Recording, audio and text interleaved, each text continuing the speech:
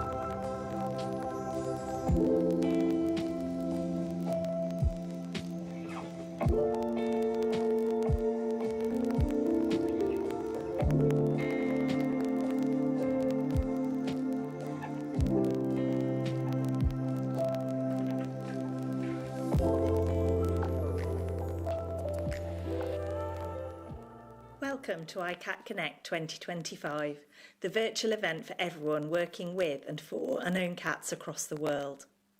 We're delighted that so many of you are joining us live today to explore the challenges you face and the ways we can overcome them together. This year, we've put your voices at the heart of the programme, focusing on the challenges you've told us about and showcasing the inspiring initiatives that you've created so others can learn from and follow your example. We're joined by expert panellists live in the studio today, ready to answer your questions, so please join in the conversations. We really want to hear from you. Over the course of the day, we'll be looking at the many different aspects of cat population management, offering practical hints and tips for TNR, exploring how veterinary teams can make neutering more accessible, and we're even going to tackle the emotive topic of euthanasia, focusing on the positive message of how we can work differently to reduce the need for end-of-life decisions. For those of you who joined us last year, welcome back, and if this is your first iCatConnect, it's lovely to have you here today. We hope you leave feeling informed, inspired and equipped with ideas to improve the lives of unowned cats in your community. Hello everyone, I'm Paul Marvell, Director of Global Programmes at Battersea, and on behalf of Battersea, I'm honoured to welcome you to iCatConnect 2025. It's a privilege to support this important gathering for the second consecutive year, bringing together passionate, skilled and dedicated professionals working to improve the lives of cats across the globe. At Battersea, our mission to be here for every dog and cat extends far beyond the animals in our centres. Through our global programme strategy, we partner with organisations across the UK and internationally to help improve welfare outcomes on a global scale. This year alone, we awarded 12 grants to rescues and welfare organisations in 5 countries, benefiting over 33,000 cats. One example of our work, and a really exciting one, is our partnership with iCatCare through our Global Enabler Grant programme. This initiative is designed to support organisations driving meaningful, lasting change through innovation and collaboration. Together, we're demonstrating the power of strategic partnership, combining shared values, practical tools, and expert insights to elevate standards, strengthen community engagement, and improve advocacy efforts. Cat population management is a major focus for Battersea, both within our centres and through our grant programmes. The challenges facing the unowned cat sector are complex and global. Economic instability, limited veterinary capacity, and the growing number of cats on the streets and in shelters. Tackling these challenges calls for collective action, working together to build resilient systems and advance lasting, impactful solutions. That's why this conference matters. It's a space to share, to learn, to build collaborative solutions. I encourage each of you to be open and curious, share your successes and your setbacks, ask questions, offer ideas, because the more we connect, the more we can achieve together. We hope you leave this event inspired, equipped with practical insights, and energized to apply them in your work with unowned cats. Thank you for being part of this vital cause, and thank you for everything you do.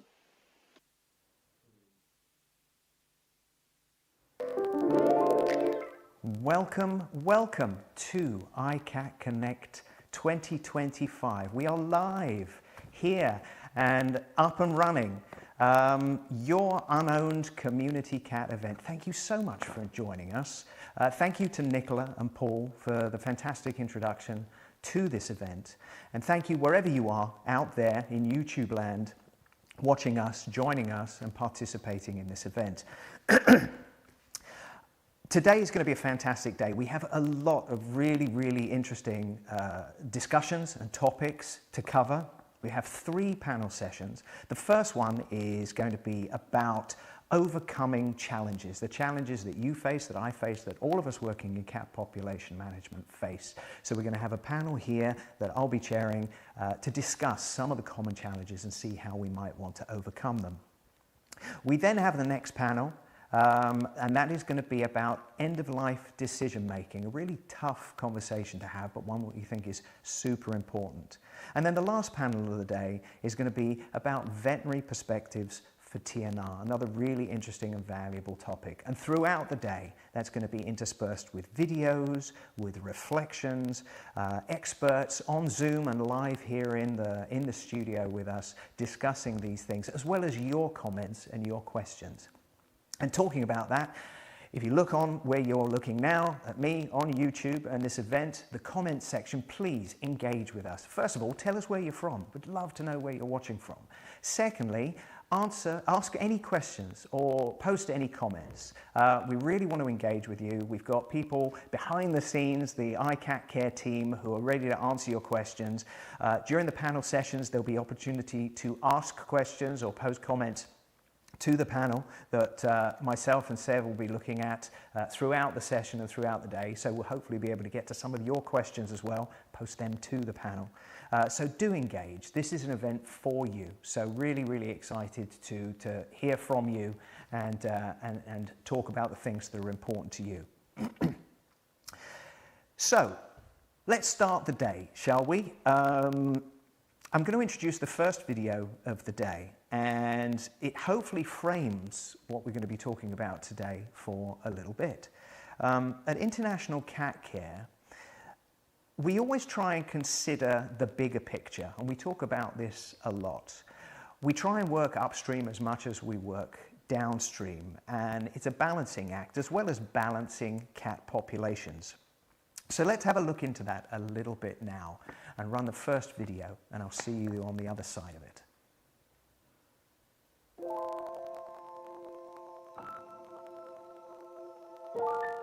Imagine you're walking by a river, like this one, when suddenly you hear meowing and yowling and splashing and see a cat floating downstream. You jump in, you scoop it up, and you bring it to safety. And just as you get back to shore, you hear the sound of another cat in the water. Again, you jump into the river and rescue that cat as well. But then another cat, and another cat, and another cat drift into view. Before long, there's this steady stream of cats struggling against the current, floating downstream. Maybe more people start to arrive and rush to help, pulling them out one by one. Now you've got all of these wet, rescued cats on the riverbank. Maybe some people set up feeding stations for them, and others are building shelters so that the cats can be put somewhere dry and safe. Maybe veterinarians arrive to tend to any sick and injured ones. And while all of these people are feeding cats and filling shelters and tending to those that are sick and injured, more cats just continue to float downstream. But then suddenly one person climbs out of the water, leaving everybody else behind. Somebody yells out, "Where are you going?" And the person shouts back, "I'm going upstream to see who keeps throwing all of these cats in the river." Think about the work that you do. How much of it is reactive, responding to a crisis, firefighting and solving problem after problem, day after day, jumping into the river to save a drowning cat? Now imagine all of the other different branches and tributaries and streams connected and flowing to and from that river. And imagine how many cats are floating down those other routes, and how many other people are doing exactly the same thing as you, pulling those cats out of their part of the river day after day. Historically, the animal welfare sector has been much more about reacting and responding to problems than preventing them, working downstream far more than we work upstream. It's easy enough to understand why. It's more tangible to work downstream. When there's a cat in front of you, you're going to help it, aren't you? We're accustomed to dealing with emergencies, doing something that has a result right now, as opposed to doing something that might have an impact sometime in the future. It's just easier to comprehend and to care about. But the thing about working reactively is that unless we do push upstream, unless we find a way of breaking the cycle and changing the system, we will forever be pulling cats out of the river. And as we go upstream, that's where we start to see where the cats are coming from. Maybe some are being abandoned and just left by the river. Maybe some are intentionally thrown in, and while others just end up living and breeding on the riverbank until there's just too many of them, and maybe some simply fall in. Now, as animal welfare groups and organizations, we can't all be working upstream. While some people are preventing problems from happening, there will always need to be people reacting and responding to them when they inevitably still do. But upstream and downstream aren't two separate destinations. They're a continuum, and there are countless points along the river between the two. And the work that we do can be at any point and has value wherever it is. We just have to be honest about what we're doing and the impact we're having, or hope to have. Cats are always going to need saving from rivers, but upstream is where we stop fighting this endless tide, where we can stop cats from ending up in the river in the first place. At International Cat Care, this idea of pushing upstream is central to our work, always trying to see the bigger picture, addressing those root causes, looking for the connections and the context that help us to understand what a balanced cat population is, so that we can start making real lasting change for cats everywhere.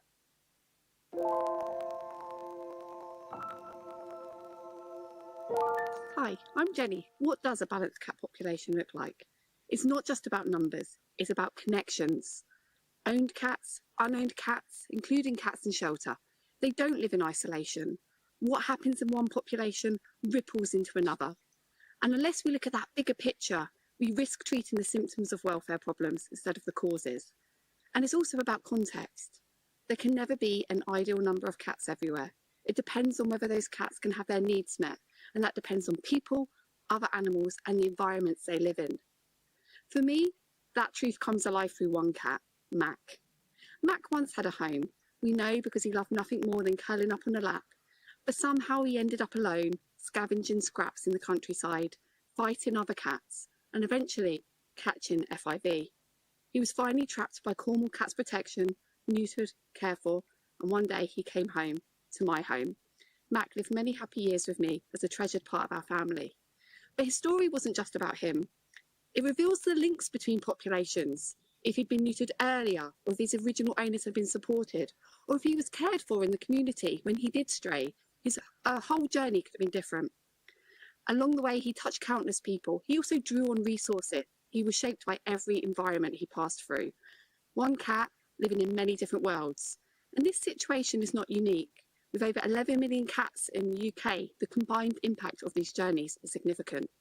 And that's why we can't talk about cat welfare without talking about cat populations. Because what's best for one cat depends on the community, the context, the balance between these things. At Cats Protection, our research team has developed a framework to help us understand that balance. Not just the physical and psychological well-being of cats, but also how they interact with people, other animals, and the wider environment, including sustainability. And all this depends on that wider context, socio-economic factors, ecosystems, and the realities of modern life. A rural farming community faces very different challenges from an urban neighbourhood. In some areas, we see issues of unowned cats. In others, the real challenge is helping owners meet the needs of cats they already have. That's why our approach must be adaptable. What works in one community may not be right in another. And that's where our people are amazing helping cats across the UK. So now I'd love you to hear from two of our fantastic volunteers, Kirsty and Kathy, who not only support our research, but are also on the front lines, making a difference for lives for cats for where they live. Hi, I'm Kirsty from Marvell Cats Protection up in the northeast of Scotland. So as you can see, we are in quite a rural setting, and this means that some of our cats include feral colonies, which means that we need to have the support and the understanding of local farmers, people who live in the countryside, those who work with the countryside. We also need to have an understanding of how our cats and indeed the people who look after them, how they interact with the environment around them and how they interact with the countryside. So as we know in shelters, all of us are faced with the consequences of people not neutering their cats. However, when we are dealing with feral colonies, for example, we're dealing with slightly different situations. We have a feral colony that is out on a large farm, and the reason the colony was so big to start with was because the farmers used to pick up the dead baby livestock and put it in a container, which the cats then used to eat. The colony obviously grew because there was an abundance of food, but then the farmers did away with this. They closed the container so that the cats could no longer eat this food. The farmers also had pest control in to get rid of normal rodents that you would find on a farm. So once they got rid of their their dead livestock, the feral cats suddenly found that they didn't have enough food.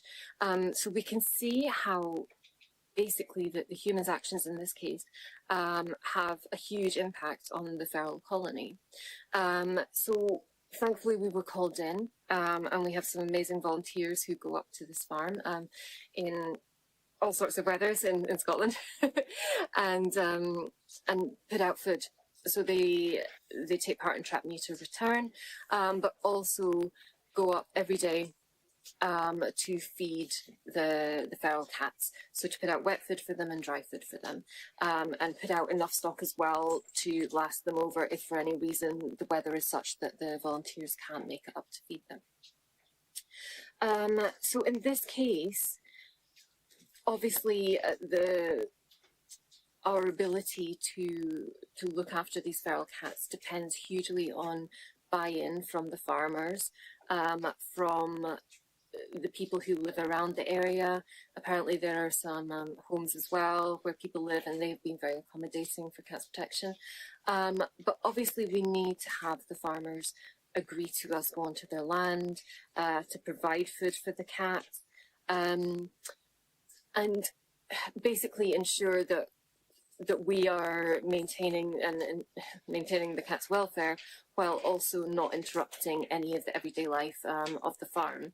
And the cats are actually quite used now to the activities on the farm and the busier times in the farm as well. Hi, my name is Kathy, and I volunteer at Cats Protection Scotland Cat Centre located north of Glasgow. Kirsty has given some really good insight as to the challenges of working in a rural environment. However, the urban environment has its own set of challenges. There's less green space, so it could affect the ability of cats to express their natural behaviors. More people live in flats than they do houses, which leads to a higher density of both cats and people, which could in turn lead to conflict between the two, be it cats toileting into other people's gardens, people having to witness their hunting behavior, or indeed having to listen to two unneutered toms fighting in the middle of the night. In the case of Glasgow and the surrounding areas, there are high areas of both social and economic deprivation, as can be seen on the map in red. Combined with the current cost of living crisis, it could affect the public's ability to adopt a cat, seek veterinary care, or doing something as simple as getting their cat neutered. Over the last 20 months, we've admitted nearly 800 owned and unowned cats into care. Many owners are reluctant to relinquish their cats, often leaving the centre in floods of tears. However, the pressures of modern life, be it personal or financial, often leave them thinking that they have no other choice. As you can see, some of the more common reasons for cats coming into our care are due to conflict in the home, be it with other animals or children.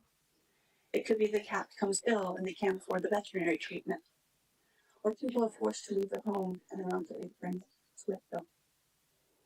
If we can direct people to assistance, be it low-cost veterinary care, offering behavioral advice or vouchers for neutering or microchipping, or even pointing people towards a food bank that also provides pet food, we can slow the movement of cats into our care and possibly even prevent some of it from happening, which leads to a better outcome for the people, the cats, and for the staff who would be the ones to end up looking after them.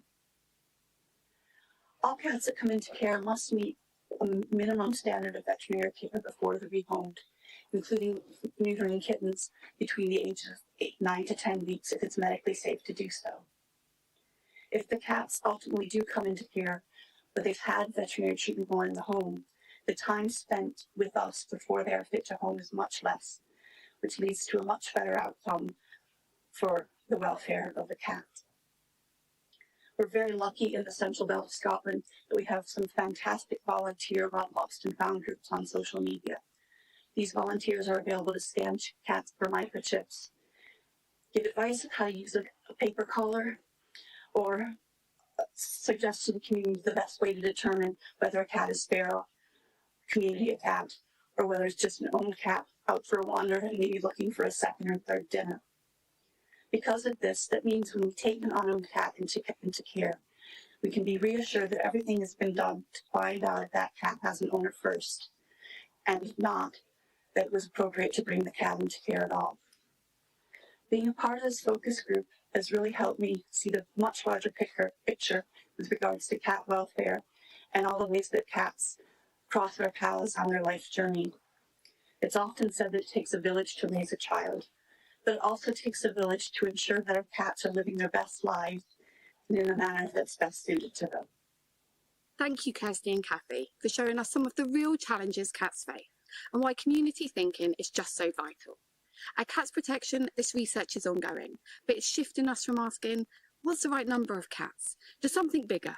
How do we make sure the population is balanced? And by that we mean that every cat receives the care and support they need at each stage of their life, ensuring good health and welfare, both for individual cats and the wider cat population.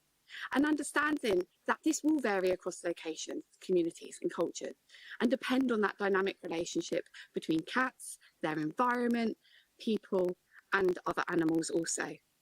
And while this looks different in every place, here in the UK, we're continuing to improve our understanding to bring that vision to life step by step. Thank you for watching. Listening to Harry and then Jenny, Kirsty and Kathy helps us to consider the bigger picture of what we're all trying to achieve and where our work fits in. Where do you work? Upstream or downstream? Or a bit of both? Do you consider how cats move from one population to another? How can you better support the cats in your care by understanding how they came to be with you and what might have happened to support them earlier in their lives in a different way? Take a moment to reflect.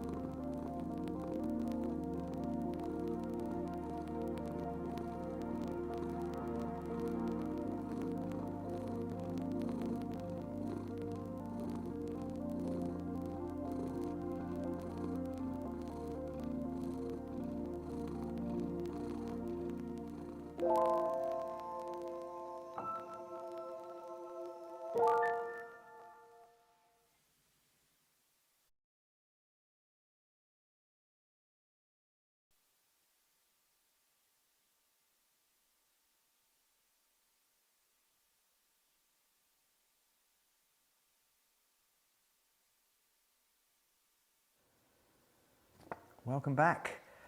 iCatConnect 2025. We're back in the studio now, about to start our first panel session, but already a lot to think about, a lot to reflect on. Listening to a purring cat is a very, very good way of reflecting on the things that we've just heard about. Before we start the panel session, also just want to remind you again, let us know where you're from. Use that comment section, ask questions, post comments. We do want to hear from you. This is your event after all. And obviously if there are any questions that come in during the panel session, this one or the ones later today, we want to be able to answer your questions as well. So please don't forget to engage. It's time for the first panel, overcoming challenges. And so the way we went around this panel is we asked a lot of people that work in cat population management, people like you out there facing the same challenges. In fact, probably even some of you who are watching this were people that we asked, and they sent in videos and vox pops and posed the challenges that they frequently come across. And so we got some really, really interesting responses, and we're going to talk about some of those with the panel. So the first thing to do, I guess, is to introduce the panel that we have today. So I'm joined in the studio by Ursula and Jenny, who you will have seen from the video that was just on. And then on Zoom, we're joined by Sam and Nat and Stacey. And it's really exciting. We have a real global presence today in this panel. Jenny, UK, Ursula from Denmark, Stacey in the US, Nat from the Caribbean in Grenada, and Sam in Sri Lanka. And so really amazing global presence, really interesting to see how this reflects on the challenges. So I guess we should get started with the panel. First of all, thank you for joining us at iCatConnect 2025. And let's see what that first video is, that first challenge, that first Vox Pop.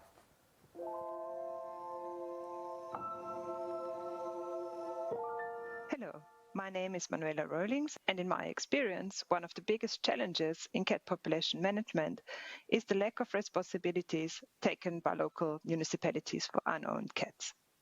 Unlike dogs, cats often fall into legally grey area, which means they're excluded from public animal welfare programs. It leads to underfunding of trap, neuter, return initiatives, minimal support for caregivers, and no strategic planning to reduce the overpopulation. Without municipal involvement, efforts remain fragmented and rely heavily on NGOs and volunteers, making sustainable impact nearly impossible. Hello, my name is Sofia. The biggest challenge we face in our work in São Miguel Islands is that we don't have any single municipality that supports the TNR program. This difficulty in establishing municipal protocols within the TNR project in the island is for sure our biggest challenge. Animais Rua main goal is the mass sterilization of stray animals. The method we use is called trap, neutering, return, and based in organized capture of stray cats, their sterilization, treatment, release, and feeding. Without this institutional support for the implementation of the TNR program in our cities, it becomes less effective and reaches fewer animals despite all the efforts of our team. So we hope this will change soon.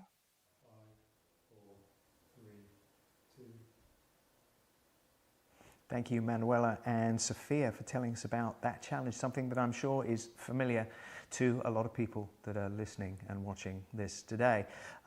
Getting local municipalities to take responsibility for unowned cats. It is a tough challenge and a really important one. So that's the first one we're going to ask the panel today. So the first question, apart from the UK, we know that most countries, national, local and municipal governments are responsible for free roaming cat management. Some use legal grey areas, as was mentioned there, as Manuela mentioned, to exclude cats, while others just rely on NGOs and volunteers to do the actual work, which is inevitably going to be piecemeal and fragmented, something that, again, we know is a bit of a challenge. So is there anything that we can do to get local governments or municipalities to take responsibility, or is there some kind of alternative? So first, Jenny, what are your thoughts on that? Yeah, well, as you just mentioned, in the UK, we don't have government responsibility for managing free roaming cats at kind of a local or a national level. So we don't have the option of municipal support. So we have to find another way. And that is largely through charities, but really crucially through working with communities. And because we haven't had that option, we have found that actually that community working can actually empower communities to care for cats in their communities themselves. And what we know from our research and kind of the global patterns of evidence around cat population management is that actually involving and engaging with communities is absolutely key. Now, I'm saying all that, we haven't got it perfect. It's really still fragmented, and we still then have to try and target that work. But we do have examples where we have targeted a local community and actually found a shift in that sense of responsibility. So a lot of the residents in the community that the government was responsible for managing these cats, or other people were, and actually through that targeted engagement work, we shifted that view to increased sense of community responsibility. So really in the UK, animal welfare charities have been best placed to deliver that, and that really is our only option. And I think that community involvement is really, really challenging, but I think that is definitely what's needed for that long-term sustainable change, and we've had to do that without municipal support. It sounds very challenging, whoever's working about how to target that support in the right way. Yeah, thanks, Jenny. It's interesting, and I'm sure this is going to come up in some of the other challenges that we face. But a lot of people look to the UK as having solved a lot of problems, but we do have our own challenges in a different guise. Sam, I want to ask that same question to you over in Sri Lanka, and obviously your experience with your work.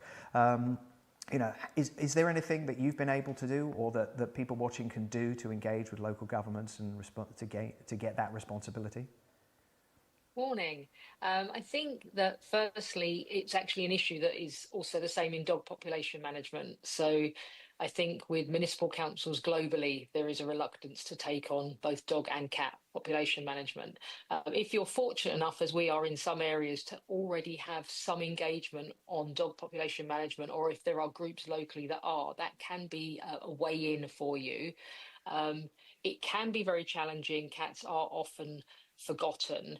If you are working in a rabies endemic country, you could also try looking at the One Health angle and talk about cats as potentially being a reservoir species for rabies. So there are some ways to try and get the local municipality to consider cats. I think also if there are dog population management programs working, we know from our own experience that as you reduce the number of dogs, there will be an increase in cats. So even if your organisation is not specifically working with dogs, but there are organisations that are, I mean, we actually work with both species, it is also worth speaking to those organisations if they already have funding in place, whether there is an element at the end that can be looking at cats, because there will be an increase in cat population as roaming dogs decrease. But it isn't an easy one. If it was an easy one, we probably wouldn't be having a panel session about it, right? No, that's a really good point, and it's such an interesting perspective, the link between dog and cat population management. There are some significant similarities, but also we need to be really, really conscious of the differences as well. But thank you so much for that, Sam. Ursula, what are your thoughts on this? Yeah, I think it is really, really complex, and it really depends where you are with your organisation. Whether you work just with cats, like Sam already said, if you have already the connection with the dogs, then you might be working already with the municipalities. But I think we also, especially with cats, we often have these smaller rescue organizations who want to do the trap neuter release and kind of just fell into this. They just saw the need somewhere on an island maybe, and there are just too many cats, maybe somewhere on holiday, and you might have never wanted to become involved in this, and suddenly you find yourself surrounded by cats. So what do you do? And I think for this, I would just say to have this open conversation within the municipality or your local area and government, and just lay out, just understanding what are their expectations, what can they help with, what are they absolutely against, and approach them first and have this open conversation to just sort of lay the land and just see what is possible, and just to manage expectations on both sides, but do go in with information, resources that about what Jenny said about population management, what is out there, how can this addressing the overpopulation help the community, and what is the positive outcome of it. So do go in prepared and then see where you can help each other possibly. Such a valuable point there, and I think it's something we've talked about a lot at International Cat Care. This idea of we work in cat welfare, all of us here work in cat welfare, and trying to impose our passions and ideas and the things that we feel are important. The municipality isn't necessarily going to care about the things the same way that we do, even if you have somebody that's on board with it. But that's not the important thing, right? The important thing is to meet somewhere in the middle. It's that communication, like you said, Ursula. It's that compromise. What's important to them and important to us, as long as we achieve the same goals. And it's really, really important to be able to do that. Thank you so far for the panel. Already we're off and running with a really great conversation about that first challenge. Let's jump into the next Vox Pop and see what the next challenge is that we have to confront. My name is Emma Perry. One of the challenges that we have encountered in the early stages of our community cat population management program is apprehension from feeders and carers to make contact with us through fear of repercussions in terms of fines, having the animals removed permanently, or backlash from the wider community. Thank you, Emma, for that. Another really resonating challenge there, something that I think everybody's going to be familiar with, the need to engage with feeders to be part of the solution to cat population management. And so how do we do that? Sam, I want to start with you on this one. How do you build trust with the feeders who often work under the radar? Is that an issue that you've experienced over in Sri Lanka? Yeah, I think it's something that we do need to be really aware of, that the feeders and sort of local cat carers are incredibly passionate about their cats, and they are to them their cats. They often have a lot of learned experience where they have been ostracized by society, perhaps harassed by the police or other people for caring for these cats. So I think, first of all, we need to make them understand that we're not their enemy. We're there to help them. We're on their side. We care about the cats as well. We also find that because they are so passionate about the cats, that the more transparent we can be about the services we're offering. Our staff have videos that have been made and taken at the cat clinic, so they can show the cat feeders how the cats will be trapped, how they'll be removed, where they'll go, the vets that will treat them, how the sterilisation works, so that they feel more confident handing the cats over or helping us get the cats into cat carriers. And I think also by providing them with a phone number or WhatsApp that they can contact us. So when they come to us with problems, we're helping them. They can see I've found that all the cat feeders are very, very keen on having the cats sterilised. They're very keen on having the cats vaccinated. They're very aware of these things. So I think it's understanding that they may have had some very negative reactions or interactions with people in the past, and very much showing them that we're on their side. I love that, Sam. It's the transparency and the openness there that really seems to be making a difference. That's incredible. I mean, I think it's something that we're all familiar with. And Stacey, I'm sure this resonates with you as well. I wonder if you have any thoughts on this particular one. I certainly do. I think the relationships with the folks that are caring for our cats in the communities are extremely important, and we need to work hard to engage them and help support them and elevate their status in the community. And, bringing them into the whole process of helping with assisting with catching the cats. Sometimes we have the feeders on the right side of the street and the trappers on the left side of the street. We want to bring them together so that they're working together collaboratively. So in the States, we're now doing a lot of trap training and developing our feeding stations in a way so that they can be used as traps when we need to assist the cats, either for sterilization or for an emergency medical treatment. And so getting those feeders familiar with the tools that we use to help support and elevate the care of the cats in the community, I think it brings us together more in our problem solving, and it brings us up together rather than in a separate silo. Again, another really important reflection on that. Thank you so much, Stacey. I don't know if Ursula or Jenny or Nat, you got any further thoughts on this one before we jump into the next challenge? Nat, yes, love to hear from you. It was just a sort of thought as we were discussing this. From the veterinary side of things, often when these animals are presented to you in a clinic for neutering, your point of contact may be more on the charitable or NGO side of things. But often it's an important question for us as veterinary professionals to just ask, if there's an issue, if I'm finding something within the specific animal that I'm concerned about, before we make decisions about what the outcome are, who do we need to talk to and involve? Are we just talking to our contact at the charity? Is there someone additional that would also, need a phone call for a bit of discussion about whether or not this is an option to manage this cat back in the community, or if we need to maybe talk about a euthanasia decision at this stage? But it is important for us as veterinarians to recognise that sometimes it is a tripartite relationship. It's not just us in the clinic and the charity that's bringing them in. There is sometimes a third person involved, and we really should make sure that we respect that relationship.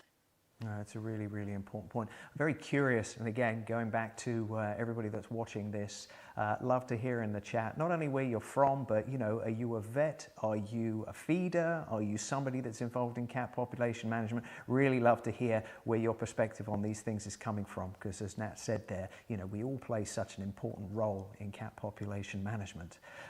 Thank you to Emma again for that Vox Pop. Thanks for the answers that we've had on that challenge. Let's jump into challenge number 3 and the next Vox Pop. Hi, I'm Chicha. I'm based in Indonesia. So the biggest challenge that we face here when it comes to managing the free-roaming cat population is just the sheer number of cats on the streets.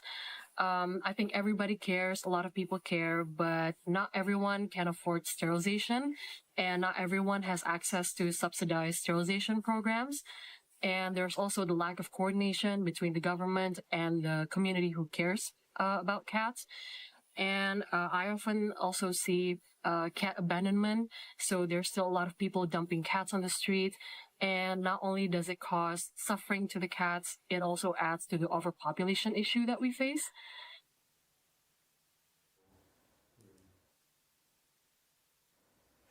Thank you, Chicha, for that really huge challenge, and surrounded by all of those beautiful cats as well in that video. And Chicha's going to be joining us live in actually the next panel session, so it'd be great to hear her perspective on the next session.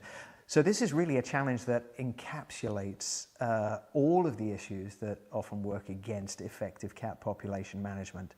And so with that in mind, who would like to suggest what can be done in regards to a solution for this? Let's throw that over to you, Jenny.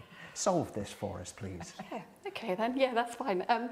It's such a complex issue, and that coordination is absolutely key there. So in a UK context, something that springs to mind massively is targeting and really concentrating those resources, because it can be really difficult when you've got a massive population where to start. So thinking about targeting is key. So in the UK, we know that unowned cats are completely linked with people and in communities that are kind of financially stretched. And it's in those areas where people are deciding, should I feed my cat or do I feed myself? Do I neuter my cat? Do I get my weekly food shop? And so subsidised neutering, which came up in that fantastic question there, it would be absolutely key for some of these communities, but also really thinking about other barriers to neutering. And I think there was a mention of abandonment there, and how do we support cat owners, those links between owned and unowned cat populations. And actually thinking about, we can't do everything. So at Cats Protection, just for a bit of context, if you don't mind, at Cats Protection, we support neutering of all cats, so owned cats, unowned cats, cats in shelter.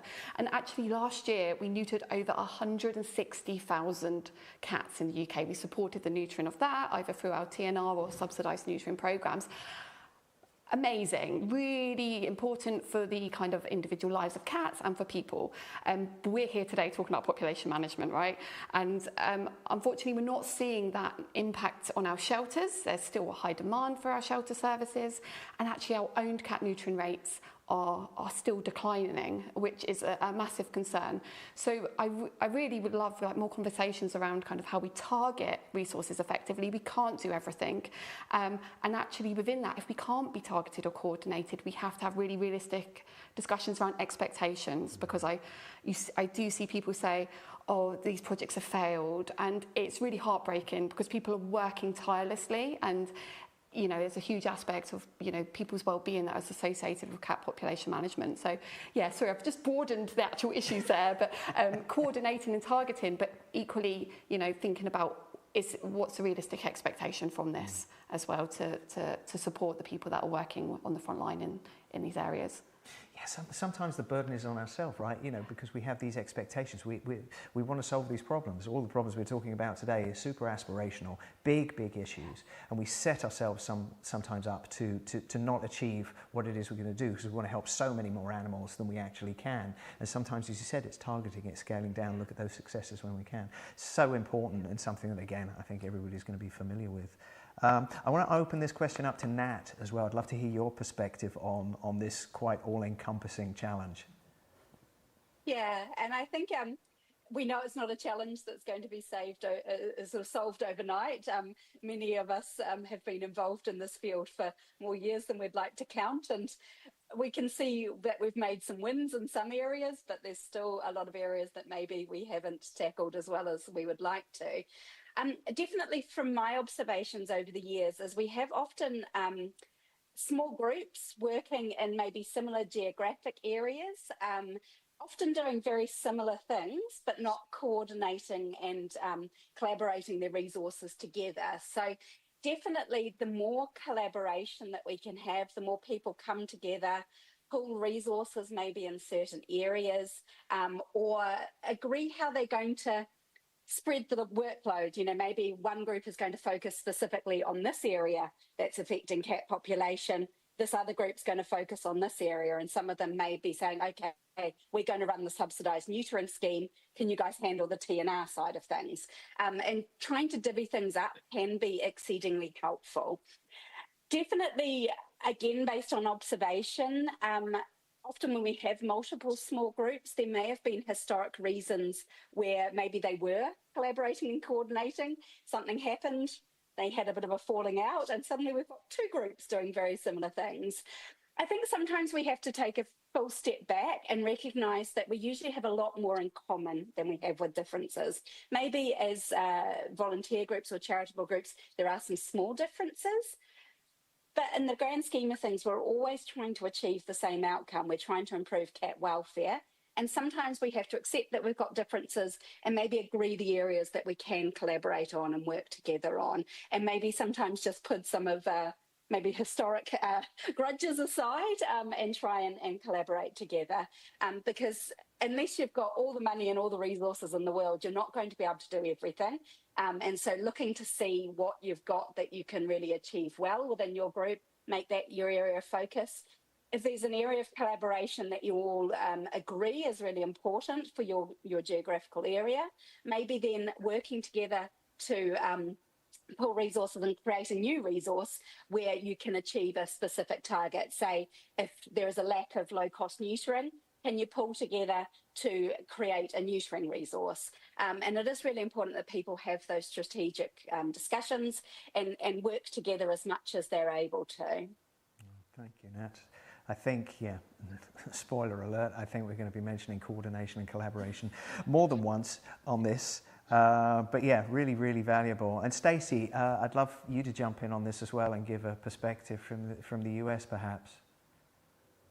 Yeah, and you know, I'm going to jump back on Harry's stream and go upstream a little bit more on that one, because I totally agree with targeted. So you know, you need to make sure that you're covering all components of that proactive as well as the reactive work in your target area. So many of our cats and mainly kittens are what are impacting the volume of intakes into our shelters. It's about 50% of kittens 6 months and under, at least in the States. And so if you can go and find the source of those kittens geographically and identify that as your target area and build a spay-neuter TNR as well as spay-neuter for owned cats in that target area at certain strategic levels, you'll be able to basically significantly reduce the number of kittens that are going into your facility, and you'll actually create what I call a kitten-free zone in that community. But you need to work those strategic numbers. The reason projects fail is you're just not doing enough volume. And so you really do have to become a spay-neuter capacity builder, creator, even if you're just, I say that in air quotes, just a TNR group, you are also a capacity builder. And that's what's so critically important for our success, is getting to that target zone, socially vulnerable areas, and then creating those appropriate strategic numbers that within 3 to 5 years, you can create significant impact. Thank you, Stacey. That's, again, such an important point. And I know, you know, we've talked about working strategically a lot, and that came up in last year's iCatConnect. And I know that that can feel very daunting for some people, this idea of being systematic and strategic. And it sort of takes away from the work that we feel we're doing, which is just helping these cats. But it's so important to kind of demystify what we mean by being strategic. It doesn't have to be overly complicated. It's just being organized and coordinated. Ursula, you want to jump in on this as well? Yeah, just maybe very, very quickly on a practical point, because I think a lot of us, we work very practical. So maybe you have a volunteer who is really, really eager and always comes in with that extra neuter and this extra trap neuter release. And sometimes it may be a bit like, oh, it's too much.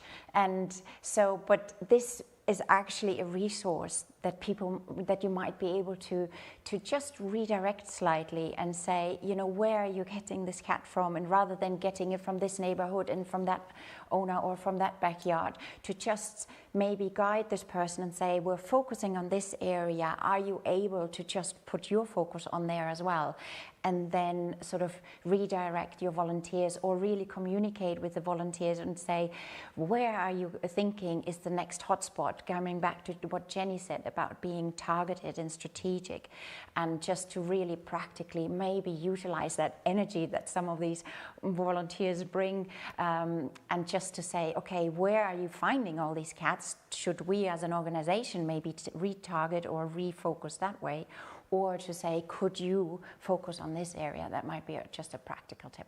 Yeah, makes a lot of sense, and links back to the previous challenge about feeders and engaging with them and bringing them into being part of the solution. Another great challenge from Chicha. Thank you so much, Chicha, for that. And panelists, for some very enlightening answers. Let's go on to challenge number 4, and Vox Pop number 4. Let's see what that is.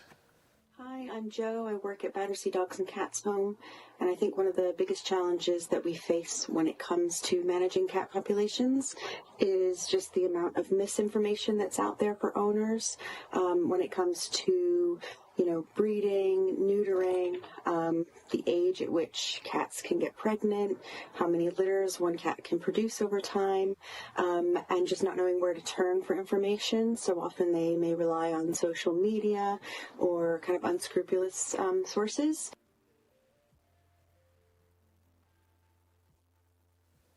Thank you, Joe, for that challenge, and your little grey companion there, who looks like one of my cats at home, for highlighting that piece of the jigsaw puzzle. Involves the demand for pet cats and the need for responsible ownership. And that, of course, means neutering. Is that always a straightforward thing? And so let me throw this one over to you, Nat, to start with. Yeah, I mean, in some ways it is straightforward. So some of those key things to do with responsible ownership, timely neutering, ideally prepubertal. If you're in a country that registers cats or has microchip databases, having them microchipped at the same time, making sure you get the vaccines in. So within that sort of, I've adopted a kitten kind of moment, the honeymoon period I've heard it referred to, there are some just key things that we would like owners to engage in. And if they do that, then actually they've set that cat up reasonably well for hopefully for life. But whilst it sounds straightforward, sometimes it isn't. And so again, if people are looking on social media, there is this sort of global distrust now for maybe engaging more with professional advice and getting advice from other sources. Some of those messages may be missed, and so maybe that neutering isn't as timely as we would like it to be. But also we see, especially in parts of the world where maybe access to veterinary care isn't as robust as we would like it to be, but also access to affordable veterinary care may not be as robust. And so there potentially is this lag between when they would like to have some of these things done and when they're able to have this done. And that definitely can cause a problem. So in terms of solutions, obviously making people as aware as we can before they take on an animal. And again, I know that's why a lot of us always encourage people to work with their local charities, because usually all of these things are done, or that support's in place to have it done shortly after adoption. Whereas if they're getting a cat from maybe a social media website or another source, often the person that they're getting them from isn't necessarily giving them the right advice or the resources to potentially help get them neutered and have that timely veterinary care performed in an early stage. Thanks, Nat. Yeah, that's really important. You know, there's a lot of noise out there and misinformation, as we know, and it's so important for charities, all of the charities that are working on this, you know, We don't have to say it in the same way, but we do all want to be saying the same thing so that there is that consistency of messaging. Jenny, why do you think that in the UK, for example, more people last year bought pedigree cats than adopted from homing organisations and shelters, which was a piece of information that really shocked me when I first heard that? Yeah, it's kind of a growing trend, and it seems to be a decline in the demand for like moggies, our domestic short hairs, our domestic long hairs, and they're the cats that make up the majority of our cats in rescue centres. And there's a few concerns with that. Firstly, around our cats in our rescue centres being seen as less desirable, and that has huge implications also in population management, but also the welfare implications. Some of our purebred cats may have extreme traits that kind of are concerning for other welfare reasons. And just very cheeky small plug here around that, we actually have a paper coming out later this year on that. It's very understudied in the cat population. I think we're a lot more aware of it in dogs. It's just that increased digital, generations driving this. People purchasing cats online. When you go online to get a cat, a potential owner is going to be faced with, tick boxes. What breed would you like? So the whole structure around getting a cat has changed, and social media, which also came up in that excellent question there, and around how we're kind of celebrating some traits in cats that are perhaps quite of welfare concern. What can we do? I think you said it brilliantly in terms of let's work together with the same messaging, and I think we really need to be proactive with that. It feels like as in the UK at least, especially, we're kind of firefighting these welfare concerns as they're emerging, and understanding why people are getting cats in a different way. And part of that is around our rescue and rehoming centre policies and procedures. There's a lot of variation in that in the UK at least, and I completely understand why we have those. They're there for good reason, but we need to start thinking about the unintended consequences, because people are sourcing cats elsewhere. And actually, isn't it fantastic if people get a cat from us, they get equipped with all that welfare advice, and they're setting up owners really well for cat ownership. So there's kind of conversations to be had there, and it'd be brilliant just to work as one, to be a positive voice for cat welfare, and making neutering really appeal to a digital generation, trying to look at alternative ways to communicate these really key welfare messages. Yeah, it makes a huge amount of sense, doesn't it? We are conflicted. We have so many voices on social media, whether it's influencers or celebrities or cats that people are seeing that they want to emulate. And as you said with shelters, if we're making it difficult for ourselves to, the access to cats that we want to rehome, then that's really problematic as well. This working together, consistency of message, like you said, I think it's really valuable. We're coming up now to our first break, I believe.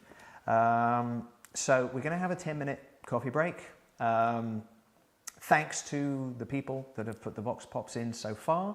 Thank you to the panelists for your answers so far. Thank you for listening, and hopefully this has been engaging for you guys on the other side of that camera so far.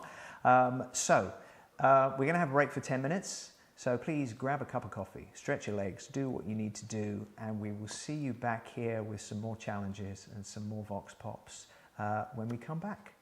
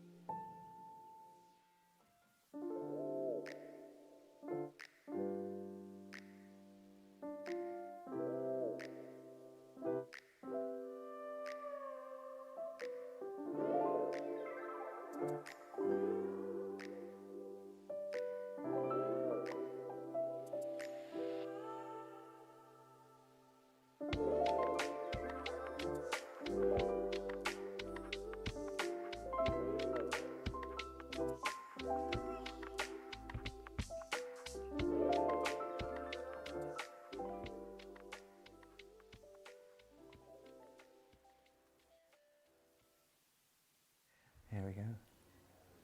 And we're back in the studio. Welcome back. Hope you had a good break. We've all been lapping our coffee here like cats. I hope you are suitably refreshed for part two. Thank you for those of you that have already sent in questions and comments. The engagement has been incredible. We will get to those, or some of those at least, at the end of this panel session. I don't know if you noticed through the break, little QR codes up on the screen. Please do click on those, sign up to the Unowned Cat newsletter and engage with us. Any questions that we don't answer in this panel session will get answered in the next Unowned Cat newsletter. So please do make sure that you sign up for that so that we can continue these conversations. So really, really interesting set of questions and challenges in this first half. Thank you again for those Vox Poppers who sent them in and for the panelists here. For really thoughtful and engaging answers. Let's jump in to the next Vox Pop and the next question. Let's see what's going to happen. Hi there, my name's Ruby, and one of the problems we face with cats in our state and country is a lack of support and training for veterinarians to perform prepubertal desexing.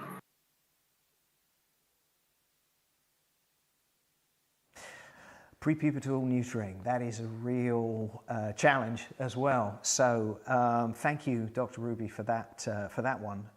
Jenny, I'm going to come to you on this one to talk about the significance of prepubertal neutering in cat population management. You've done some really interesting modelling on what's happening in the UK, so maybe you can tell us a little bit about that. Yes, and I promise you it is fun even though it's maths, and hopefully really highlights the impact of kind of neutering cats prepubertally. So we all know in the animal welfare sector really the links between owned and unowned cats, but it's really difficult to be able to kind of quantify that and understand mechanistically how, you know, what happens, one intervention on the owned cat population can impact other cats in the community as well.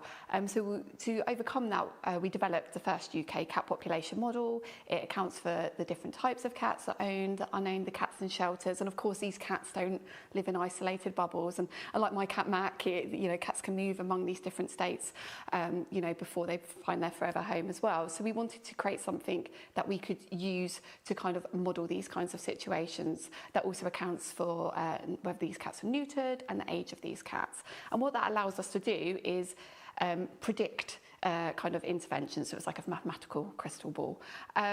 What we found was actually in the UK, owned cats are hugely influential on all our cat populations.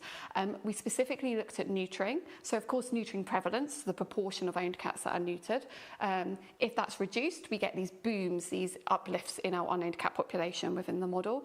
But really interestingly, actually, if we just shift the ages that these owned cats are neutered. So in the UK, we recommend owned cats are neutered from 4 months to prevent accidental litters. And actually, if cats are neutered at 6 months or later, what we again saw was these increases in our unowned cat population. So of course we want to invest lots in neutering, but we don't have infinite resources. So you can actually make a real difference by promoting prepubertal neutering and just shifting that age of neutering to be lower. So it's not just what we kind of do, but it's when we do it as well to be most impactful with our limited resources. And I'm curious, like the proportion that you said, what was you saw this kind of like drop in numbers?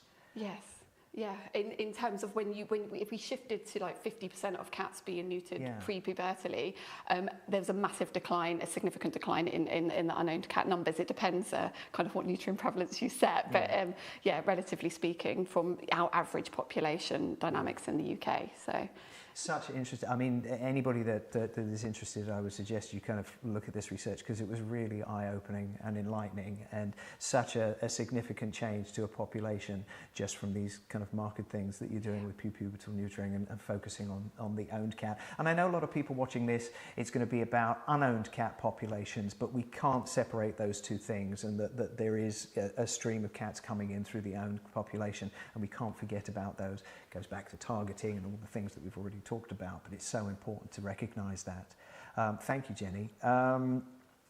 Ursula, what do you think, in your experience, about neutering kittens as young as 8 weeks and it not being that common a practice? Yeah, it really, really is a big difference depending on the country you're working in, really. Some countries like the US are quite familiar with neutering quite early on, and now here also in the UK. But in many, many other countries, I think there is a lot of myths around the early neutering and fear related to that. Should we neuter this early? Is it bad for the cats? Does it have side effects? What about the anesthetic protocol? Will my cat become fat and lazy? And all of these worries and myths are out there. And I think it depends really if we're talking to a vet, if we wanted to ask a veterinarian to neuter just that little bit earlier, what are their concerns? Is it the drug protocols they are using?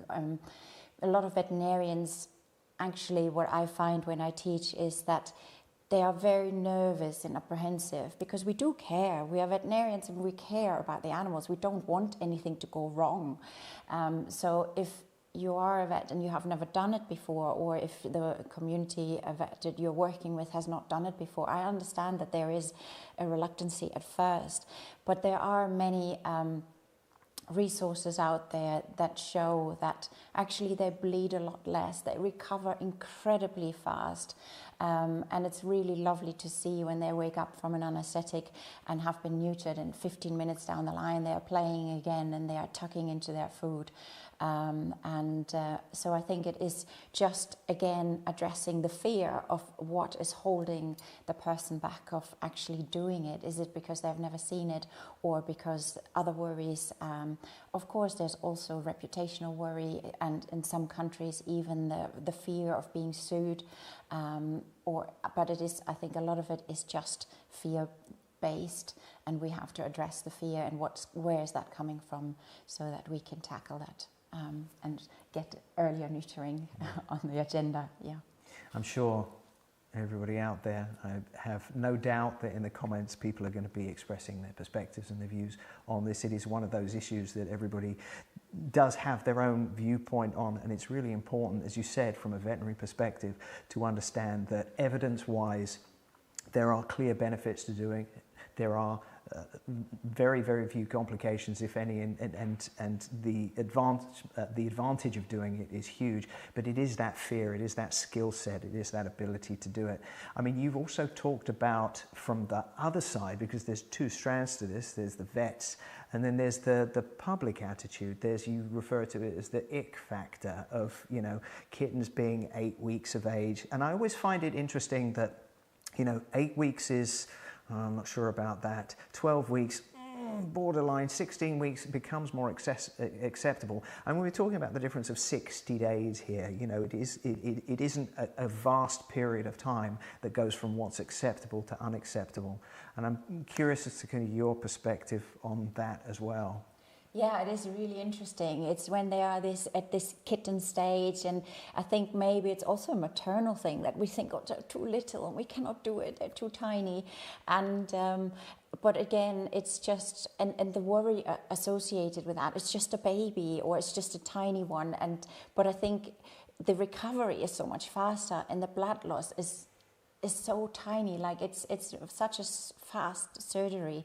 And if I may, with Brady Care, the organisation that I have funded, we will have next year the exact examples of the surgery from a cat that is in heat and a cat that is 6-8 weeks old and being neutered, and the big difference, because what we want to do is the 4 months bracket, but then life happens and kids are in school holidays, and then another month pass, and then instead of having the surgery that is very, very minimalistic and really fast recovery, then suddenly it does become the neutering where the cat is actually in heat already, and that is definitely a big difference. They lose a lot more blood, and it's not such a nice surgery, and they do have more pain, and it's just that tiny little shift of, like you say, it's just a couple of weeks difference, and it does make a big difference to the cat and the experience also they have at the vets, that they actually forget and recover very fast to then having them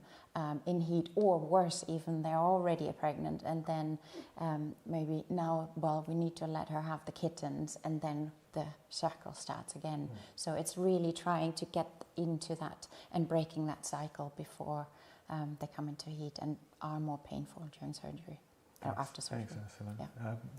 Brady Care, good plug there. Another organisation to look out for. Yeah. Subtle plug. Didn't even notice. Out on Zoomland, I don't know if Nat or Sam or Stacey would like to jump in at all on this one. Sam, yeah, I see your hand up. Yeah. Love to hear from you. Yes, I mean, everything Ursula has said about the surgery, absolutely agree with that. But also from an organisational point of view, we're all limited to the amount of money and resources and veterinary capacity we have. So if we have our veterinary staff or the contractors that we're subcontracting to, and they're trained in early age neutering, in a sort of a shift basis, more animals are able to be sterilised. The costs are less for the organisation. You're using less drugs. As Ursula said, there's less pain, there's less post-op complications. But when you're looking at something like Kitten Quad, which already is using a very, very small amount of drugs because you're mixing 4 drugs together, when you shift that down to around the 1 kilo cat or even 800 grams, the cost per surgery is lower. So from every angle it works. It's working from cat welfare, but it's also working for the organisational welfare. And particularly we know that veterinary capacity in a lot of places is limited.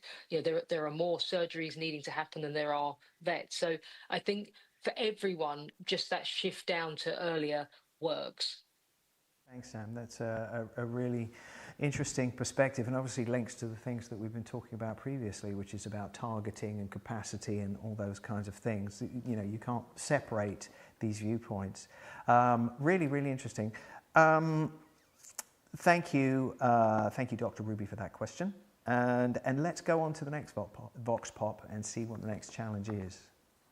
Hi everyone, my name's Mari Roberts. One of the biggest issues we see with cats here is that there's really low rates of microchipping and desexing, and there's a lack of state government coordination and national government leadership on cat management. Thanks, Mari, and another cat there on the video showing itself. It's always lovely to see those. This is another big issue, and Jenny, you've already shown us through the modelling examples what happens to cat populations when owned cat neutering rates decline. So Stacey, I want to open this one over to you. In your experience, is it just the veterinary profession that remains the barrier with things like cost and training and accessibility and some of the things that we've just talked about, or are owners themselves generally reluctant to neuter? Yeah, this is a great challenge and something that I wrestle with quite a bit. In addition to the work that I do, in the community cat space and in the nonprofit space, I also do own two for-profit practices for cats, trying to rethink the private practice modeling for cats, because many private practices in the States really don't do much spay-neuter anymore. The large chain of 6,000 practices only does, on average, 29 spays or neuters a year. And then another one is only doing 14 a month. And so we're seeing this tremendous shift away from the spay neuter going to the large scale, high quality, high volume spay neuter clinics that were in essence set up to support the socially vulnerable populations and target areas. And now that population's getting pushed out and the general public are using these clinics. So instead of building more spay neuter capacity, we are just maybe shifting appointments around. And private practice revenues focus more on dogs in the US than on cats, much more, about 80% of revenues relate around dog population. So we have to really re-engage our private practice veterinarians to think like a cat, to help produce scalable, high volume, high quality services, higher margin services with this training. So the Feline Fix by 5 campaign, the early age spay neuter, working efficiently and effectively for cats to make it work for the private practice space, as well as for us as a community to help with overpopulation of cats. So I think we have to rethink the model a little bit and re-engage our private practice clinics into this cat. And again, it's part of that elevating the status of cats and realizing, yes, there is revenue. So, in the States, they've called it Year of the Cat with veterinary practices, because revenue is growing for cats in veterinary practices where the dog revenues are going down. So let's leverage that. Let's continue to grow it, because we've really lost spay neuter access in the private practice space, and we need to bring it back. This is a team effort for sure, and we need to really bring them back into the fold with the tools we were just talking about in the earlier questions. Thank you, Stacey. It is interesting, like you said, the earlier questions, seeing a pattern here. There's so much continuity between the challenges and the questions, and one interlinks and it is interconnected to another. And, we talked about coordination and collaboration, and it's, again, another thing here. And there not being a one-size-fits-all solution, and there's multiple avenues to try and get the results that we're trying to get here. Thank you so much for that, Stacey. I don't know if anybody else has any other thoughts on this Sam or Nat or Ursula or Jenny. Nat, I'd love to hear from you on this one. Yeah, I think it's a really interesting point that Stacey was raising, because the general veterinary practice, the way we used to think about it 20 years ago, is really changing and evolving. Vets that did everything, and there's a lot more streamlining of skills, which has a huge number of benefits, but also, as Stacey's raised, some massive negatives as well. I mean, some of those stats around numbers of animals neutered in some of these large corporate groups are quite shocking and depressing. I think both me and Sam were like, what? That is worrying. And it is definitely access to care is sometimes a massive issue. It's something that's really become highlighted to me with my recent move to working on another small island, but one in the Caribbean. And, we only have 2 clinics on the island that will do surgery, will do neutering, and one of them is the university. And so our workflow is very much higher at times that the students are here compared to other times of the year as well. And definitely here it's a financial aspect for many cat owners, but also just physical logistics to get to the section of the island where veterinary care is available. And so it is tricky. Access to care is a massive issue. And if you've then got vet clinics in your local area you think you've got an okay population of equivalents, but they're not performing the neutering surgeries. That again is creating sort of deserts really, where neutering isn't easily accessible in many cases. So it is a really concerning issue. Yeah, very much so. Really curious to hear. We'd love to hear from everybody out there that's watching this now, your experience with this, and are you seeing where you are and where you're working this drop in desexing or problems with access to neutering? It'd be really great to hear from you and get your perspectives on this. Thank you, Mari, for that challenge, and Stacey and Nat, for your perspectives on this. Let us go to the next challenge and the next Vox Pop, see what we have. My name is Yota Kuduri. My biggest challenge when working with grassroots NGOs is convincing these teams that are exhausted and overwhelmed to invest more in their capacity building and other organizational aspects instead of the rescue side of things, through processes and tools they're not necessarily familiar with. Basically, winning the argument that saying no for a while will enable them to help more animals in the long term. On the other hand, as a rescuer myself, my biggest challenge is the lack of access.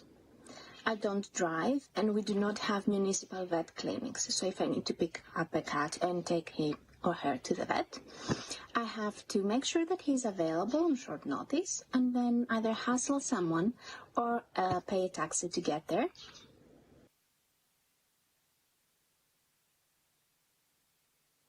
Thank you, Yota, for that one.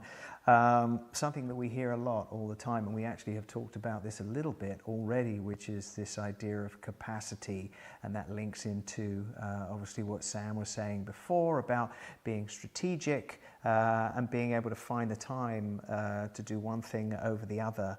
How do we overcome this and revitalize what we know is a really overwhelmed sector? I am sure everybody watching this has, come up against it sometimes, and it is, it can be exhausting, and, it is all of these challenges and can feel overwhelming sometimes. And so how do you find the time to build capacity and do these things that inherently feel like they're taking you away from the cat itself? That's the reason that we got into this in the first place. So Sam, I'd love to hear your thoughts on this, because you touched on this just before. I mean, it's such a complex issue, and it's so important. I think the analogy that we all have to think about is you can't pour from an empty cup, and rescuers are so often an empty cup. And we are asking ourselves, we're asking our colleagues to say the one thing they don't want to say, which is no. But I think that even in the question, I think the questioner answered her own question slightly there by, we do need to say no and take a step back, because for 3 or 6 months, if you take a step back, if you reduce the area that you will work in, or you reduce the services you're offering, and you invest in that capacity, you come back at 6 months or 12 months and you have much more to offer. You will get animals through your rescue centre quicker. You'll be getting more animals sterilised. If, in our analogy, we've taken on more and more vets, and we have trained and trained and trained and trained, so that now we are able to run 4 neutering teams, whereas a year ago, 18 months ago, we had 1 neutering team. But that was quite a conscious thing to step back and stop doing other work and to work on that alone. And it is very, very difficult. And I think we, as people working in the sector, have to give ourselves permission sometimes to say, I cannot do everything. I will be helping slightly less animals, but longer term, I will be able to help more. And it's really back to your original video, Harry, the upstream, downstream thing. And I think we just have to be really kind to ourselves and kind to each other, that if someone is taking a step back to build capacity, that they're not being criticised by other people in the sector for maybe closing their rescue to intake, or shutting down a service in a particular town or village whilst they build that capacity. Yeah, such an important point. I think, one of the fears is judgment from other people. And if you're going to say, oh, I'm not doing this, it doesn't mean no. It just means maybe no right now, or this week, or something else. And we've talked about coordination and collaboration. And I know a lot of people in this feel like they're doing this alone, and you're the one that is responsible for those cats that are in front of you. But, we are a community. and we do need to work better together, because then we can support each other. And it's such a valuable message. Not easy, as you said, Sam, really, really tough sometimes, but something that we all really need to pay attention to. Nat, I'd love to hear your thoughts on this one as well.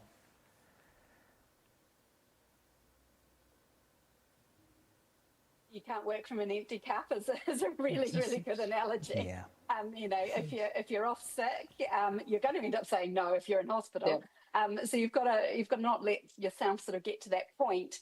It's not easy though, because actually in doing this, there's that concern about external criticism, but also actually you do have to kind of self-reflect and almost critique yourself, which is not an easy thing to do, that sort of self-reflection, really assessing what your strengths are, what your weaknesses are, but also what is needed overall.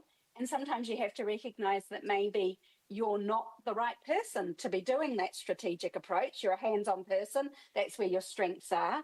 But then it's then recognising that that is where the gap is, and maybe finding someone that has that skill set. You know, there are a lot of people that are really keen to work in the animal welfare industry or to be helping with animal welfare, but may not be actual animal people themselves, but they've got some of those organisational skill sets, and so they're happy to potentially volunteer their time to help out and maybe do some of that more strategic work for you if that's not the area that you're strong in. But it does require self-reflection, and sometimes you have to sort of step back and ask yourself, am I the best person to do this? You know, I'm doing a little bit of this myself at the moment in my current job. I've got only a limited amount of time. There's a lot of tasks that need doing. There's things that I really want to say yes to and I really want to do, and I enjoy it. But actually, it's currently not the best use of my time. You know, my skill set is better spent doing some of these other jobs where there's fewer people that potentially can do them at the moment, because we're a little bit short on staff. And I maybe have to, at least for a period of time, give up some of the tasks that I enjoy doing, just because, you know, it's not the best use of my time at the moment to be doing these things. Hopefully I can come back to them. But, you know, sometimes you do have to weigh things up and decide what's best, at least for now, and what's the best use of my time and my skill set within that wider sort of strategic approach. Thanks, Nat. Yes, it's true. It's that balancing act, isn't it? And, you know, thanks for mentioning the video, Sam, you know, that upstream, downstream thing.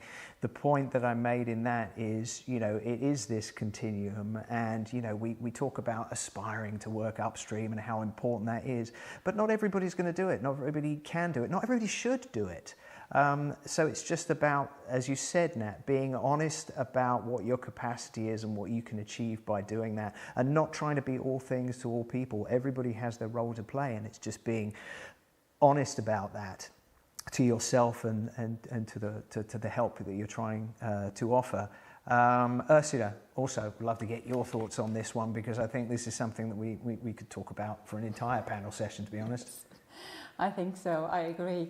I loved what we got back from Nat and you, Sam. I think it's such important points, and I think it is very, very challenging, because it is so emotional what we do. I think we really want to make this better. We are all in animal welfare because we like animals, we want to care for the animals, we want to solve a problem. None of us is here because of the money, or it's just, and it's really, really challenging. And I just also want to say to everybody out there, really, because it can be very difficult to reflect, and you're like, well, how do I do this? Where do I start? And I had this the other day, and I was just having this conversation, and I was asking, when you started working in animal welfare, how did you feel? Whether you're a vet, volunteer, or whoever you are in the organization, how did you feel? And most of the time we were very enthusiastic, thrilled to finally be there and really making a difference. But where are you now? How do you feel about what you do every day now? And do you feel that you can go home and switch off? Those are just some questions, I think, that are helpful to ask sometimes, and to see where you are, and listen to your own alarm bells when you haven't taken a break. like what Nat said in the beginning, if you need to take a break, we can't work when we are in hospital, when we are absolutely depleted of all of our energy. So I think that's really, really important, just to reflect, like it was already said, and just to see where you are now, and to talk to your colleagues. I have had so many times this conversation, said, really, you feel like that too? Sorry.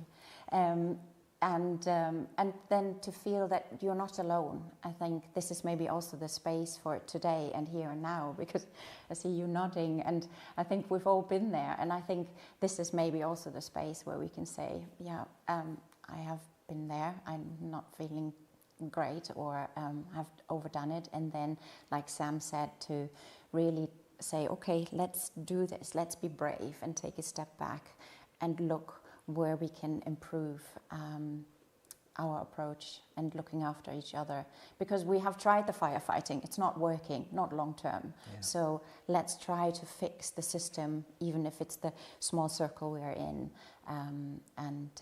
yeah, try to help each other.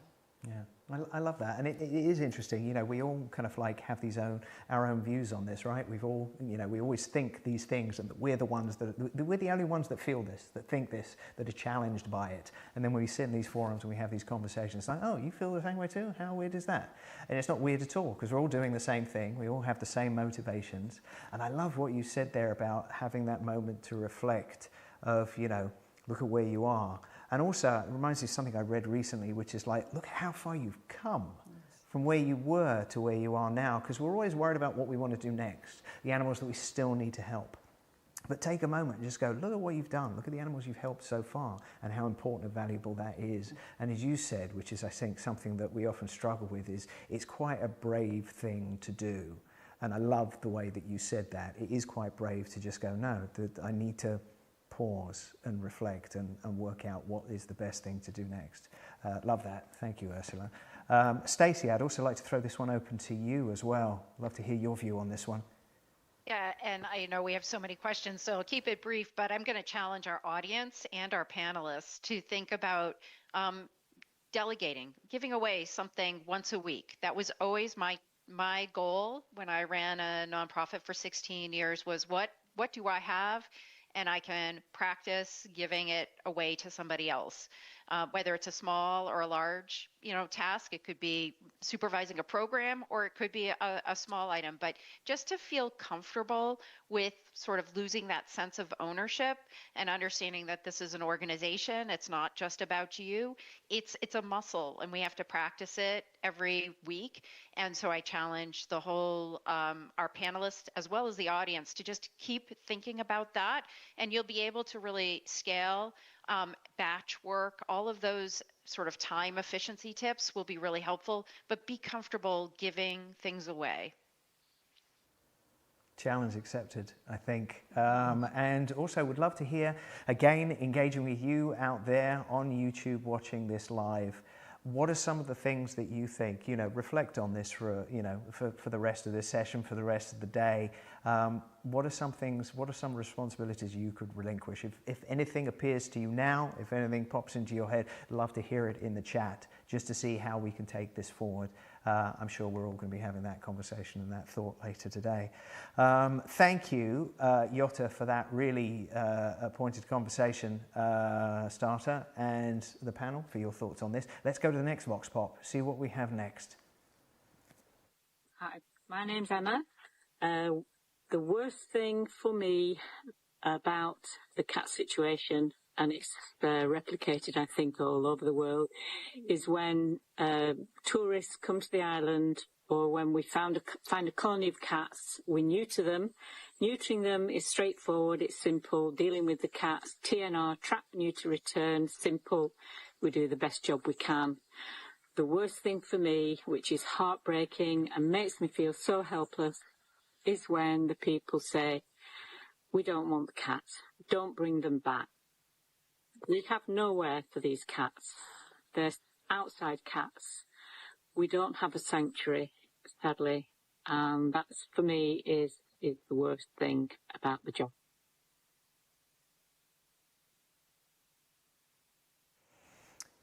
Thanks, Emma, for that one. Something that, you know, if we haven't come across this ourselves, certainly heard about it. It's sadly quite a familiar challenge. Stacey, what advice would you have for Emma and people like her who are experiencing similar situations? So I don't trap cats. We borrow cats.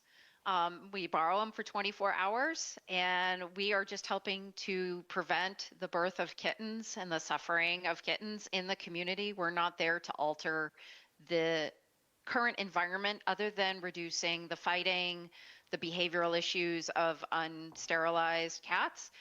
So life will become a lot calmer for folks. And so usually those concerns of the folks that don't want those cats back will be reduced or eliminated anyway. But I use the language of we're just going to borrow the cats for a minute so that we're going to prevent 75% of the kittens from dying and the suffering. And so we are not there as a removal source. So there's my quick answer. I love that, Stacey. That's great. Like just a simple change in language just kind of reframes it. Yeah, I'm going to be using that myself. I'll steal that from you, Stacey. Borrowing cats. Jenny, I'd love to hear from you from a UK perspective on this issue. Yeah, thank you. I'm going to borrow the borrowing word as well because, yeah, Cats Protection, our operational teams, again, you know, it's not standard procedure to relocate cats somewhere else. Firstly, there's individual welfare concerns with that in terms of are those cats going to thrive in their new location? But equally, it's not solving any issues. So, you know, we know about cat populations and if they're there for a reason. So if you remove some, then more are likely to come in. So what our teams do is actually engage with people in the communities and perhaps, yeah, borrowing Stacey's word around borrowing again, to really make sure those expectations are clear. Of course, there are some situations where if there's like a housing redevelopment and literally that cat's, you know, place of where they live is going to be gone, then relocation's an option. I don't know, I keep seeming to be actually raising more queries and questions, but actually an additional challenge we have on this is, and I'd be really interested to know if other people experience this too, is actually a trend in an increase in cats that come into shelters as what we assume to be pet cats, but actually turn out to be unsocialised cats that wouldn't thrive well in kind of a typical home environment. This is cats, you know, from hoarding situations or where cats have been kept indoors for, you know, and only know one person their whole life. And actually we're finding that we need to find more kind of outdoor homes where they get the support they need, but importantly have that kind of freedom and choice in who they engage with. And this is more so in urban areas. So yeah, relocation used to be, you know, farms and stables, but we're having to really think about new approaches going forward and it may also be linked to positively the rise in understanding of in-betweener cats, obviously from international cat care and understanding that actually not all cats will do best in a home environment, but that trend is actually increasing. It's another kind of, I'm adding another problem to deal with in cat population management, but I don't think it's my role here, but that's something we're experiencing as well in terms of different relocation kind of techniques. Thanks, Jenny. Yeah, I mean, another problem, but also, you know, we've touched on a solution there, so that's fine, as long as we balance all of that. Sam or Nat or Ursula, I don't know if any of you want to jump in on this one. Nat, I see your hand up there. Love to hear from you on this one.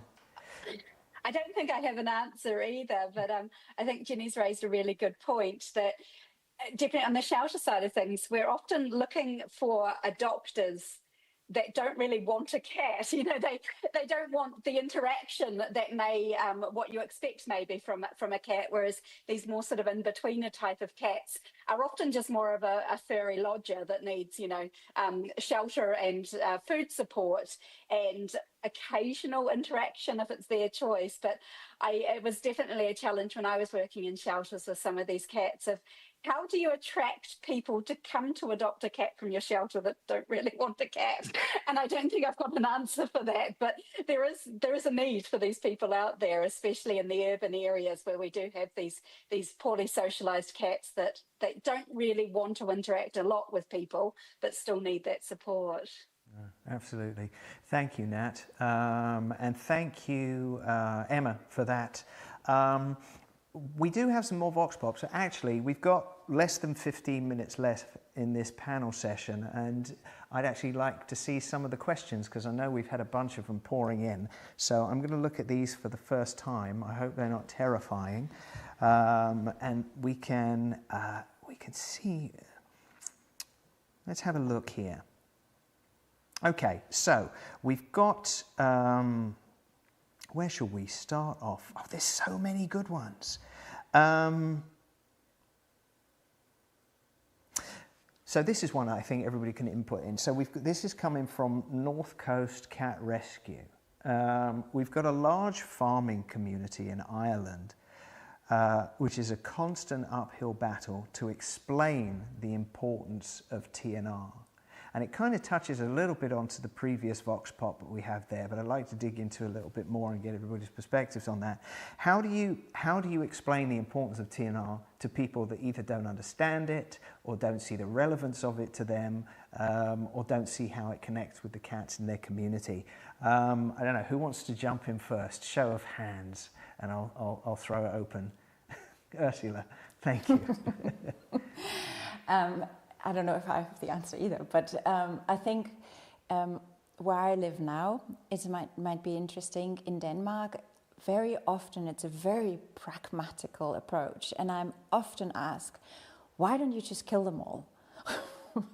And I wasn't quite used to that question in the beginning, but I think it might tie back because this is maybe what these Irish farmers also kind of say, just get rid of them. But I think it's then important to explain what you touched on already, Jenny, that if we take them all away, it's very likely that we are creating a vacuum with food source. And so we will just encourage, because there's not a barrier, there's not a fence around it, so cats will move in again, and then they will have more food available again, and then they will reproduce, and the litters will survive for a couple of cycles, and then we have actually amplified the problem. And when I explain it like that, it often, not always, but sometimes a light bulb goes on. So that might be one way of explaining it. And then I think the other part is what we already said about borrowing the cats, is that we won't take them away, but we will make the situation better. We will reduce the howling and the noise from the entire tomcats. We will reduce the fighting and the injuries, and we will reduce having maybe even dead kittens or the fighting and not so pleasant side of the population that is there currently. We will reduce those problems, but we will still have the benefits of them mousing and keeping the rodent population at bay. This kind of almost goes back to that first Vox Pop and that challenge that we had, which is how do you engage with municipalities? And it's a similar thing. It's about meeting them halfway, having that open dialogue, making sure that we do that. Something that's interesting that's come out of some of the research I've done for International Cat Care, which is, we talk about how do you convince people of the importance of TNR. And one of the things that I heard repeatedly was the biggest way that people understand the importance of TNR is seeing it done effectively. You can say all the things that you said, which are 100% correct. This is going to make an impact on the cats. But sometimes just seeing a successful TNR project and the impact that they have and the evidence that shows of why this is important speaks volumes above us just trying to convince people. I wonder if that's something that Stacey or Nat or Sam have experienced as well. The proof is in the pudding almost. Yeah, I can add a little bit to that. I think that is really true, that the proof is in the pudding. We at the university here, we have an unowned cat population that kind of lives around the vet clinic, and there's about 10 of them. And I think it's a really nice thing for the students to see that, there's this group of cats. Some of them are relatively sociable in the sense that they are quite happy to have their ears scratched, and they'll usually try and steal your lunch. But just the students seeing that interaction, seeing cats living outdoors very, very happily, living their best life. It means we don't have any problems with rodents getting into our pet food stores at all at the clinic as well. So rodent numbers are very low in and around the clinic, which is great. And because here we're teaching predominantly North American students, where maybe indoor cat ownership is a lot more common, and there may be some misconceptions about whether cats actually should be allowed to be living outside. I think it's a really, really nice thing for them as future veterinarians to be seeing happy and healthy neutered outdoor cat populations. I think it's a really good thing. Thanks, Nat. And Stacey, love you to jump in on this one as well. Yeah, it's ironic that it's sort of a challenge for us in Newburyport, Massachusetts, when we started out with 300 cats in 1992 living on a waterfront area. And then by 2008, our 14 feeding stations were closed. The last cat had passed away. So we had a very successful trap, neuter, return program, a wonderful, wonderful model, along with then implementing an owned cat spay neuter mobile clinic, our Catmobile, and we did free spay neuter for feral cats from outside the area. That was like our gift to the others in the community that wanted to create initiatives in their towns. We were offering free spay neuter for feral cats outside of the local area. But here we had this wonderful model. That's 2008. We're now talking, we're going into 2026. And so generations have changed in the communities. And so they really don't know what it was like to have trap, neuter, return in that area. And so it's unfortunate that cultural DNA, we now have to start reteaching it again for those pocket areas where you've got like the 4 to 6 cats and you want to make sure you get right on that situation. So we actually see more small hoarding situations that we're trying to get into rather than like an outdoor cat population. So it's just, we're having interesting challenges of how to try and continue this TNR culture that really should just be inbred in all of us. That's so interesting, Stacey. And, you know, everybody's in a different stage, and, you know, you kind of address one issue and then you have to contend with this. And it's this, you know, when we talk about cat population management, that management word, it's like it's this ongoing thing. There's always going to be something that we have to do, and we just have to adapt it in a different way.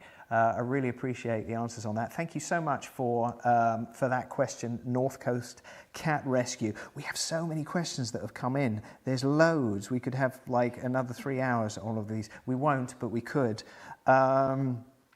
This one's interesting because it touches on something that I think will be relevant to everybody, but we haven't really touched on it before. So the question here, I'm not sure who it's from, but it says, I'm in a country where donations are illegal and no funding for TNR is running. And so do you have suggestions on how I could persuade my community to put money towards the cats instead of, in inverted comma, better things or other priorities? I'd like to open this one up to Sam, to you first, actually. Yeah, gosh, that's a really tough one. I mean, in Sri Lanka, there are issues with a lot of international payments. So a lot of the locally funded groups aren't able to apply things like PayPal to their website, which is just, you know, quite normal to a lot of organizations. And they do raise money from the local community, whereas us as an international NGO, we tend to go outside of the country. And I think how they tend to do it is they network with other people that are very passionate about the cause as well. They tend to use things like Lions clubs and Rotary clubs. So I just wonder, obviously you don't know what country the person is in, but whether there are things like that.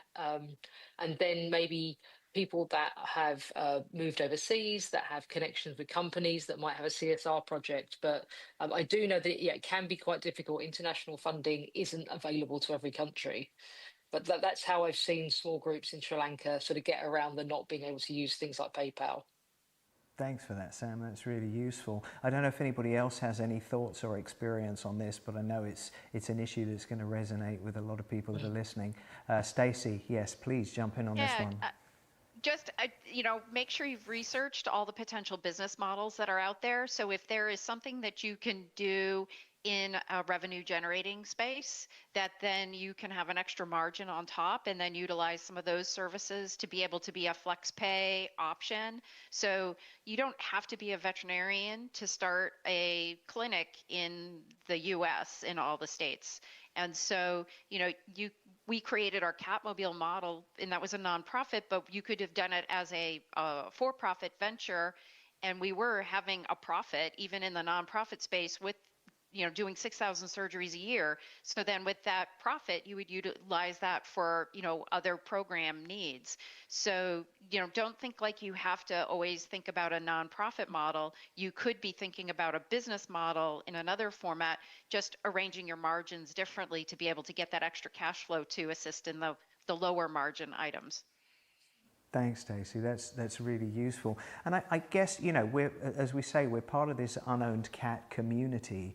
And for everybody, and we talked about this in other guises before about, sort of like the challenge that we individually are facing. Everybody is going to be facing some kind of financial challenge, and everybody in different countries and in different guises has probably found a solution. And so, this is the perfect opportunity as part of the Unowned Cat community to share how you have overcome this. I'm sure that there are going to be people watching this and listening to this who have come up with some unique and innovative way that they've managed to raise some money that is going to help somebody on the other side of the world and go, I hadn't thought of that, or maybe that's not perfect for here, but I can adapt it. So again, another thing to throw in the chat, if you've got experience, if you've come up with a fantastic way of helping generate funding for the work that you do, we'd love to hear about it. Something, again, that we can look at sharing so that it's available to everybody. I'm looking at the time. We have 2 minutes until the end of this panel session. I don't think we've got any more time for any other questions. Jenny, do you want to jump in just before we stop, though? There's a bit of pressure, actually, isn't there? But I think those two last questions, both around the farm areas and also in kind of other communities about that engagement approach. It's okay not to rush in and do TNR, is all I wanted to say. It's okay to take a line to what we said earlier, take a step back, engage with those communities, embed yourself in those communities, and as Sam said, at local groups, and learn who key advocates could be in those communities and understand some of those barriers. And then that will be helpful instead of just immediately jumping in and saying, how do we do TNR? What are their actual concerns? Because farmers could be they don't want their farm cats, or that they love their farm cats and they want them to hunt. There's loads of different nuances within this. So to be kind to yourself, take a step back and take time to engage with the community and embed yourself in it. That is terrific advice to end this panel session on. So let's have a look. What have we got to wrap this up? First of all, thank you to the panel. Thank you, Jenny, Ursula, Sam, Nat, and Stacey over in Zoomland. Thank you for watching. Thanks to Vox Poppers who posted these questions in the first place and the challenges. Thank you to everybody that's posted a question. As I said, we were only able to answer a couple here. All the others are going to be answered in the Unowned Cat newsletter. Thank you for engaging and watching in this panel session. I hope you found it as interesting as we all have. Hopefully these conversations will carry on going. We're going to break for lunch now, 45 minutes, and then we will be back in the studio. And when we come back, we're going to be looking at the challenging and emotive issue of end-of-life decision-making. It's going to be a really, really interesting conversation. We've got a fantastic panel for that. So in the meantime, enjoy your lunch, stretch your legs, and hope you enjoyed it so far, and we will see you back in 45 minutes. To all our wonderful colleagues around the world has helped you to realise you're not alone, no matter what challenges you face.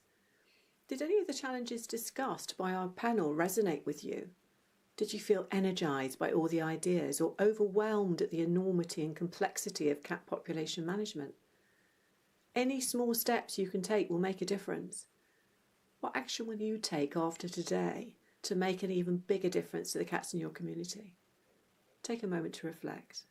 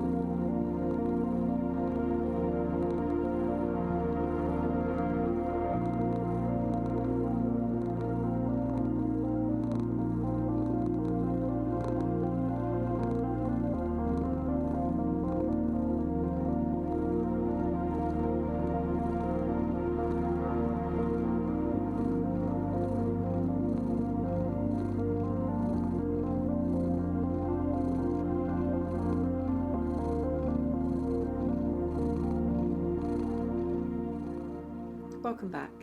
And now we take a break for 40 minutes for you to take a walk, have something to eat, or just chill.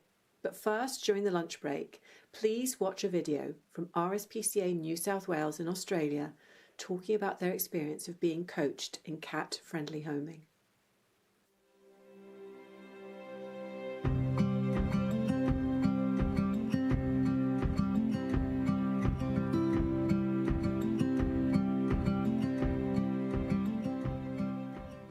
Hello, I'm Georgie Casper, Senior Manager of Animal Care from RSPCA New South Wales. Thank you for having us at iCatConnect 2025. We wanted to tell you today about RSPCA New South Wales and our participation in the Cat-Friendly Homing Mentor Program with International Cat Care. 5 years ago, we wanted to address some significant challenges we faced as an organisation in the way that we cared for our cats. These included a general lack of training opportunities and knowledge of feline-specific needs and what that meant for their care. We made assumptions about the sociability of cats very early on without gathering and recording accurate intake information. We made generalisations about the way that all cats should live and the type of homes that they should live in. We understood that working with the community to prevent the need for cats to come into our care was key, but we didn't have a clear strategy on how to prioritise this.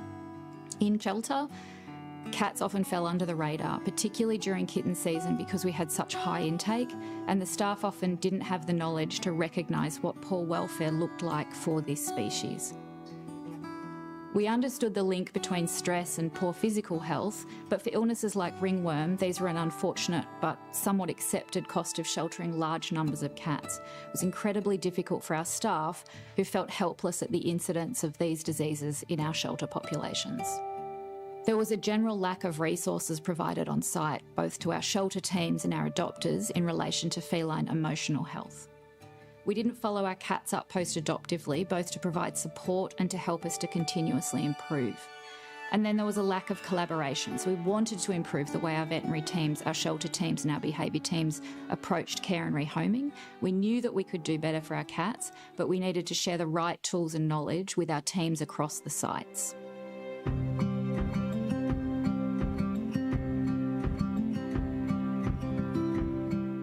In 2022, we employed our first feline behaviour and rehabilitation advisor, Isabel Bonello, who's with us today. One of Izzy's first tasks was to develop a document based on best practice that provided a set of guidelines for our organisation as to how we care for our cats, with our Chief Veterinarian, Dr. Liz Arnott. The AAFP and ISFM Feline Environmental Needs Guidelines were used as the underpinning concept behind our first feline standards of care. Simply put, the document acknowledges a cat's species-specific needs and highlights that these must be addressed in any given environment for them to have a chance at a good life. This document provided a framework to apply the 5 domains model to the care of our shelter cats, recognising the importance of the mental and emotional experience as being key to providing a good quality of life for our animals during and after a shelter stay. To help implement these in our shelters and to increase knowledge and recognise the importance of peer-to-peer learning, we asked for staff in the shelter who are passionate about cats to volunteer to become our cat advocates. Our advocates are closely mentored by Izzy and continuously take part in extensive training, workshops and collaborations. This was all a great start, but we still recognised that we needed to work together across the whole organisation to improve intake, in-care and outcome decisions, and everyone needed to have the same opportunities to access training materials. It was a huge undertaking, and the International Cat Care opportunity came at exactly the right time for us in this regard.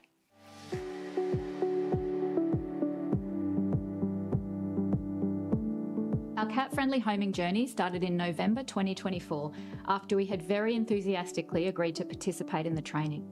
The first step was for our whole organisation to sign up and attend the iCatConnect online live event. Then they were all encouraged to sign up and complete the Cat-Friendly Homing Foundations course. We have approximately 300 staff across our 4 shelters, 3 veterinary clinics and our rehabilitation site, and the logistics of this were at first a challenge. For the mentorship itself, shelter managers asked for volunteers or nominated up to 10 people to represent their site and take part in a 13-week coaching program.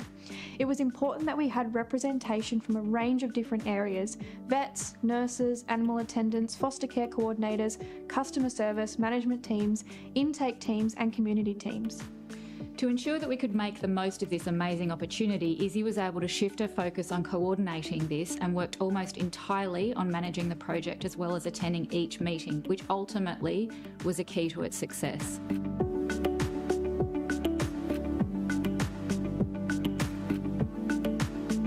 The 13-week program required staff to commit to a 1-hour meeting once a week with coaches Vicky and Ellen. There were assignments in between and lots of opportunities for discussion, collaboration and learning. At the end of this program, teams put together a final showcase and upon successful completion were recognised as cat-friendly homing advocates. I want to show you a snapshot of some of these presentations, which illustrate how each site has embedded the cat-friendly homing principles and the impact that it has had.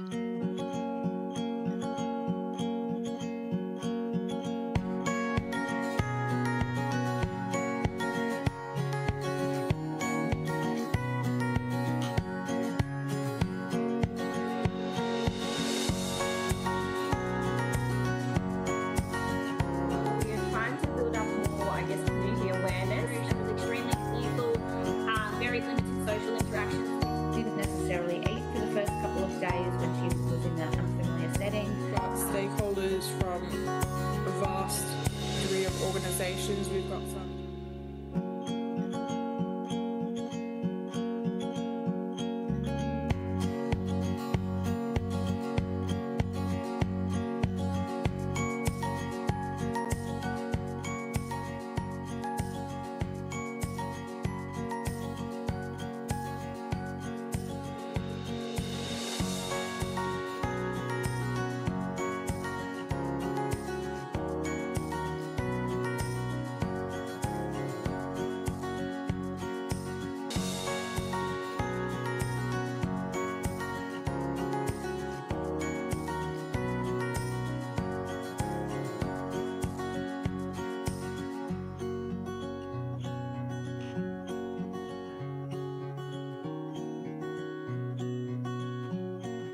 With us now from our Sydney shelter and vet clinic is Ashley Richards, our shelter manager, and Leonie Kwok, our managing veterinarian, who have both completed the Cat Friendly Homing Mentorship. What impact has the Cat Friendly Homing program had on your teams? Yeah, so since completing the training, our team has seen a real shift in how we understand and respond to feline behaviour. Instead of reacting in the moment, we now pause and ask, why is this happening? And use that insight to focus on what each cat truly needs. This approach has been transformative. It's given us the tools to support cats in a way that prioritises welfare and creates the best possible pathway for each individual. Overall, the training has empowered our team to make more informed, compassionate decisions to work more smoothly together. We've seen a clearer outcome for cats, including reduced stress and shorter lengths of stay. This mentorship program has reshaped how we care for cats in the clinic by fostering greater knowledge of their emotional health and promoting best practices that enhance their comfort and well-being.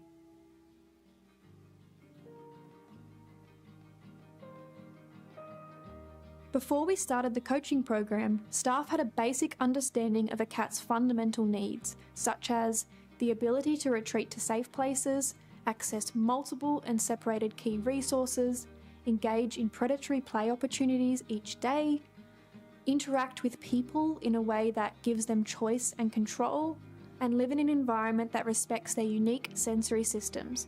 However, the Cat Friendly Homing program expanded on this and not only helped each site identify any gaps in relation to the way they were caring for cats, but also highlighted what we were already doing well.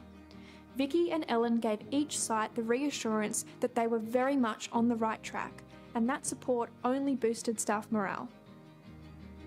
It's been such a great help. Being a supervisor, I don't have the time in the day to be able to go and see all the animals in care, especially if we've got a couple of cats that aren't really coping. And to see them succeed and find a new home has been so valuable. Respecting what the cat is showing us. And now it's so much easier because we can also alert the cat advocate for any behaviours. We can do TLA scoring properly, and it's just so much better. It's more about giving them more time, let them approach and get consent from the cat. That was my light bulb moment. I've learnt had to respectfully interact with cats, which includes consent-based touch, which gives them control and choice over interactions. I've also been able to pass this information on to foster carers and members of the public to help their welfare. One of the key benefits that we observed was that the cat-friendly homing principles of admitting wisely, respecting the species, knowing the individual and meeting the needs of the individual could be applied across all of the animals in our care. It's been a framework that allows our people to think more carefully about what quality of life really means and why reducing length of stay and recognising each animal as an individual should always be our priority. I have seen an increase in confidence amongst the staff in advocating for the cat, mapping a pathway, putting interventions in place to improve welfare, and I have seen a passion for cat welfare that I haven't seen before. Cat-friendly homing has motivated and inspired everyone to evolve and do better. I've got Amber Logan-Jones here with me today, and she is a behaviour trainer at our rehabilitation site and also one of the cat advocates. So Amber, what has been the impact of the cat-friendly homing program on your role? I used to go home worried if I'd done enough, and now I know that I'm giving cats the best chance. And that's changed me too. We recognise the interconnectedness between decision-making and staff wellbeing. The CFH framework provides both awareness of things like bias and our own attitudes, and this self-reflection is helpful in an industry that is so challenged by compassion fatigue and empathic strain.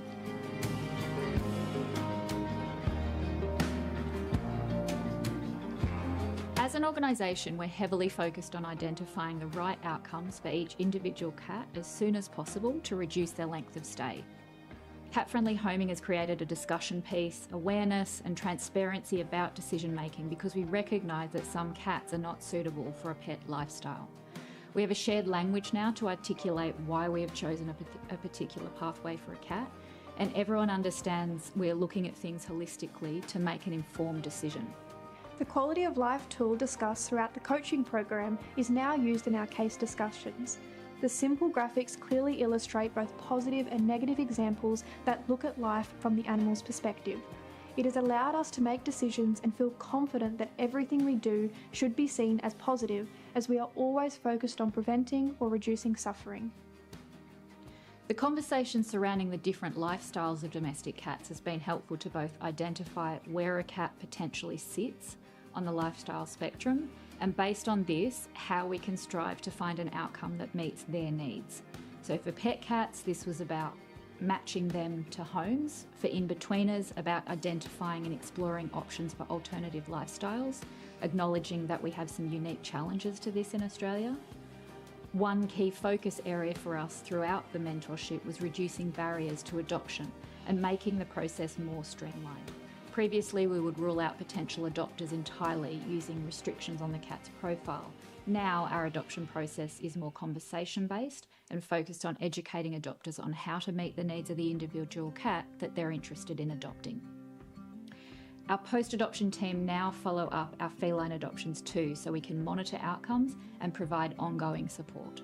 My job in the post-adoption support helps ensure cats settle comfortably into their new homes by identifying and addressing any health, behavioural or adjustment needs early on. It's rewarding to know you've contributed to Bear finding the perfect scratching post, help Trixie's owner better understand consent in handling, or shown Maisie's family how extra litter trays make life easier in a multi-cat household.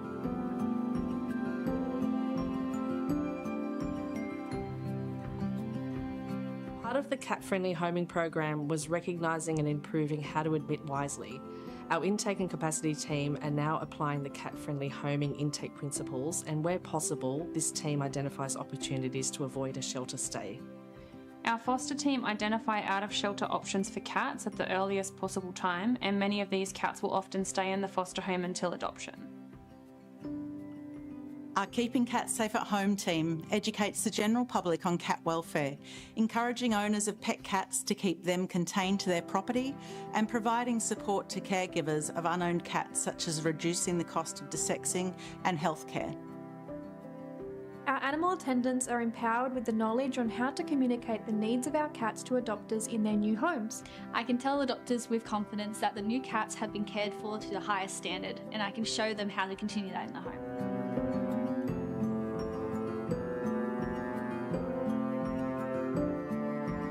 As part of our commitment to embed the principles of cat-friendly homing within our organisation, all staff that are employed by RSPCA New South Wales are required to complete the Cat-Friendly Homing Foundation course during their induction.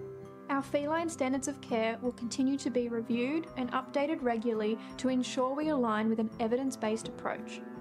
Alongside this, we continue to build our behaviour resources for both adopters and the general public who want to provide the best life for their cats. Our post-adoption team will soon follow up on all feline adoptions at 10 days and 4 months, and will also gather information on positive welfare outcomes to allow us to continuously improve our in-care processes and understand the lives that cats lead after they leave the shelter. Finally, we hope to have ongoing opportunities to stay in touch and share data and outcomes with iCatCare to keep improving. This is just the beginning, and we're proud to be part of shaping the future of feline care.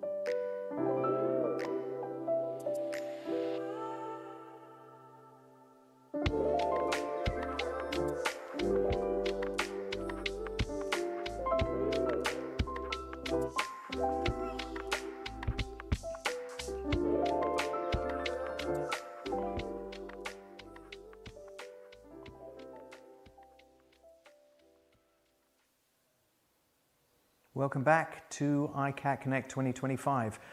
Thank you so much for coming back and joining us. Hope you had a good lunch. Hope you had a good break. If you did have lunch, wherever you are in the world, might not even be lunchtime, but welcome back anyway. Thank you, first of all, so much for all the comments and engagement that we've seen in the chat. While we were on break here, we were looking at it, myself and the team here at iCatCare. Really fantastic engagement. Please keep it coming. Really want to hear from you, where you're from, what you're doing, the work you are undertaking, any thoughts, challenges you're facing, questions that you have for the up and coming panels. Really loving hearing from you. So next we have, we're going to tackle actually one of and discuss one of the toughest parts of the work that we do in cat population management and cat welfare, which is end-of-life decision making. It's a really tough issue and one that that the next panel will be discussing. But before we have the panel, we've got a short film by Vicky Halls to introduce the topic, and then when we come back, Seb is going to take over running the panel. So I will see you a little bit later on. After the video, Seb's going to come along, but here is a short video by Vicky Halls, and we'll see you after that. Welcome back. I want to talk to you about euthanasia. Now, I know this is a very difficult topic, but it's a necessary one.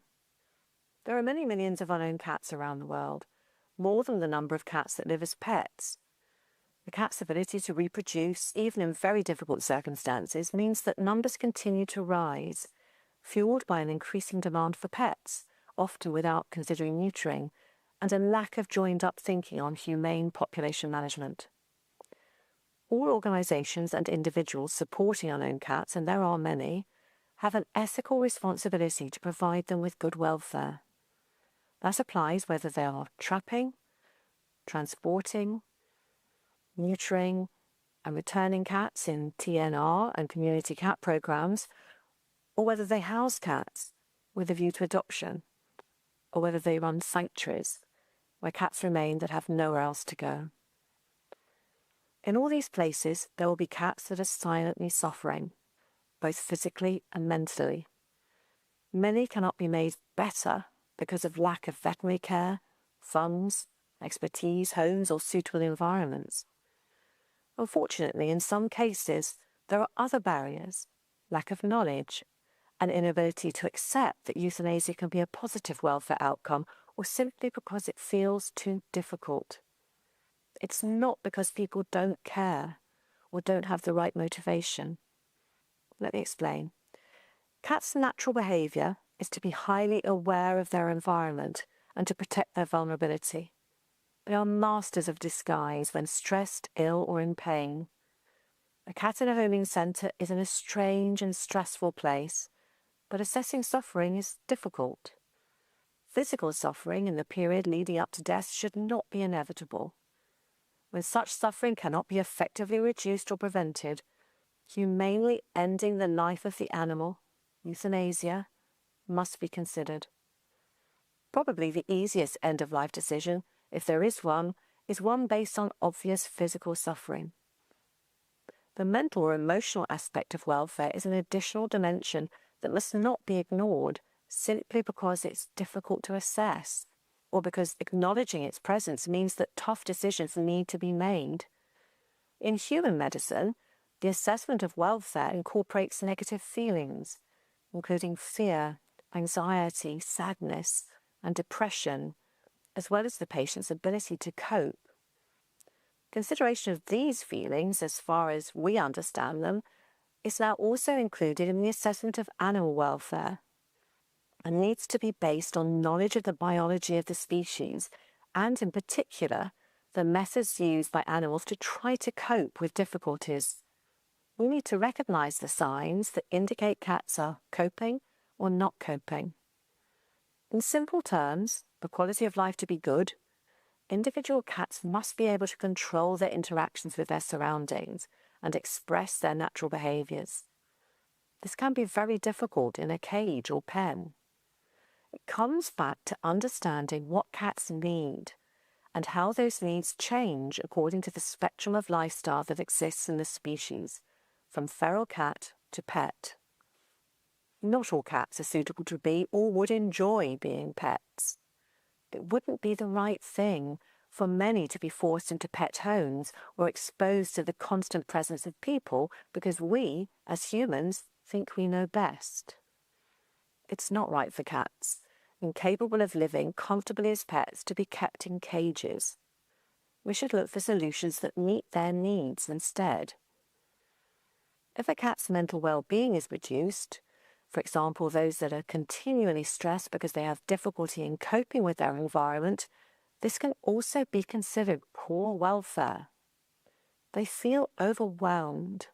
They experience a low mood and lack of interest in their surroundings and things they previously liked. Cats confined in cages or pens for prolonged periods become withdrawn and non-responsive. Poor mental well-being and distress are also associated with a reduced immune response and increased risk of disease, leading to impaired physical health too. Helping cats is not just about removing them from a bad situation and placing them in safe confinement. Cats live in the moment. They don't understand the motivation of humans keeping them confined today so that they have a better chance at life tomorrow, and this needs to be considered when assessing quality of life. For example, keeping a cat in a cage for years in the hope of providing a future life worth living is not a good life now. Therefore, simply minimizing or resolving negative physical or emotional states is not sufficient for good welfare. There needs to be positive experiences too. Confinement has its place, but there are important limitations and consequences for some cats, which we must acknowledge. So that's great in theory, but everything becomes challenging when the number of unowned cats keeps rising and the demands on the sector are increasing. It's never ending. Some of you will have legal restrictions, some have no choice but to take all cats into care. Others are just responding, understandably, to the crisis of overpopulation. So what happens when cats get sick or stay in care for prolonged periods? We need to accept that despite our best intentions, this compromises their welfare. To prevent suffering that cannot be resolved, decisions need to be made. The goal of that decision is to find a home as quickly as possible. But if that isn't possible or likely any time in the future, then euthanasia for welfare reasons should be considered. And that's tough, to say the least. Nobody wants to end a cat's life, especially if they've been caring for that cat for some time.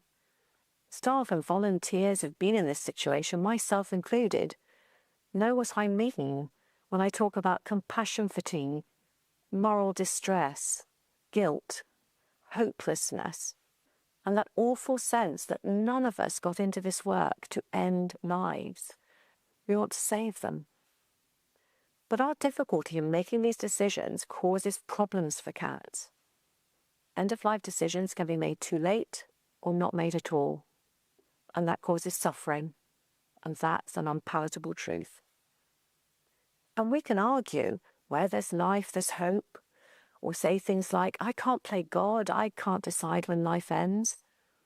And as we resist making that decision, cats continue to experience physical or psychological pain, day in, day out.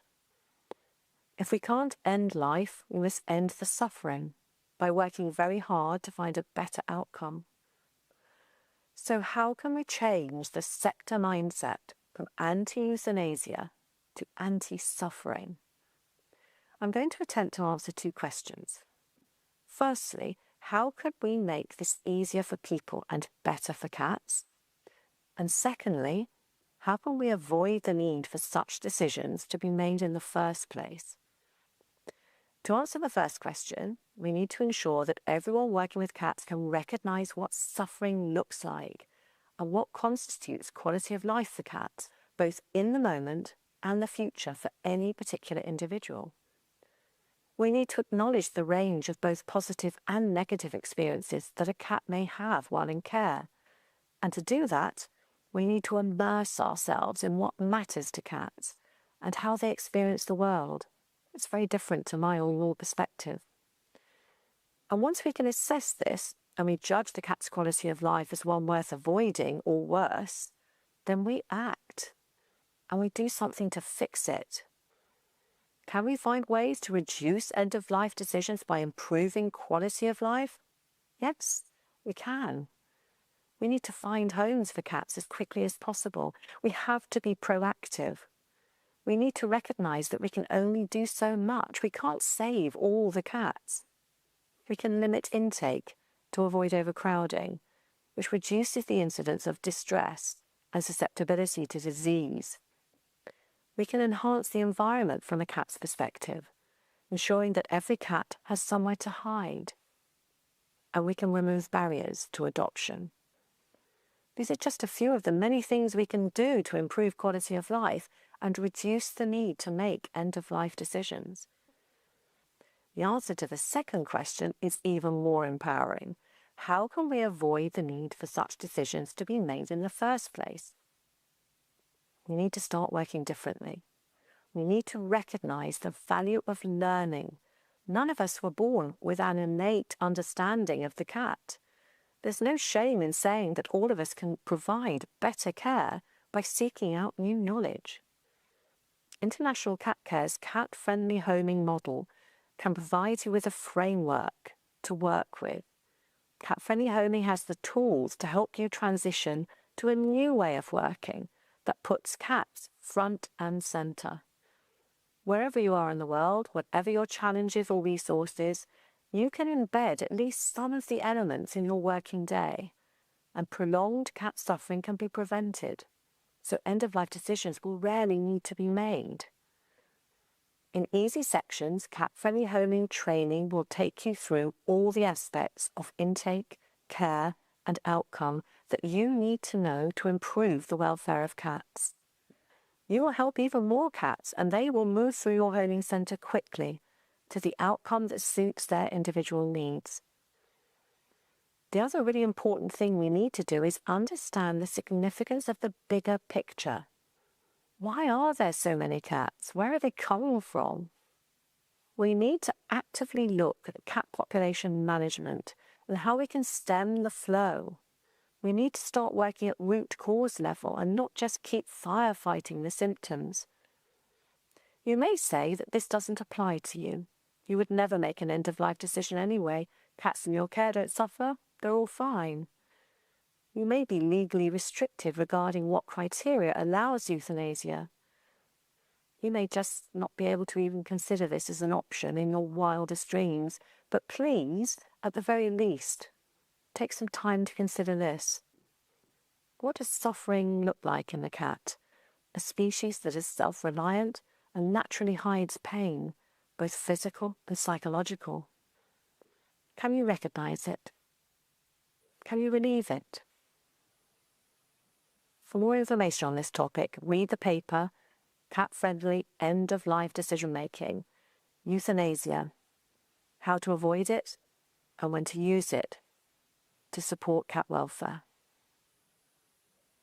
Next on the agenda today, we have a discussion chaired by Professor Severine Tasker with a panel of experts who know what it's like to have to make these decisions. I know this is a tough subject, so thank you for listening.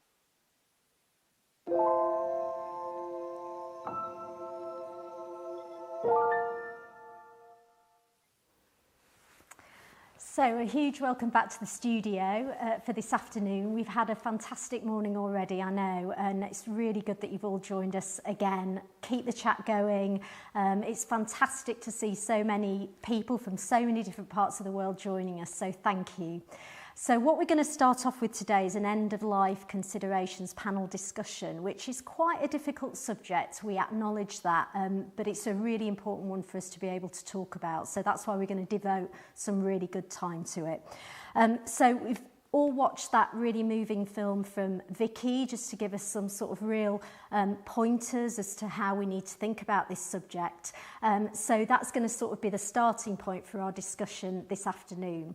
So I have got an amazing panel with me today. So I've got a couple of people in the studio with me. I have Claire.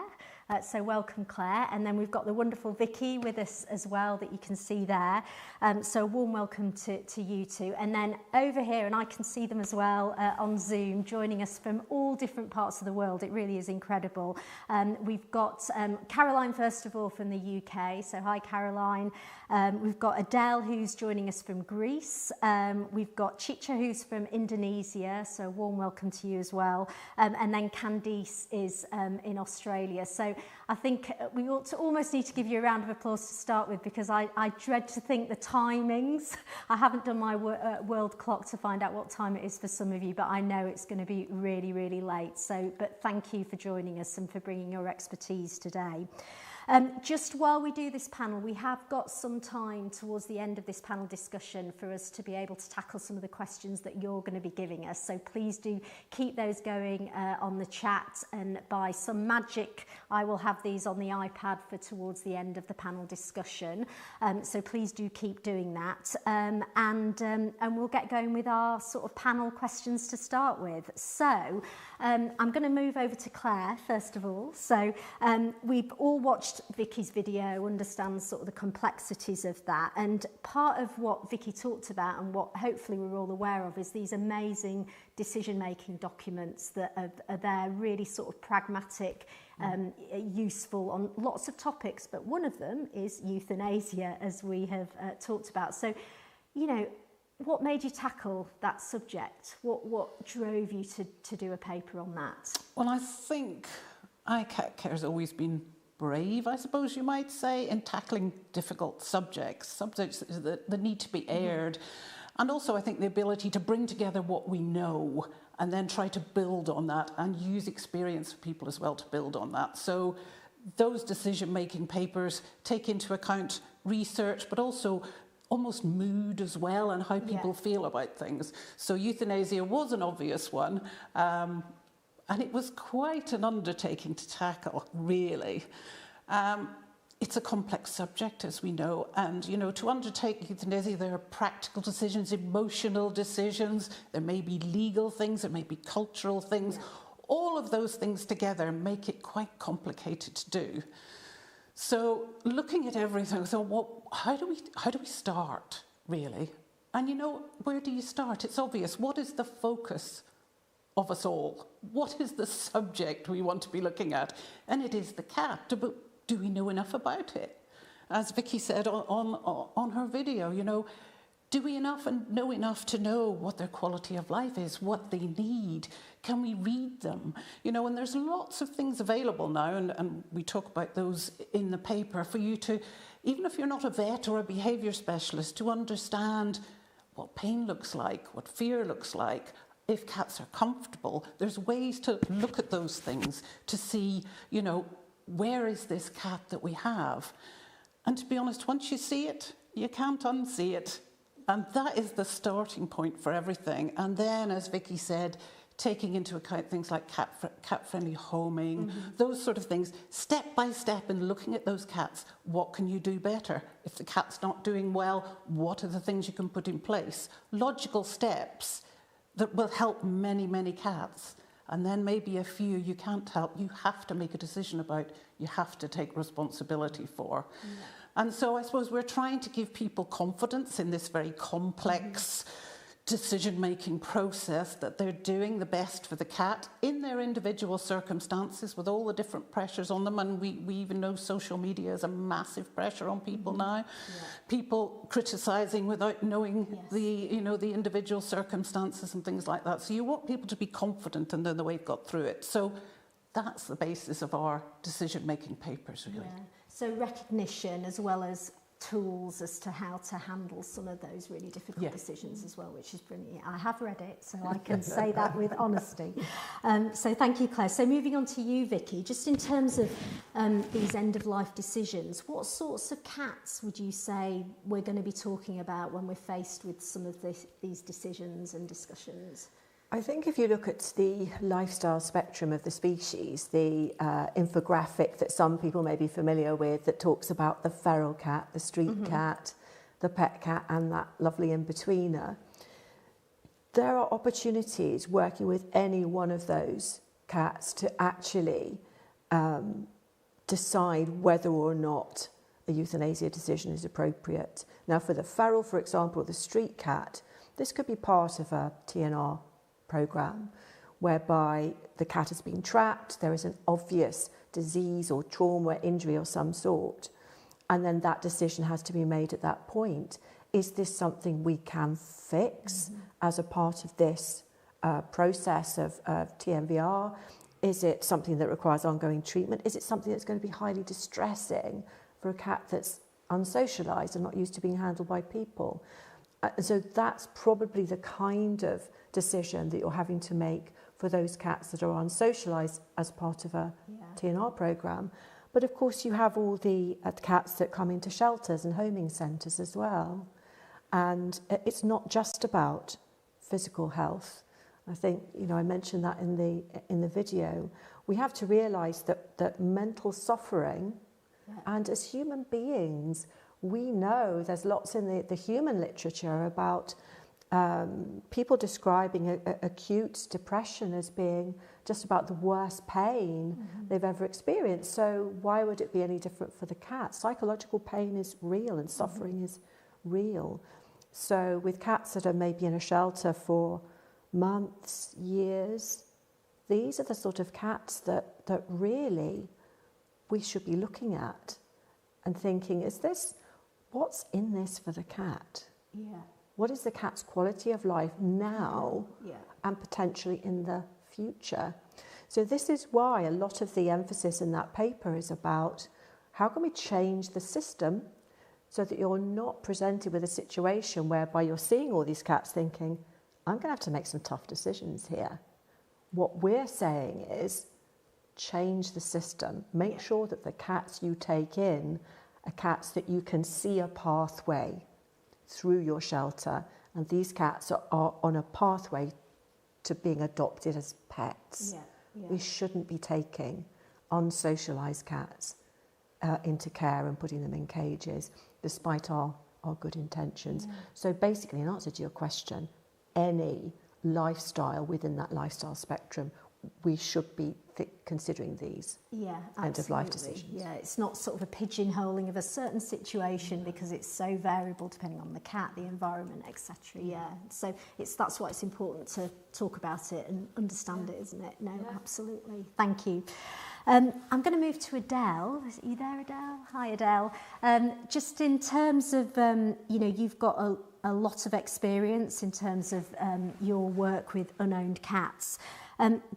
Love to just hear from you as to whether you see examples of cats suffering in the work that you do because some of these decisions are hard to make. Sure. Can you hear me okay? I can. Perfect. Thank you. Cool. So definitely do.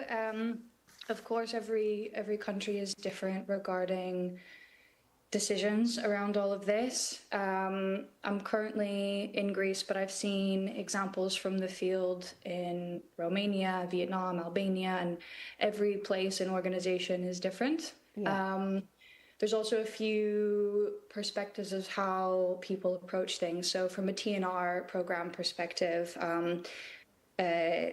situations we have to deal with, decisions we have to make around euthanasia vary.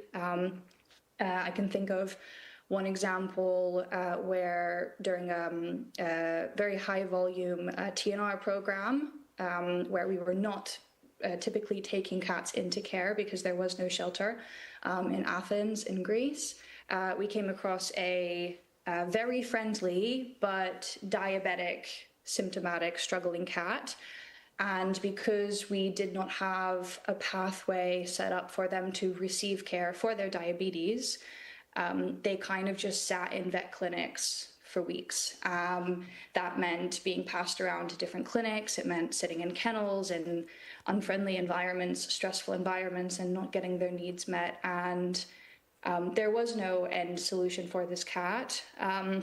Euthanasia could have been a really good decision, a good outcome for him. Good in the sense that this would minimize the suffering that he was experiencing in hospital. From a shelter medicine perspective, I can think alternatively of an example that ended positively. I was in Romania a few weeks ago for the first time, visiting a shelter, and we were doing some training and field work around TNR and mapping and things like that. And there was a situation where 3 young kittens, around 2 months, I think, were found in the field being taken care of by a foster volunteer, and they all had, the classic eye infections that we see in young kittens born outside. Very treatable. The trouble is they were very unsocialized, and in order for them to receive treatment for their eyes, in order for them to not lose their eyes, they would have to be handled multiple times per day, have their eyes cleaned, receive medication. And because they were not comfortable being handled, because they were not comfortable being around humans, they were having a really bad time. Then we discussed, is there an option for them to come into the shelter and be treated here by the vet team? And once again, because they were unsociable, but also this shelter also had to function and had a capacity limit they had to abide by in order to give all of the animals good quality care. This would put a huge strain on them. And so we all gathered and discussed all of the different factors, the pros, the cons, the options. And they decided, rather than putting these 3 kittens who were kind of on the socialization window but would not be able to be socialized because of the care they needed to receive for their eyes, all of us together decided to make the difficult decision to euthanize them.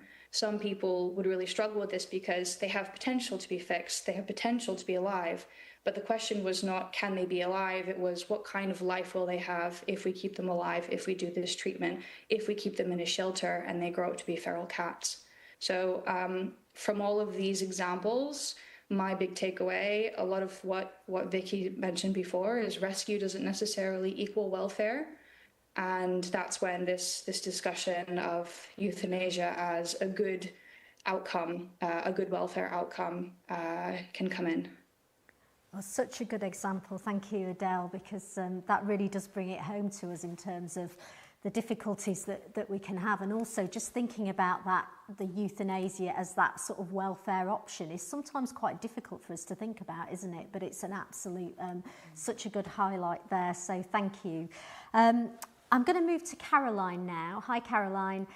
So you're based in the UK. So we've just heard there from our panel just talking about how important that mental well-being is in terms of how we can assess our cats, etc. I'd love to get your perspectives on how prepared you feel we are as a sector to sort of assess a cat's quality of life, including its mental well-being, because that's going to drive us to be able to make those good decisions from a welfare point of view. Could you elaborate on that, please? Yeah, but firstly, actually, I'd just like to come back on a point that Adele made that I think was so well made about what we actually mean by rescue, because I think this does hit, the heart of this topic, and actually it's something we've done at the RSPCA is really redefine how we talk about rescue.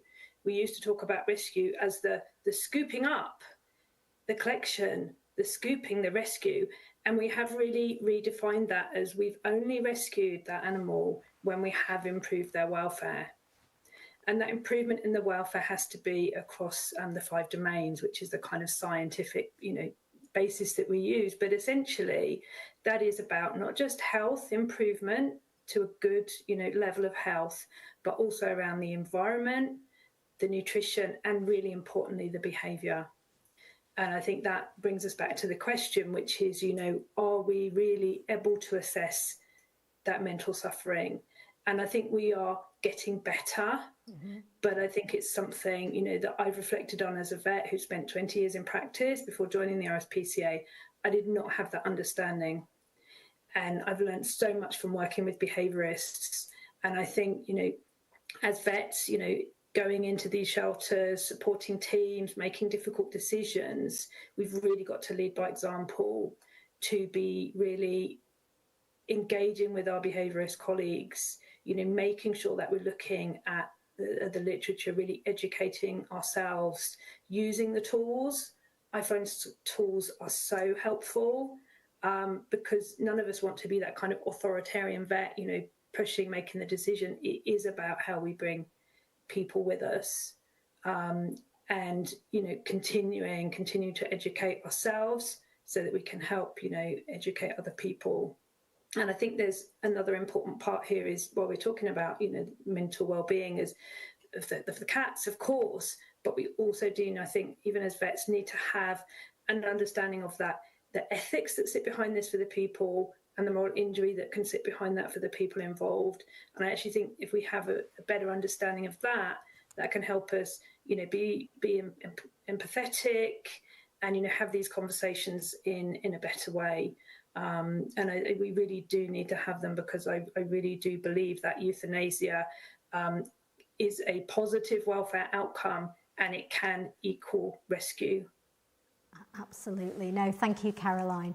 And I think, you made a really good point there about, just, I think the acknowledgement and the awareness of that is definitely improving, isn't it? I think amongst vets, I think sometimes we're a bit challenged by things like social media, and there's other avenues coming in that sometimes challenge our abilities to be able to sort of think about that mental well-being at the same time, but we absolutely need to sort of champion that. And also I think be curious, because I think we're all on a learning curve, and I think some of I've just done the cat friendly homing course, and I think one of the things that really stood out was sometimes people are saying I'm not perfect, I don't know, I'm learning all of the time. And I think that's really important because we don't want to think it's about everyone learning rather than just being an expert in that field being able to do it. So that's a brilliant point. Does anybody else on the panel want to come in? Has anything popped into their heads just based on what we've talked about so far? No? Should we? Yeah, Chicha, go for it. Hi there from Indonesia. Hi, thanks, Steph. So I think just easily assessing quality of life is to see if the cat can do the usual things that they can do. Like, for example, are they able to eat by themselves? Are they able to urinate or defecate by themselves? So I think that's kind of like an easy way to see if their quality of life is good or not. Because if they're not able to do it, then,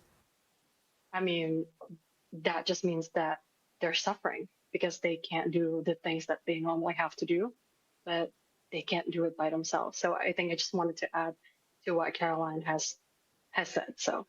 Thank you. Yeah, absolutely. I think that just brings us, I'll stay with you, Chicha, if that's all right, because I think there's that variation as well. There's going to be sort of cultural elements and how suffering is recognised, as an example. So just thinking about you, in Indonesia, just to give your sort of an international perspective, Chicha, just in terms of, are you seeing suffering, in your line of work in Indonesia? And could you just elaborate on whether, is there an anti-euthanasia, is there an anti-suffering, where is the narrative where you're working, please?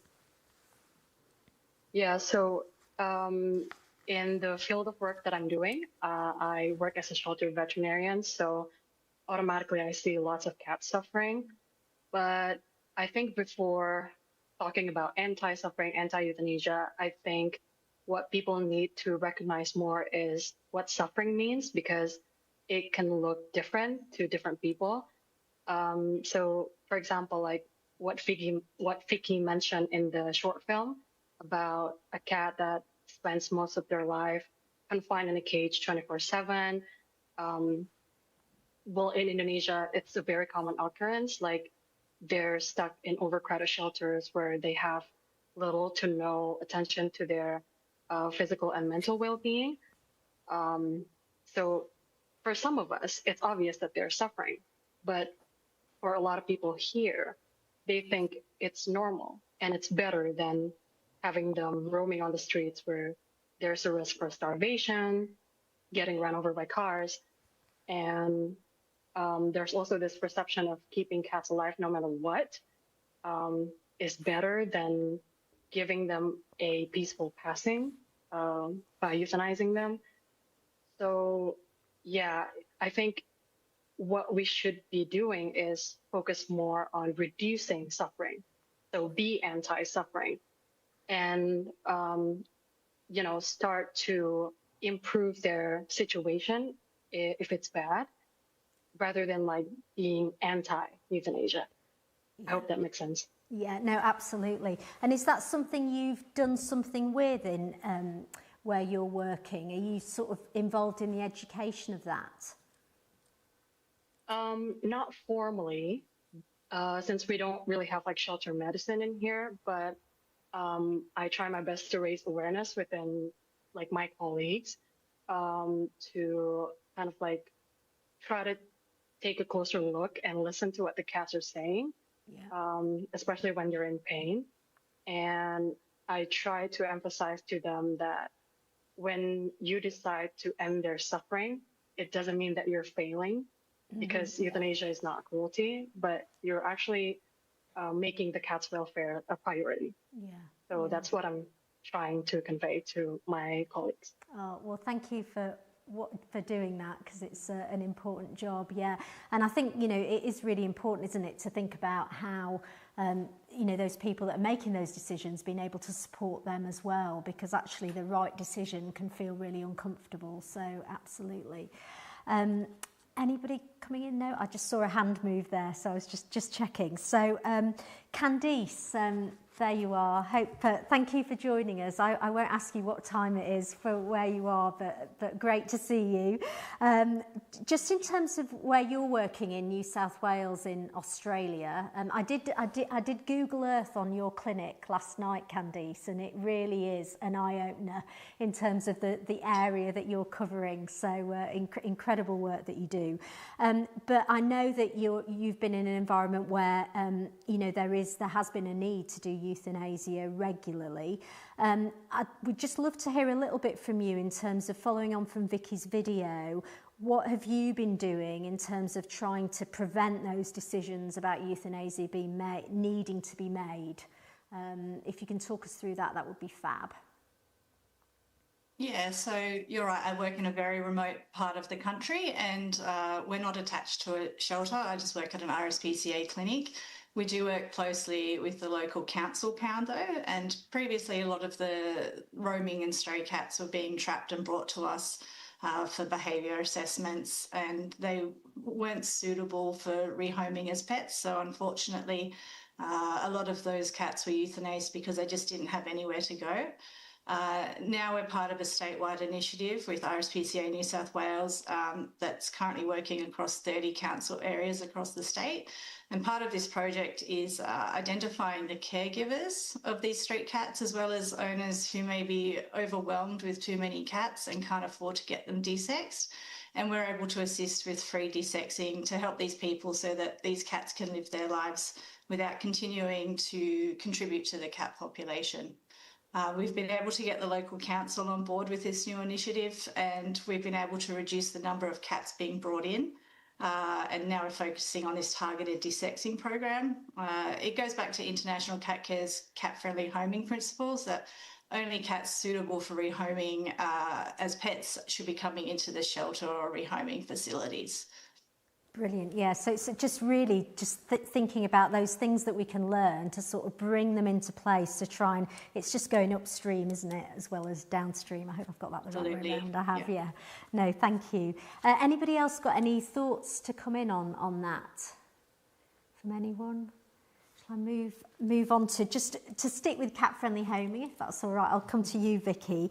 Just in terms of, because obviously you're heavily involved in cat-friendly homing in organisations, and as part of the coaching programme, and we've had some videos on this as well, haven't we? How it's, you know, people from all over the world have been engaged in this programme, but part of it is a coaching programme that again we've heard a little bit about. So, you know, we talk about how those measures, the cat-friendly homing programme, can actually reduce the euthanasia rate. Can you, you know, have you seen that put into play? I mean, just as Candice was talking about there. Very much so, and it's really nice to see Candice because I was Candice's coach, and you know, had the privilege of working with her and her team. So that was actually fantastic. Brilliant. Cat-friendly homing. The interesting thing is there can be a situation where you are coaching a shelter and no animals are being euthanized. Yeah. But what you actually identify through working with the shelter is that there are a number of cats who are not okay, who are suffering. And as we know, the cat is such a complex species. They're very self-reliant. They don't want to show their pain or their suffering. They don't want to look vulnerable. And I think, Claire, you said it, once you see it, you can't unsee it. Yeah. And then if you spend time with your team sort of explaining to them what certain behaviours and expressions and postures mean, then suddenly they see, no, this is not good. We can't have this. We can't have this. Yeah. So what sometimes happens as part of that initial process within cat-friendly homing is suddenly a couple of euthanasia decisions are made. And that feels painful.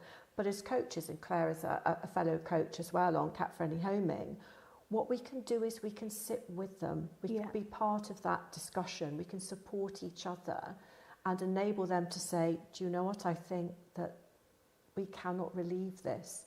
Now we've identified this suffering, we have to do something about it. And it's a very emotional thing. It requires an awful lot of bravery and courage on the part of people when they do discover this. So once you get over that phase, once you start looking at bringing in this new way of working, this model, and Candy said it, one of the cat-friendly homing essentials of the model is only take in cats who are suitable to be pets. Yeah.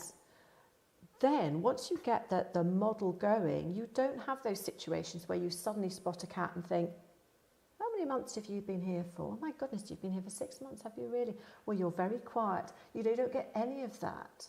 Because part of cat-friendly homing, there's a thing called the traffic light assessment, whereby every single cat is monitored and assessed on a regular basis. Are we meeting your needs? Are you okay? If you're not okay, what are we going to do about it? You know, it's not just saying, oh, he's not okay, and then moving on. You have to do something about it. So the cats you have in care, you're constantly individualising their care and prioritising them moving through the system. I think it was Caroline made a wonderful point about rescue, and the emphasis always used to be the scooping up, the rescue. And then it's almost like you sit and look at all the cats in your care and think, now what?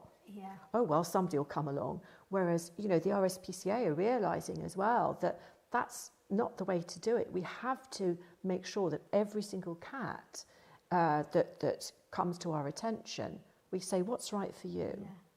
And they come into shelters only when all the other possible options are considered. We have to stop thinking about the shelter as a good place to be. And that's sort of term, just rescue, isn't it? Brilliant thing to do, but actually we need to step back. And the people who work within the sector are brilliant. They're courageous. They're amazing. They go the extra mile.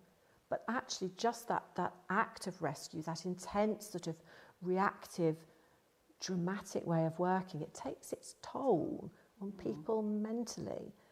And one of the things we say, is it not, Claire? We say, look after yourself first.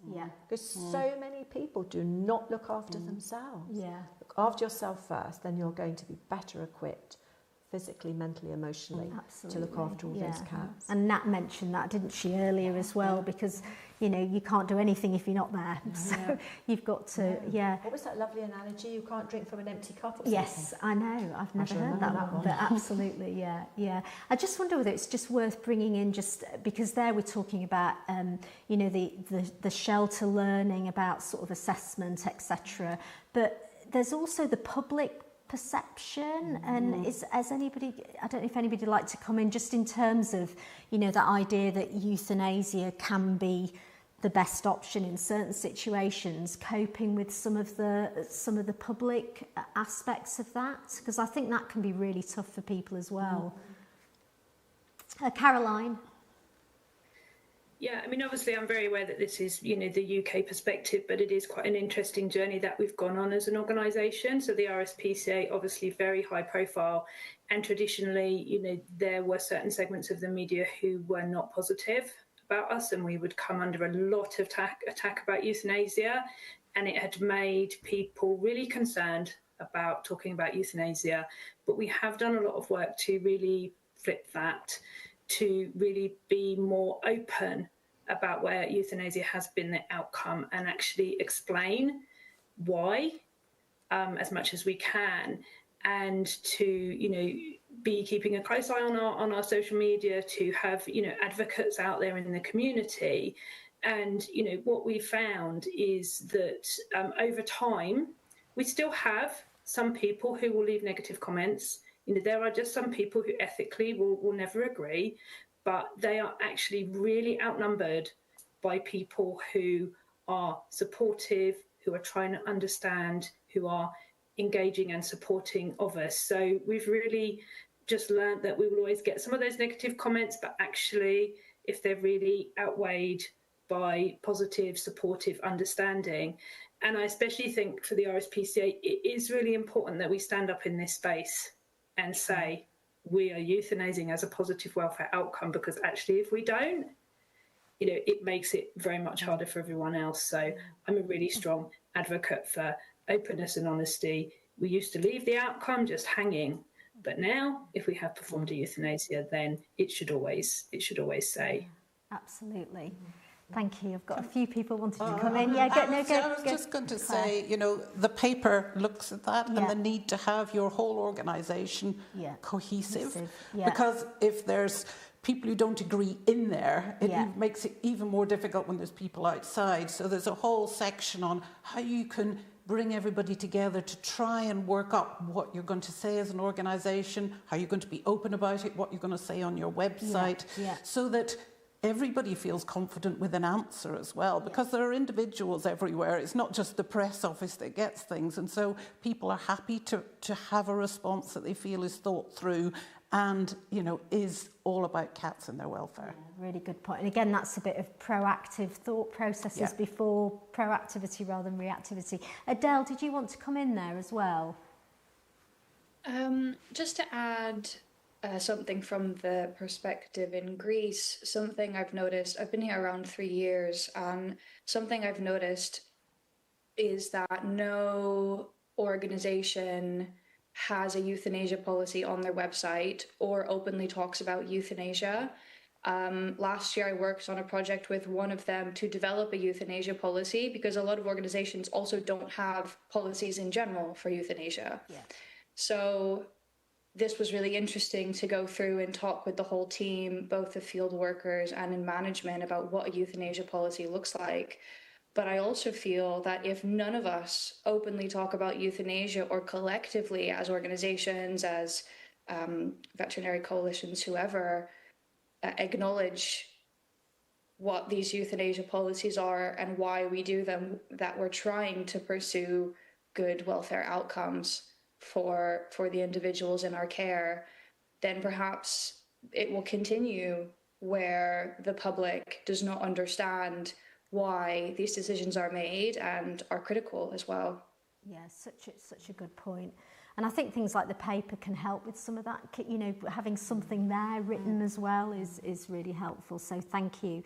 I can't believe how quickly the time is going. So I'm just going to shift a little bit because I can see that we've got some great questions as well from you guys out there. So please do keep them coming in. But I just want to turn to the subject of pregnant spays now as well, because I think it's quite important that we do talk about that as well. So if I could just go to Candice, please, just in terms of those, you know, it is part of the end of life decision in terms of, you know, there's a lot of emotion about pregnant spays and kittens not being born and, you know, ending a life before it's even begun. So I'd love you to share your perspectives on that, please.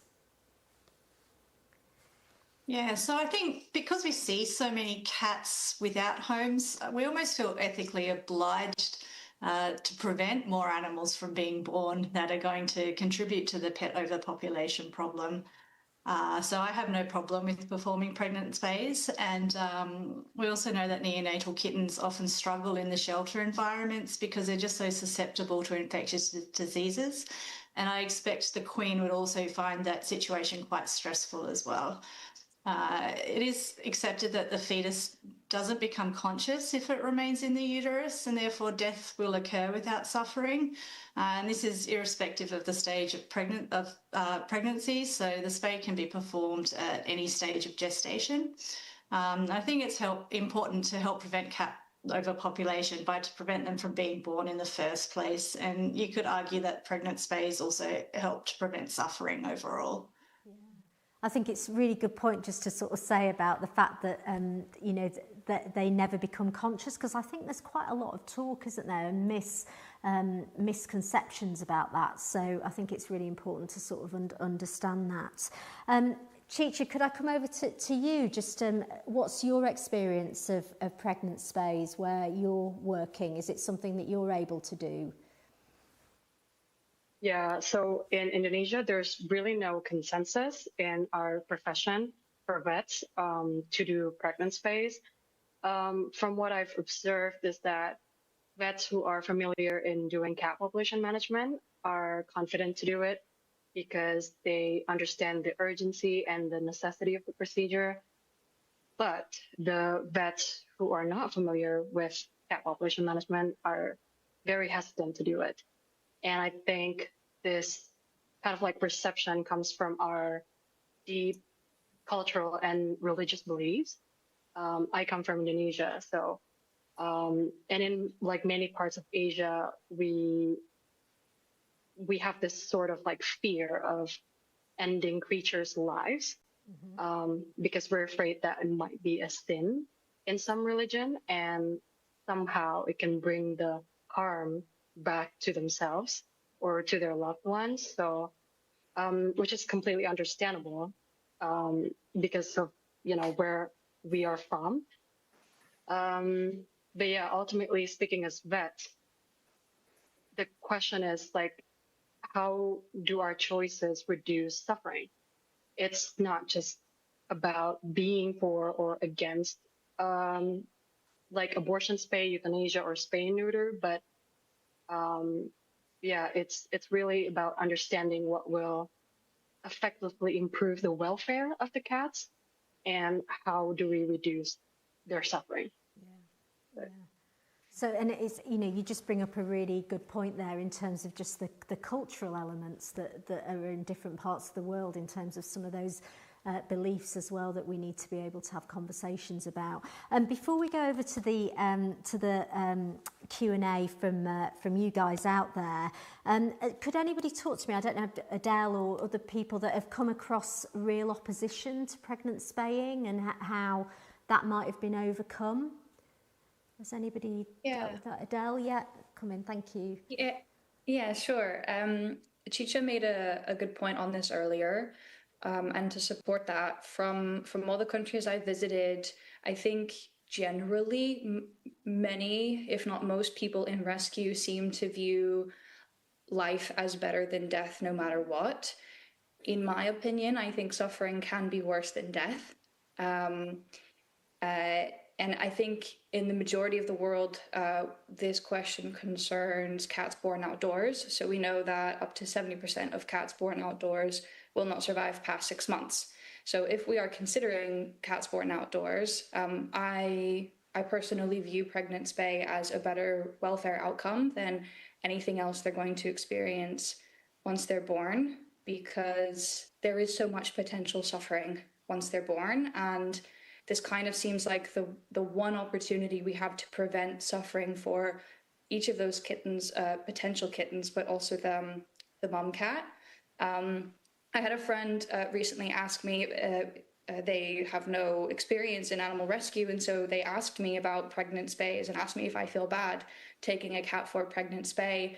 And I realized there's such a long list of preventable suffering and death issues that they face, and this is why we take them for pregnant spay and prioritize them. So young cats, for example, especially on their first pregnancy, they sometimes reject the kittens and they die. Cats can be pregnant by multiple cats, and that means the fetuses can be at different stages of gestation. And so when some are ready to be born, some will not, and therefore they will not survive once they're born. We all see high rates of sickness, especially in kittens, and mum and dad cats are already sick adults, and they pass that to the kittens and they get sick and they die. A lot of kittens, they will lose their sight from viruses and diseases that they're born with or exposed to when they're young. And I always, in the back of my mind, think this cat may actually not be pregnant. They may have pyometra, which is a life-threatening infection of the uterus. They could have a hernia or an injury, or they could just be full of worms. And so for all of these reasons, I want to prioritize taking that cat to get a pregnant spay to not only save her life, but to prevent the suffering of all of her kittens. So I think talking about what we see in the field and conveying that to people who don't understand why we do this and that we are trying to achieve a good welfare outcome could be helpful to show people why.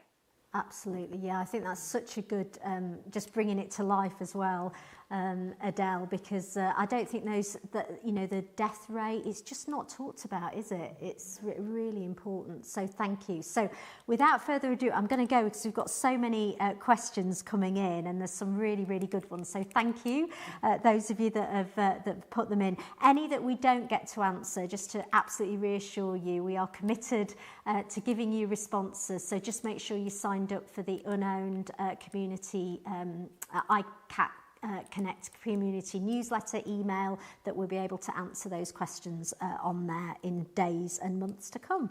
So I'm just going to throw this one out, just the top one, that's do you believe that the decision of euthanasia is only on the part of the vet? So I don't know whether maybe Caroline, do you want to come in first on that one, and then anybody else can come in afterwards? I think that something that we've really learned is that it can be, but that's not a good thing.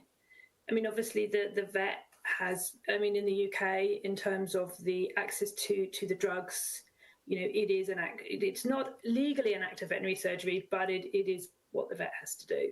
And so, you know, the vet can take that approach of, you know, my decision, I decide, but that doesn't really go well in the medium to longer term, not even in the short term. You know, it does have to be around that team approach, and we use tools that allow the animal caregiver to bring their experience and their views to, you know, we need that information as well from the animal caregiver. We need them to feel that they can be very open and honest about what they're seeing with those cats, the behaviors that they're seeing, you know, to feel that they can do that in a safe way. So I think that, you know, we really do need to make an effort to create a kind of team approach where people will be heard, but they understand their role and remit as well. Yeah. You know, we're not trying to create mini vets, but we're valuing the expertise that other people bring, and pulling that all together to help make the decision. Yeah. Now, I mean, in the UK, I think also we do have a slightly, you know, we have another level, which is actually, you know, within our law, it is actually illegal to allow animals to suffer unnecessarily. Now, what we mean by unnecessary suffering is another matter, but I think there is something that does kind of strengthen the position that vets take around euthanasia is that the law does allow for vets to, to proactively euthanize animals if they are suffering, and I think that's probably fairly unique to the UK. But again, I still don't think that vets sort of, authoritarian sort of, well, I need to do this is really helpful. That isn't the way that we try and do things. Yeah, thank you. Absolutely. Anybody else like to come in on that?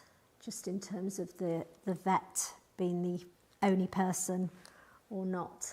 Can I just say Yeah, something? Vicky, yeah, go for it. What I've experienced in some of the shelters and homing centres I've worked with is they've progressed along their cat-friendly homing training. They've made a decision, and we have a 6-step decision tool to enable them to show every single element of their decision making, so that people can see why they made the decision, what they considered. It's like having it in writing, you know? Yeah. And then they make up their minds, they arrange for an appointment with the vet, and the vet then turns them down. Oh, right. And that makes them feel very guilty and ashamed for doing, so I think it's really, really important when you're working with your veterinary partners and vice versa, that you set down the rules of engagement to start with. Yeah. There will be times when we will make these decisions. Are you okay with that? What part do you want to play in that decision making? So that everybody's clear, even about pregnant spays, all the things that we've talked about. There's no situation where in an emergency moment, a second decision is having to be made, that all those ground rules are laid out to start with in that working relationship. And I think that way the vets can support the shelter workers and vice versa. Yeah, and it is about having those conversations earlier on, isn't it? Yeah. So that we know where we're coming from on the same, and making sure that they understand where people are coming from. No, absolutely. Can I just Claire, add, in one of my coaching groups, and I actually went to one of their meetings, they have their weekly meetings about all the animals, and I'm sure lots of people do this, but it was lovely to see their vet was on the Zoom call into the group. So they all discuss all the animals, which is great, but everybody is learning at every point. And they take that forward to the next discussions of the next animals. And so you're building up that experience and expertise, and everybody is hearing each other's point of view. So, in terms of being a learning process, it's really useful. Yeah, no, absolutely. Right, let's try and get some quick fire.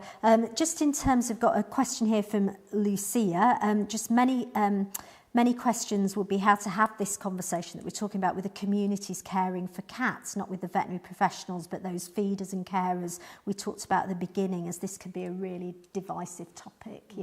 So any thoughts on how we have those conversations with those individuals? Anybody like to come in on that? I'm happy to Thanks, say Vicky. something. Just put your hand up if you've got something to say, and I'll come to it. It is difficult. It is really difficult.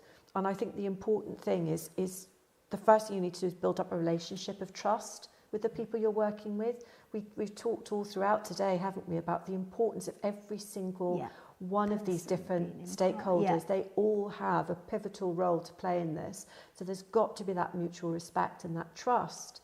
And then I think approaching the subject very openly and just listening to what people have to say about it. And I think sometimes understanding where people come from, understanding their sensitivities and their emotional responses enables you to have these conversations. I don't personally think you can rush these conversations. I think you have to have them respectfully and patiently. And even though, I love listening to what Adele was saying about, all these reasons why a pregnant spay makes perfect sense for her, all the suffering she's preventing. But that's because Adele's gone on her own personal journey. She's had her own personal experience. And a lot of people that we're talking to will have not had that personal experience. So we need to understand from where they come from, but take the time to actually put forward our point of view. I think it's a really important discussion. It's not something you can rush. And I think that listening is a real key element. Otherwise, it just keeps coming back, doesn't it? If You're you just don't talking feel at heard. people. Yeah, exactly. It's no, absolutely. Caroline? Yeah, just to completely agree, but also just to say that, it may not be that, it's about identifying who's the right person to build up those relationships and have those conversations. And I know we're starting to hear more about the concept of the veterinary social worker.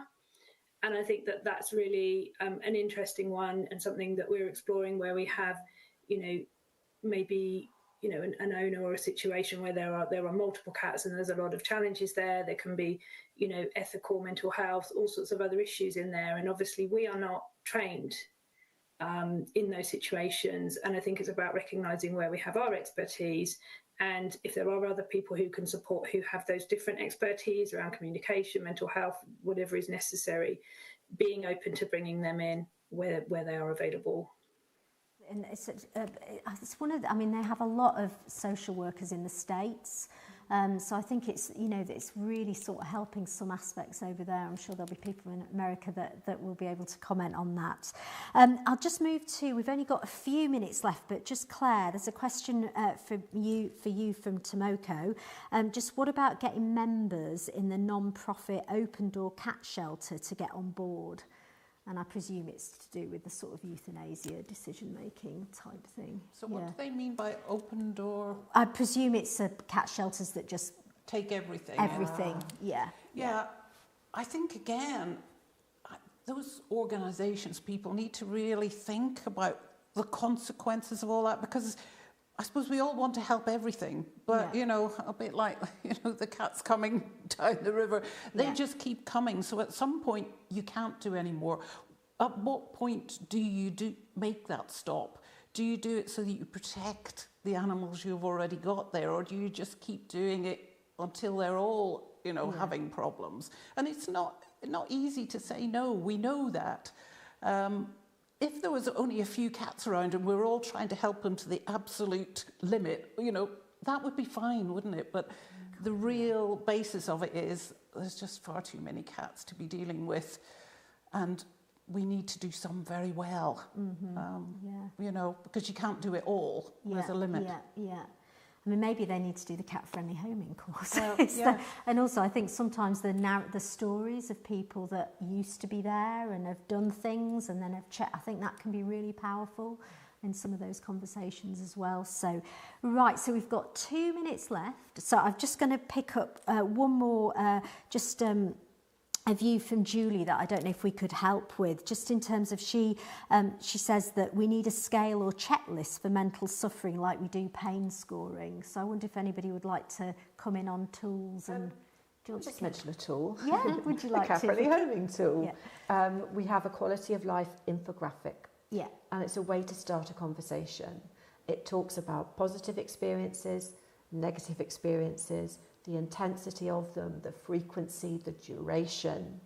And then from discussions about our perception of what the cat is experiencing, we then can look at a scale. Is this a point of balance? Is it a life worth living? Is it a good life?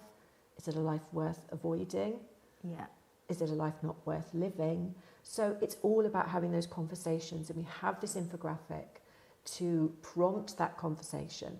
But to underpin that, you need to understand what a cat needs, rather than what we think they need. Yeah, it's understanding behind, and as I say, I've done the cat-friendly homing course, which is absolutely wonderful. I learned a lot, and there's so many useful tools in that course, just in terms of trying to start the conversation and try and have a balanced approach to what we're talking about. Just in the last minute, has anybody else got any tools or things that they've found useful in there? Carol or Chicha? I'll go to Chicha just this time, and then thank you. Because language is the other, might be a barrier. I don't know whether that's something you can talk about. We've got 30 seconds left, so just a quick response from you, please. Thank you. Yeah, exactly. So you just can Google search basically on like checklists on how to assess quality of life of your cat. And they're basically like some checklists that you can like kind of like score them like out of 100. Like when do you consider like euthanasia or like ending their suffering. So that's what I use in the shelter, and we usually translate them to the language that all the staff can understand, so that it's easy to explain to them. No, I know, because we've not talked about language at all, have we? But that's a big thing. But anyhow, we could speak for ages, but we won't. We've got lots to get through. But a huge thank you to all of the panel, all of you at home or wherever you are giving in questions. I am going to close the panel now, and we're going to go over to hear a little bit of a reflection from Vicky and some great videos. So thank you. This is such an emotive topic. Thank you for staying with us. As you heard, we are trying to aim towards a way of working that reduces the need for euthanasia decisions. But no matter what we achieve for cats, there will always be a time when we cannot make suffering end, and we have to make a difficult decision. Did you find this discussion helpful? Do you feel empowered to explore ways to minimise euthanasia decisions? How can you support your team when you do have to make an end-of-life choice? Take a moment to reflect.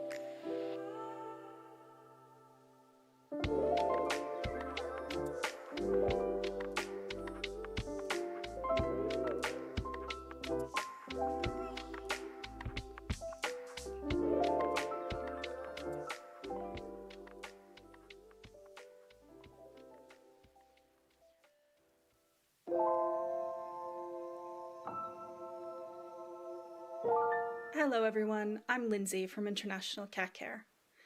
Earlier today you heard from Harry, who told a really powerful story. Imagine walking by a river and seeing a cat floating downstream. You jump in to save it, and then another appears, and another, until you're pulling out cats all day long. Then one person climbs out of the river and says, I'm going to go upstream to find out who's throwing them in the first place. Harry's point was that most of us who work in cat welfare spend our time downstream, rescuing, treating, and homing, when what we also need is people working upstream, tackling the causes so fewer cats end up in the river in the first place. It's an image that really stays with you because we all know that feeling of working tirelessly and perhaps even doing more each year than we did before. But the number of cats that need our help seems to only increase. And so much of that work is urgent and critical. Those cats need us. But as Harry said, someone has to climb the bank and look upstream to understand why those cats are ending up there in the first place. And that's what upstream work is really all about, prevention. Now, it's important to acknowledge that this isn't about abandoning the cats in front of us that need our help.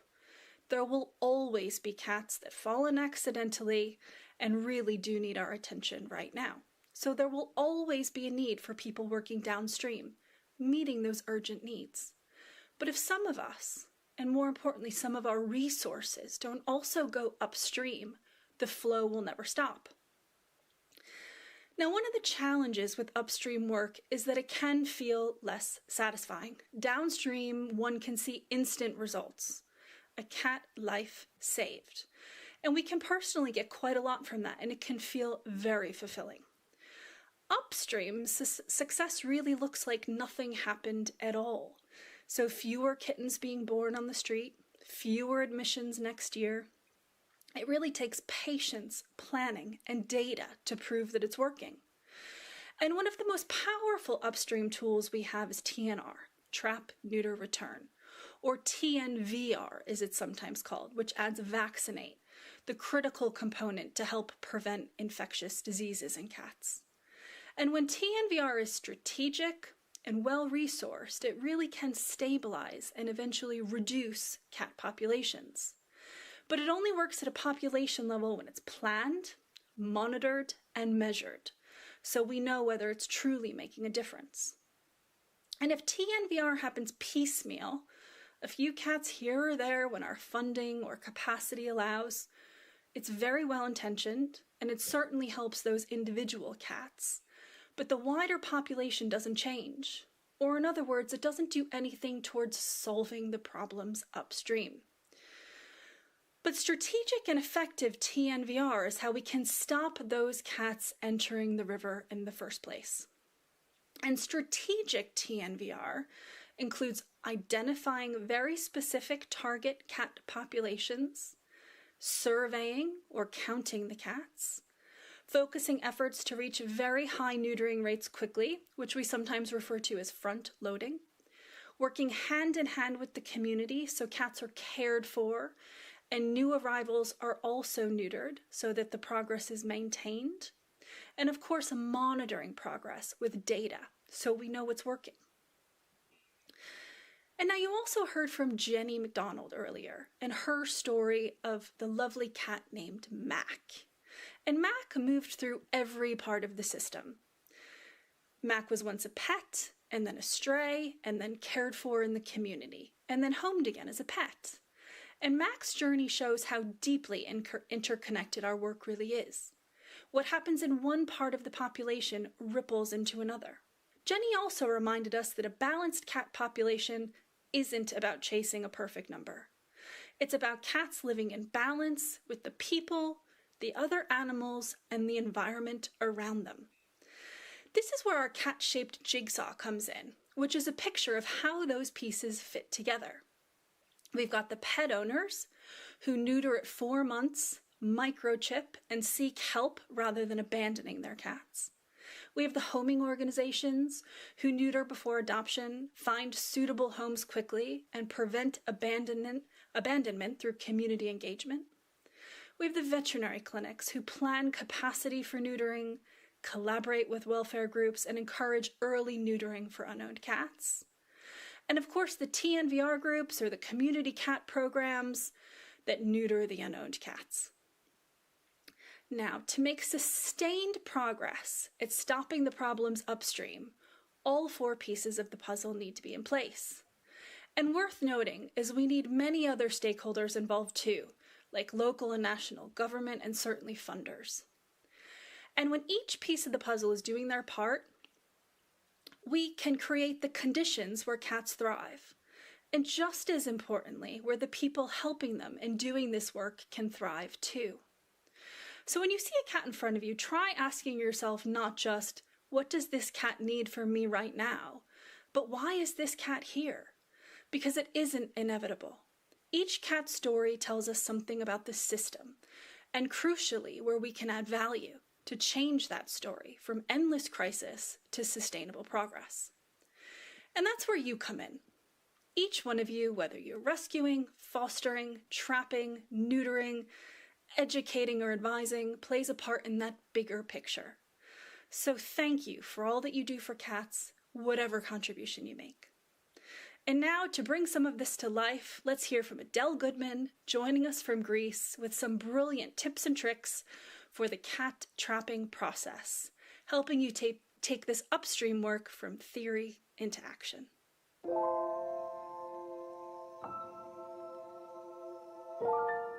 Hi there, I'm Adele. I am a trapper and a cat population management program manager.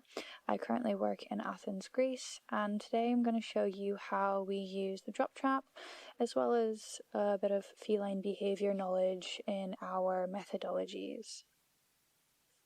Something important we incorporate into our TNR is surveying. So that means mapping colonies, counting cats, and coordinating with feeders. I'm looking for cat bowls and cat houses to tell me a colony's there, and then I'm working with the feeder to make sure they have a feeding routine to make sure our trapping is optimal. This is the drop trap. This is a trap from the US. It's made by Tomahawk. It's a very big, heavy, noisy trap, so that's why it's really important that when we're setting it up, we are mindful about the space we're occupying in the cat's colony. It's really important that when I am coming in and setting up my equipment, I'm not scaring them away, and I'm paying attention to their behavior so that I can figure out how best to trap them. One big trick with the drop trap is to make sure the food is all the way at the back. We don't want the side of the trap to be coming down on somebody's tail and causing an injury. We operate with the do no harm principle. Drop traps are really good for trapping multiple cats or difficult cats, and in this situation I have 2 cats I want to catch. Now, I've made a core mistake here which I want to show you guys because it's really important to make sure we're doing this properly. You can see the trap is sideways, and that means I'm not going to be able to pull the string out straight in front of me, and that means there's going to be some complications. So watch what happens. They were alerted by the sound of the trap coming down. One of them escaped. We're going to fix that next time. Obviously, the first thing we do is run over and cover the trap. We don't want the cat stressed and causing injury to themselves. We also want to make sure we're using really good quality equipment. So here we're using MDC equipment, which is from the UK. Now, we've corrected our mistake. The trap is facing us, and we're going to be able to get a nice straight pull. I want you to pay attention to our body language here. It's really important that we are acknowledging how sensitive and perceptive these animals are when we're working with them. Notice my body positioning. I'm not facing front. I'm trying to be non-threatening. I'm not looking them in the eye and making eye contact. If I could hide, I would, but I cannot in this situation. I'm waiting until their tail is all the way underneath the trap before I pull it. And that means that their tail is safe. I run over, I cover them immediately, and as soon as I can do a nice calm transfer into an appropriate cage, I do. Obviously, we keep them covered for transport, and we're as gentle as possible. When we're identifying cats who need to be sterilized, we are using a full circle TNR approach and a colony level targeting approach. That means this whole family of mom and her 3 little kittens are all getting sterilized. You can see these guys are at least 4 months old, their testicles are there, and they're ready to be neutered. this little one as well, they've all been added to a schedule to be spayed and neutered. And we've made sure that the feeder has given us information about the colony.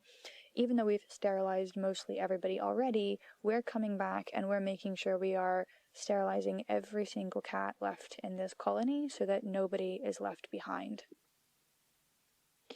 Without including the follow-up and the monitoring for the colonies that we're working with and relationship with the feeders, we're not going to be able to finish these colonies, and therefore our work is not going to be as strategic or efficient as it could be.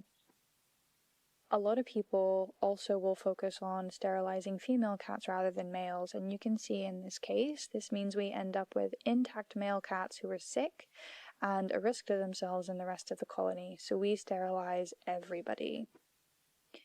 We also make sure that we're pre-identifying the cats we want to sterilize in a session. So in this case, this black and white female has had kittens about a month ago and now they're weaned, and so she is ready to be spayed. She really does not like this intact male cat. He's also a target for today because he's a big problem in the neighborhood. Once again, as we're setting up our equipment, we're paying attention, we're noticing them. I already know that she doesn't like him, she doesn't want to be around him, and so I'm not going to be able to trap these two cats together, and so there's no point waiting for both of them to be under the trap. One thing I always double check for is ear tips and testicles. I want to make sure this cat has not been sterilized already, and if I'm unsure, it is okay to take a second and double check. Now, I want to prioritize the female in this case because he's more bold and she's more shy, and I think I'm going to have less chances with her. So I'm going to let him eat a little bit and see if she's going to come out after. And she is. She's waiting for him to leave. So I've got a lot of information just by paying attention to them and taking a second to really absorb everything that's going on with their social dynamics. She's obviously still a bit wary of him, so I think as soon as I have an opportunity, I'm going to trap her because I don't want her to make a run for it. She's obviously a bit nervous, she's not really sure what she wants to do, but in a second she's going to go under there, and I'm going to take my opportunity as soon as that tail is safely under to catch her. Now, luckily our big guy is still here, so we're going to take our chance to trap him as well. We've got another little complication. This guy, who has already been sterilized, is trying to be retrapped and eat his food. So I'm going to gently encourage him away without scaring our target cat. And I'm just going to give him a bit of space. Once he's under there, you'll see we have our blankets to the left ready to make sure we cover him immediately. Once again, it's really important that we are not causing harm to these guys. It's really stressful what they're going through, and we're doing this as cat welfare specialists. This is not a sport, this is not a game, we are not hunters, we are trying to do the absolute best for them, and that means when we're transferring and trapping, we're not intimidating them, we're not scaring them, we're really giving them their space to kind of take the lead, and we just kind of follow what they want to do and how they want to be trapped. I want to make sure I'm keeping him covered all the time. I want to make sure I'm not poking him or scaring him to go into the box. I want to make sure that he does it on his own terms, and I keep him covered to keep him as calm as possible throughout the whole thing. I also want to make sure I'm securing the equipment, so we always zip tie the cages to make sure there's no plausible chance of somebody escaping somewhere they don't belong and they get returned to where they know. We hope this has been helpful. We think the drop trap can be a really great tool when used correctly to help with that strategic trapping and getting those difficult to catch last cats of the colony. Good luck. Lindsay reminds us that we are all responsible for the solution to cat overpopulation. Something for us all to think about. Sometimes bigger picture thinking is tough, so it was good to take time out to spend with Adele, who gave us some really useful tips about the practical aspects of trapping and how to do so while ensuring good welfare for the cats. Will you do anything differently tomorrow after watching Adele? If you aren't actively involved in TNR, think about the role it plays in your community. Is it being done strategically? Is it having an impact on the population? Take a moment to reflect.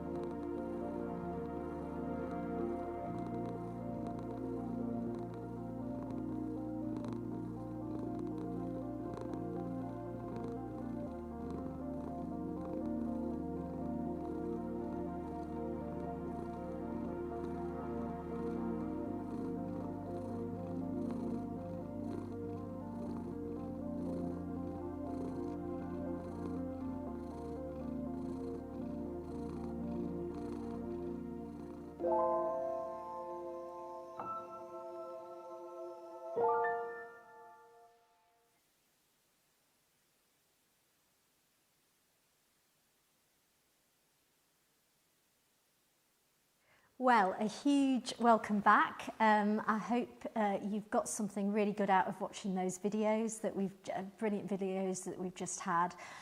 So we're back in the studio for the last panel discussion of this afternoon. So we're going to be talking about vet perspectives on neutering in TNR, trap neuter return and community cat programs. So really going to be thinking about the vet side of things, but it's a team effort. So we're going to bring everyone in when we're considering those things as well. So in this panel discussion, we don't have any specific time to really go to questions. We'll see how we get on, but please, that doesn't mean please engage with us, please post on the chat so that we can see what sorts of things you're thinking about, what things do you need to know, what things can we help you with, so that we can really get an essence of that. And as I've said earlier, we're committed to coming back to you on those via the Unowned Cat community email newsletter. So please do engage with us. Back to the panel. So I've again joined by some brilliant people in the studio, and we've got some great people on Zoom as well. So in the studio, I am joined by Joe from the RSPCA up north. So thank you for coming, Joe. Ursula, you've already been on a panel, so hopefully familiar. And Alex, wonderful vet nurse from iCatConnect, because it's really important when we're talking about the vet perspectives, we really remember how incredibly essential our vet nurses are, vet techs in all of that as well. So that's great. And then on Zoom, we have Anne Enright. So I hope you're there, Anne, all the way from Australia. You can hear, that's brilliant. All the way from Australia. So again, I dread to think what time it is for you, but a huge thank you for joining us. And then again, a long way away, but a face that's familiar to a lot of you, I'm sure, we've got Nat back as well. So hi, Nat, are you there? You can hear me? Brilliant. Excellent. Okay. So what we're going to be doing in this session is just thinking about the vet perspectives on cat population management, and really, as you watched in that video that Lindsay gave us about that sort of jigsaw puzzle, that we all play a role in this, whether we're the cat owner, the veterinary team, the TNR groups, the homing organisations, we've all got a part to play. But we're really going to try and think about how we can work better with vets, and it's a bi-directional thing with lots of people involved. So we're going to sort of really try and think about that aspect in the next sort of 35 minutes or so. So the first question that I have is for Anne. So I'm going to start with you, Anne, if that's okay. So you've had an amazing career as a shelter vet. What's been your biggest challenge, would you say, in terms of your years of experience? Yeah, hello everybody. I'm not sure whether I should be saying good morning or good afternoon or whatever. But yeah, the greatest challenge I think that I've had working as a shelter vet, honestly, it has to be, I think, most recently, the lack of financial support and the rising costs across the board. I mean, we're all trying to do more with less. Like, there's less funding, there's fewer staff, there's, the supplies are just getting more expensive. And it doesn't just really impact the shelters, it also flows into the wider community, where many people are struggling to afford basic vet care or even the more important services such as desexing. And then leading on from that, I mean, cat welfare, it doesn't just sit on the shoulders of the vets or the shelters, it's shared between animal management, government and owners as well. And I think for me, the key is focusing on appropriate care or providing staggered treatments. By that I mean staging treatments and not just going in and completing all of the tests and so forth up front. It's not about cutting corners. It's about using your knowledge and your skills to focus on what's realistic and what will provide good welfare in each situation. Now, in a shelter, we often aren't able to do gold standard treatments or best practice treatments, but we can still make a real difference, through practical, compassionate care and teamwork. And I think that's really important, and you can actually really achieve a lot of good outcomes by adopting that practice. Thank you. And I think it's really important to think, you just mentioned gold standard there as well and best practice, because actually that as a term, you know, what we can do in that shelter environment for that cat in that situation could absolutely be it's the best appropriate care. So I think sometimes we can beat ourselves up about maybe not doing X, Y, and Z, but if that might not be the best thing for the cat, and if owners can't afford it, then it's definitely not the best. You can't do it at all. So I think it's really good point to think about that staging and making it accessible, and not feeling bad about that as well. Yeah. Oh, absolutely, sure. Thank you. I'm going to move to Nat now. So hi, Nat.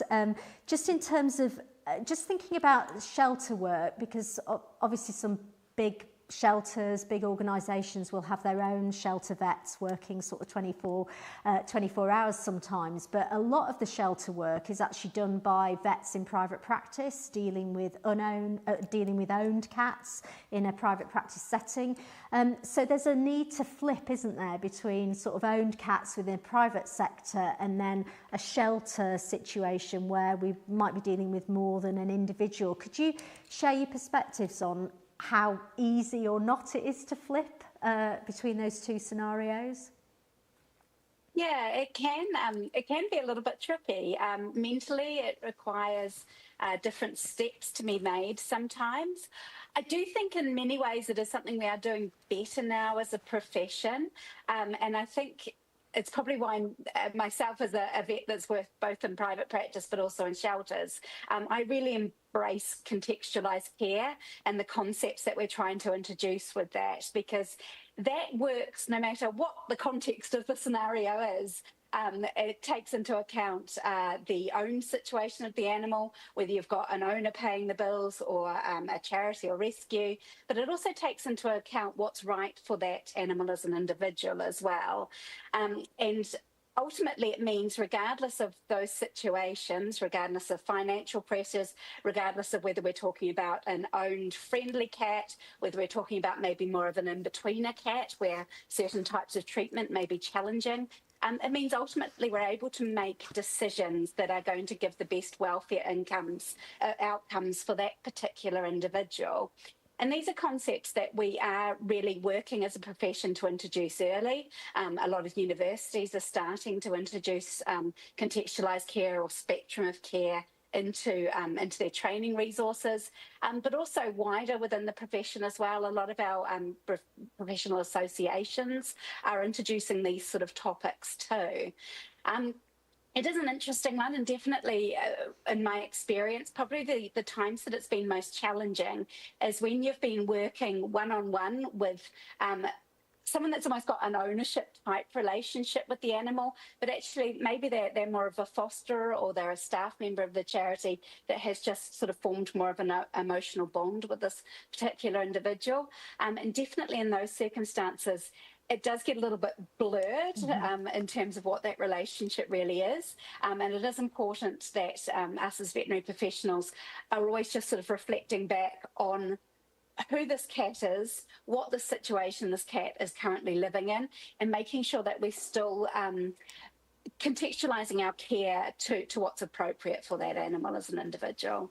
Yeah, thanks, Nat. And I think you bring up a good point, because I think traditionally we talk about contextualised care. It's maybe thought about the financial in isolation, and I think now we're getting better at thinking about that contextualised care. It's not just about the finances, it's about the context of the client, of the owner, of the cat, etc. So yeah, really good points, and I think it's great. I think vet schools are certainly talking about that now, and we're incorporating it into teaching, which is really important. So thank you.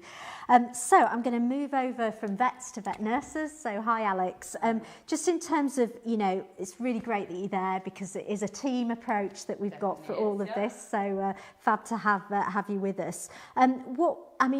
Vet nurses can do lots of things in terms of helping with shelters, unowned cats, TNR, etc.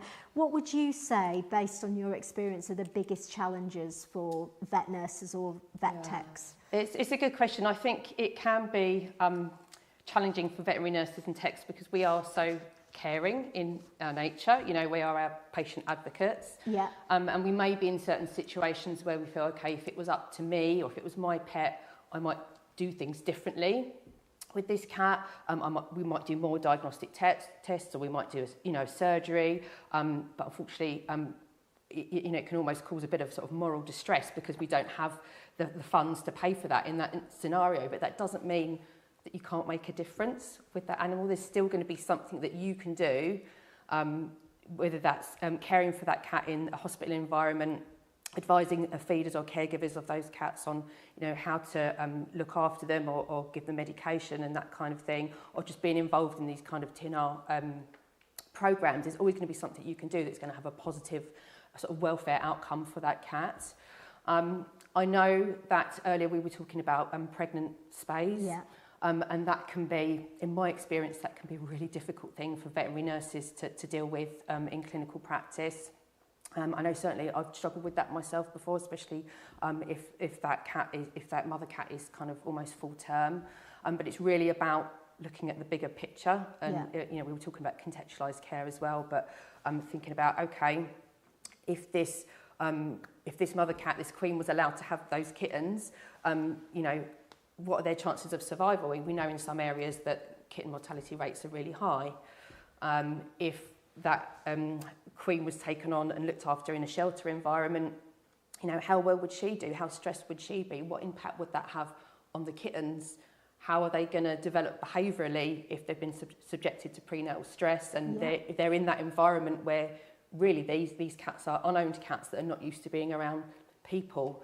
And this can cause problems sort of ongoing, because then that if they end up in a home that is not suitable for that particular cat, they can develop behaviour problems, and then sometimes they end up back at the shelter. So it's really about looking at that bigger picture. And I think sometimes when you've got a cat right in front of you, it can be quite difficult to do that. Yeah, it can be a real challenge. You've got a really good point. And actually, I think it was Melanie that we didn't get to her question in the last panel, was actually talking about the stress of the mum and the kittens. And it is stress. Yeah, and I think some of what we talked about earlier with euthanasia, it's that sort of team proactive discussion so that the nurse doesn't feel alone in some of that, some of that guilt. And I was talking to one of my colleagues actually that she worked in a clinic where they did lots of pregnant spays, and she said it would have been really helpful if they had a protocol at that clinic that was agreed with the charity that they were working with, so that they knew this is what we do, but also it just takes that little bit of pressure off of the veterinary team having to make that decision. Absolutely. With no sort of guidance. Yeah, again, it's just from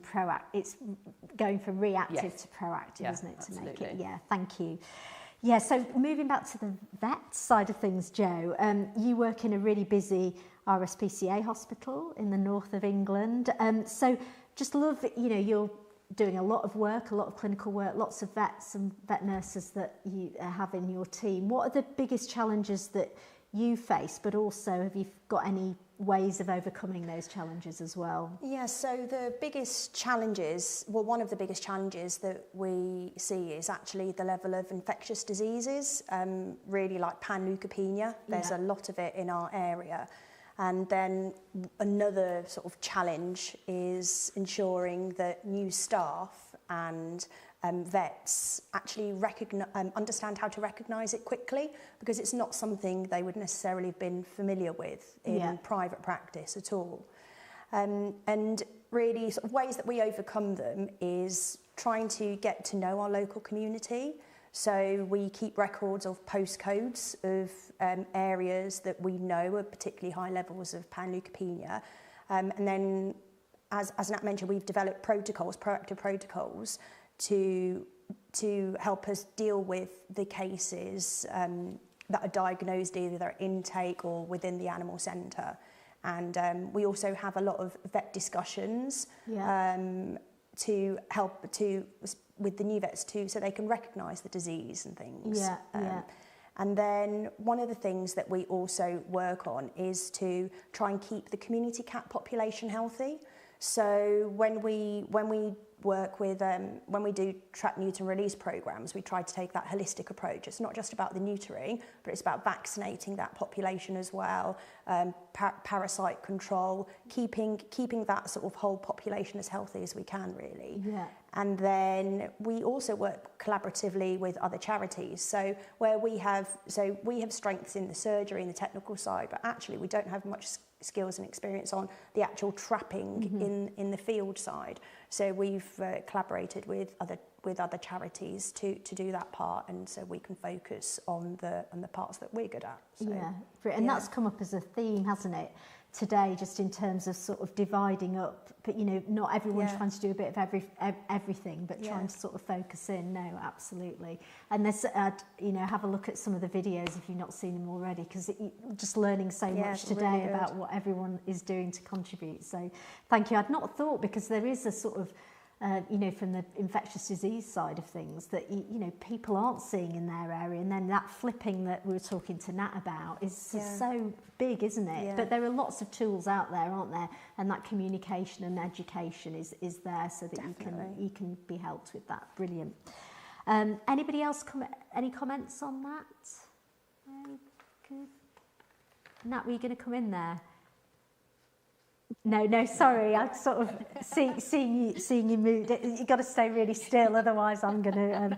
no, brilliant. So we'll move on to Ursula, just in terms of... Now, we've touched upon this subject already, but I'd love to sort of just probe it a little bit more. Just in terms of iCatCare is doing some work that I'm sure you, supported by Battersea, looking at cat population management in a few countries as pilots to see what are the challenges and how can we overcome them. And one of the things that has come out of some of those sort of conversations that Harry's had, actually, that was in my chair just a little bit earlier, is really trying to get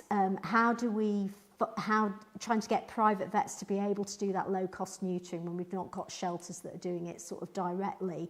And there are a few little videos and things that we've got today that talk a little bit about that, but I'd love to hear your perspectives on that, in terms of what are the sorts of things we can do to try and encourage that to happen, and what are the barriers that we can overcome. Yeah, I think it's a very complex topic which has many aspects to it, but I think because sometimes it can be seen sort of private vets or local vets that just do the trap, neuter, release, or maybe sometimes even volunteer vets, and not to see that as a competition really. So it's I think it comes back to what we have been talking about throughout the day, really, that it's important to have that conversation, and what Nat said as well, sort of to be on one side the trap, neuter, release veterinarian, and then on the other side the one who also looks after the owned cats. And if you've been working with unowned population, you will know that there's always one that has something going on with it that isn't fit for surgery, maybe for neutering, but has something else going on, and should that then be treated, or should that go to a private vet or to the trap, neuter, release vet? And I think it's important to make sure that the communication is clear. Who's doing what? What can the vet do who's in the trap, neuter, release program, and what can then go to the local vet or should be referred to? And I think it's important to have a very clear outline for all sides involved, really, who's doing what, and not to compete, but just to collaborate with each other. Yeah. And how much do you think it's about communication as well? Because I think sometimes there's a little bit of a them and us feeling, and maybe some, I don't know, have you got any experience of that? Definitely. And I think sometimes it's almost too scary to talk about it, so we just try not to talk about it. I think a lot of us might feel that, I don't want to compete, and I don't want to take the work away, but I think if we look for the open conversation and say, these cats out there, they would never be neutered, they would never see a vet unless the charity is doing that, or the charity vet is neutering them. And so it's not a competition with a private vet, and I think it's important to outline that and to seek out that conversation. We shy away from it because we think it's going to go wrong, But I think if we say, we want to talk with you and we work with you, and we want to recommend you, because some cats will be in foster cares and then they will be rehomed, and then there is an opening there to communicate with the private veterinarian to then look after those cats as well. So I think there's also an opportunity there to collaborate and maybe if you want to say it, gain business rather than losing business by collaborating and really just making that step of approaching them rather than trying not to, because it might not go well. No, absolutely. And we've heard some figures, you know, today about how much neutering has been done in some, which I hadn't realised. So it is, absolutely, some conversations is really important. Fantastic, thank you for that. I'm going to move to Nat now. Just in terms of, you've got so much experience, Nat, so really happy to have you with us in terms of advice for vet clinics and organisations running TNR projects. What are your tips and tricks on how we get them to do those projects smoothly, efficiently, satisfactorily? What's your experience there?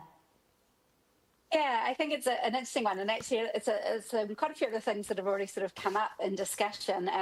You know, as Joe mentioned, these populations of cats are sometimes a little bit different from what you're used to seeing in an average vet clinic. And as Ursula mentioned, sometimes when these trapped cats are presented to you, there is some health concerns that may be apparent pre-giving them an anaesthetic for neutering, but may become apparent once they're under anaesthetic and you're able to do a good, thorough examination.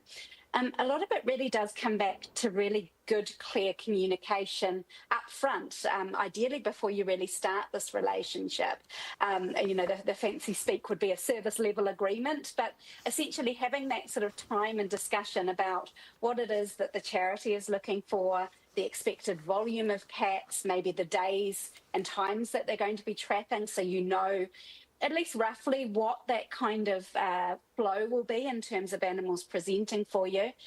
But also having a really good discussion about the circumstances of what's going on, the kind of common things that you do find when you're examining these animals prior to neutering them, and what the sort of expected outcomes are from those. You know, what happens if there's dental disease, what's acceptable to be done maybe at the same time of that general anaesthetic, what is perhaps not acceptable, what is going to be causing continued pain and poor welfare for the individuals, what can be addressed and they're suitable to then go back out again, what are sort of some of the conditions that means actually we might be needing to talk about a euthanasia decision while they're under the anaesthetic. If that's the case, who do we need to be talking to? Do we have a protocol that X, Y, and Z occurs and we are allowed to euthanize them and let the charity know afterwards? Do we always have to contact a person? As we talked about earlier, do the feeders need to be involved in some of these discussions? Or are they aware of the protocols and what some outcomes may be? Are we going to be testing for retroviruses? You know, there's a giant big list of things that actually, so long as we get a really clear agreement, try and work through some of these scenarios and decide what the outcomes are going to be before we're faced with that scenario, that does tend to make the process run a lot longer, a lot more smoothly.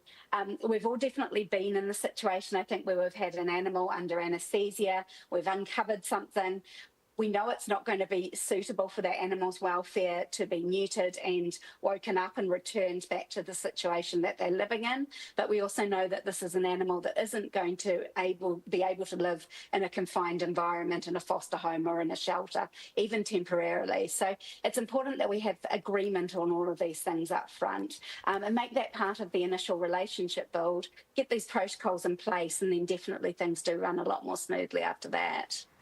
Brilliant, Nat. And just on that, I mean, is that for somebody sort of starting out that's sort of thinking, right, I'm going to start being proactive, we're going to try and get some protocols together, where would people advise people to go to sort of try and start that process? Are there any sort of helpful toolkits or anything like that? I can jump in there. Yeah, do you want me to take that one? Or?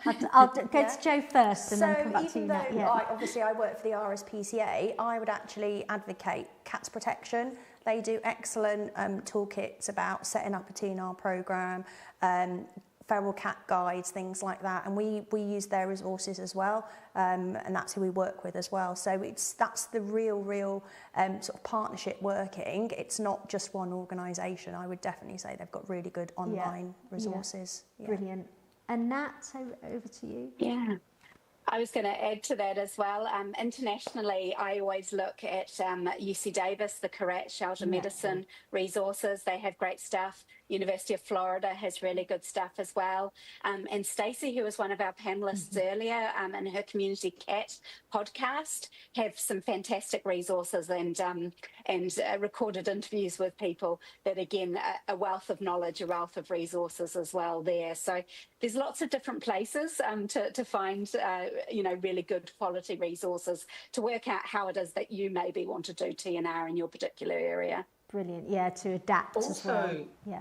Oh. Yeah.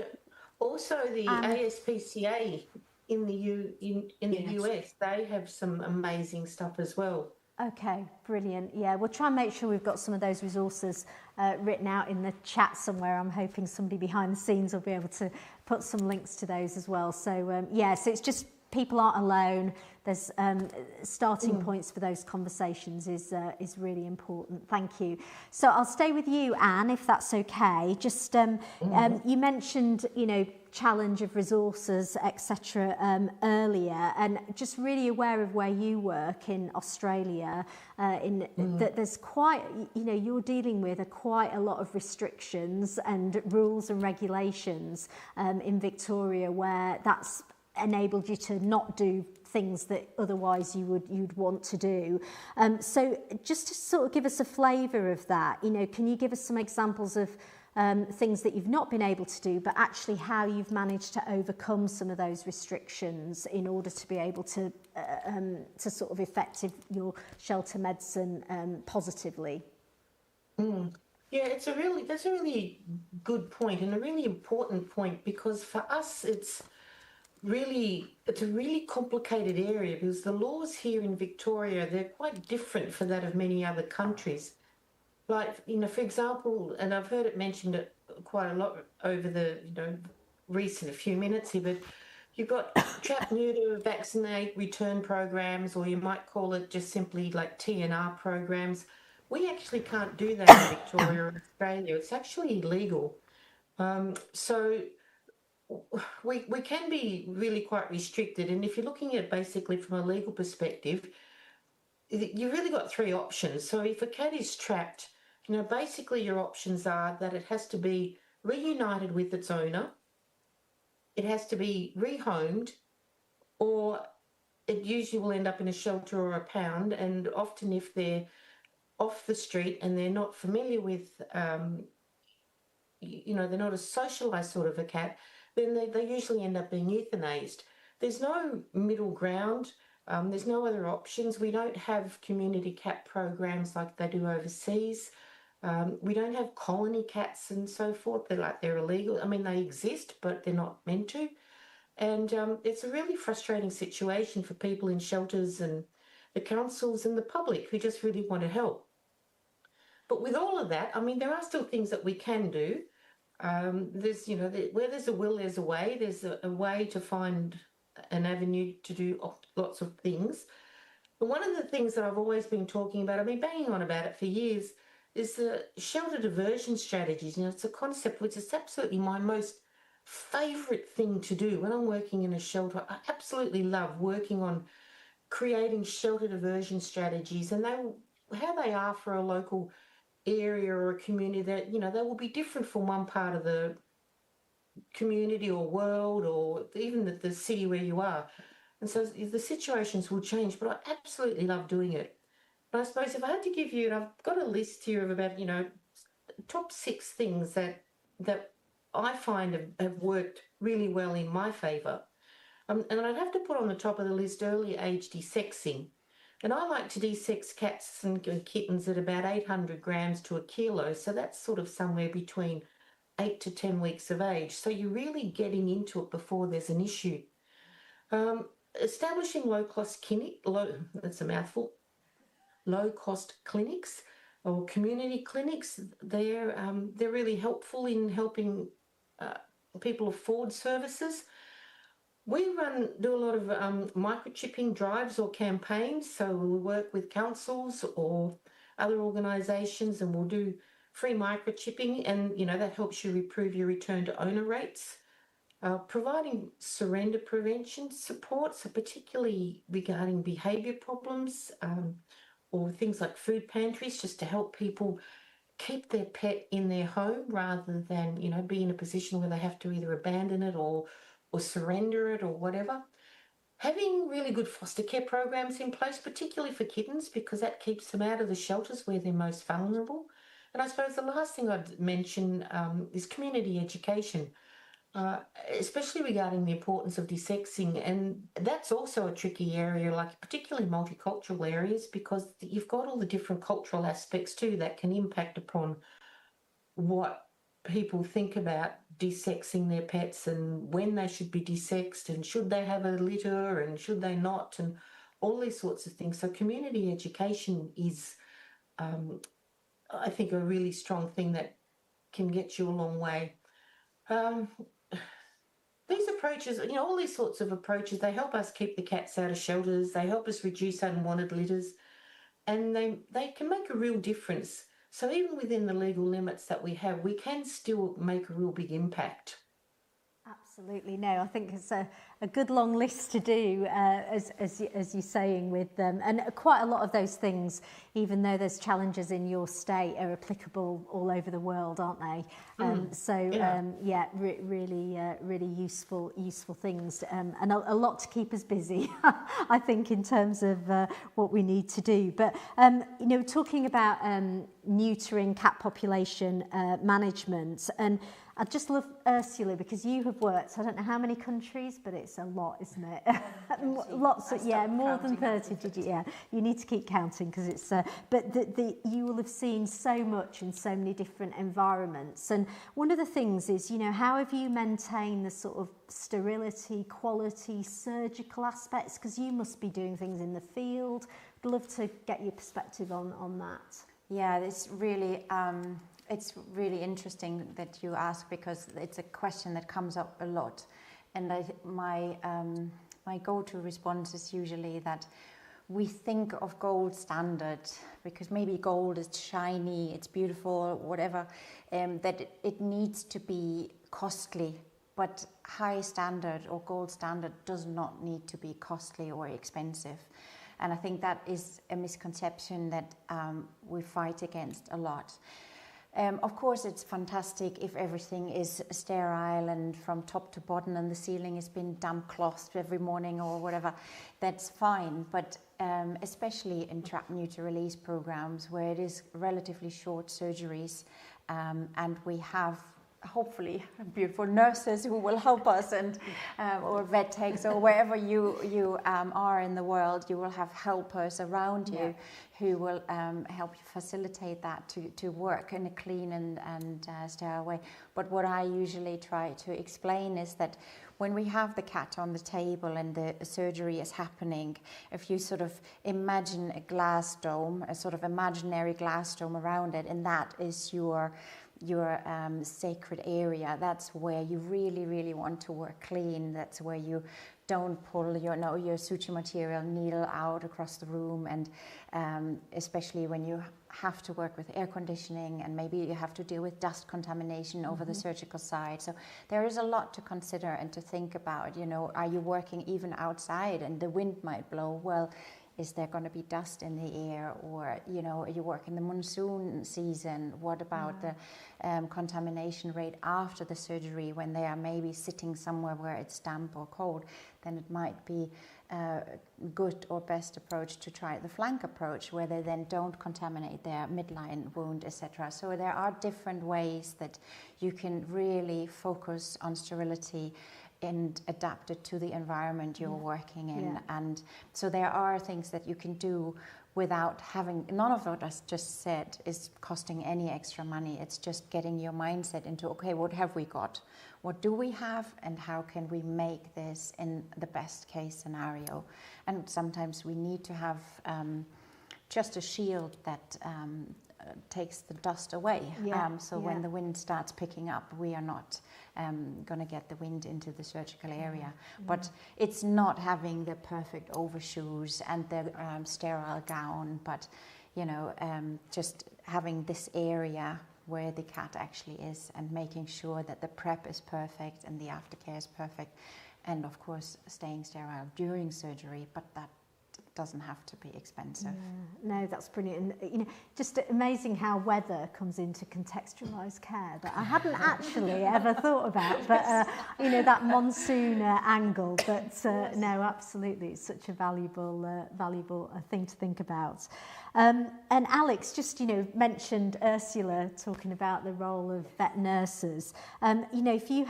If you've got vet nurses out there or vet assistants, etc., and they're interested in helping with supporting TNR, what would your advice be to them?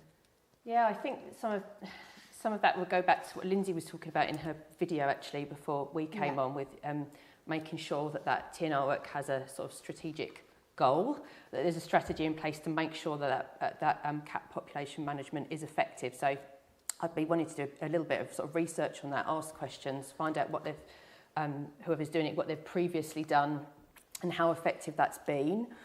So I'd want to do that first. I'd also want to check what the laws are in that country with regards to doing TNR work, because that can obviously sort of vary between one country to another. And also making sure that even though we need to be really mindful of costs with TNR work, at the end of the day, we need to make sure that the standards are enough that those cats' welfare isn't compromised in any way. So making sure that we have a bare minimum equipment to do the procedure, making sure that the anaesthetic protocols in place are adequate so that those cats are getting adequate analgesia as well. So just making sure that you've checked all those measures before kind of putting yourself forward to do that work, I think can be really useful, so that you don't sort of end up doing it and thinking, oh God, I'm in a situation that I didn't want to be in. Yeah, sort of preparation. And preparation is key, always. Absolutely, no, brilliant. I'm conscious, I don't know where the time goes. I feel like taking the batteries out of that clock and then we can just go on for a bit longer. But don't worry, I won't, although I'm very tempted. Just in terms of, I'll just come to you, Jo, because this is a sort of bit of a short answer and see how you do with it. If you could speak to cat owners, what would be the one thing you would ask them to do for cat population management? Well, yeah, literally, I would want them to ask their vets whether they'll consider early neutering. It's as simple as that, really. Really is. Just think about it. Just ask them, have they done it? Will they consider it if they haven't? And start that conversation, really. Short and sweet, and it's come up throughout the day, hasn't it? Sort of pre-pubertal neutering, early, whatever we want to call it. It means neutering them at an early age before it's absolutely essential, And you'd probably say the same to the vets as well. If you Exactly. So, I mean, and if they haven't done it, I'd want them just to find out about it, you know, be inquisitive. But remember, it's not just the vet, it's the nurse. It really is that partnership. If you haven't done it, you'll both have worries about it. You'll have concerns. But chat through it together. You'll find different facts. There's lots of information out there, and it really is safe. We have done thousands of them. And to be honest, it's easier than other types of neutering, really. So, and just keep talking and support each other along that journey, really. No, and I think, Ursula, you were talking about that earlier, weren't you, in terms of a lot of it's from fear. It's not because people are trying to be difficult, it's because they're just not really sure, a bit nervous, and whatever we can do to increase confidence. Right, so in the last 3 minutes, Nat, I'd just love you to come in. Just what does high volume, high quality neutering mean? If you'd like to just give us a definition and your view on it, because we're talking about sort of doing it, the quality side of things. It's a good opportunity to just bring that in quickly.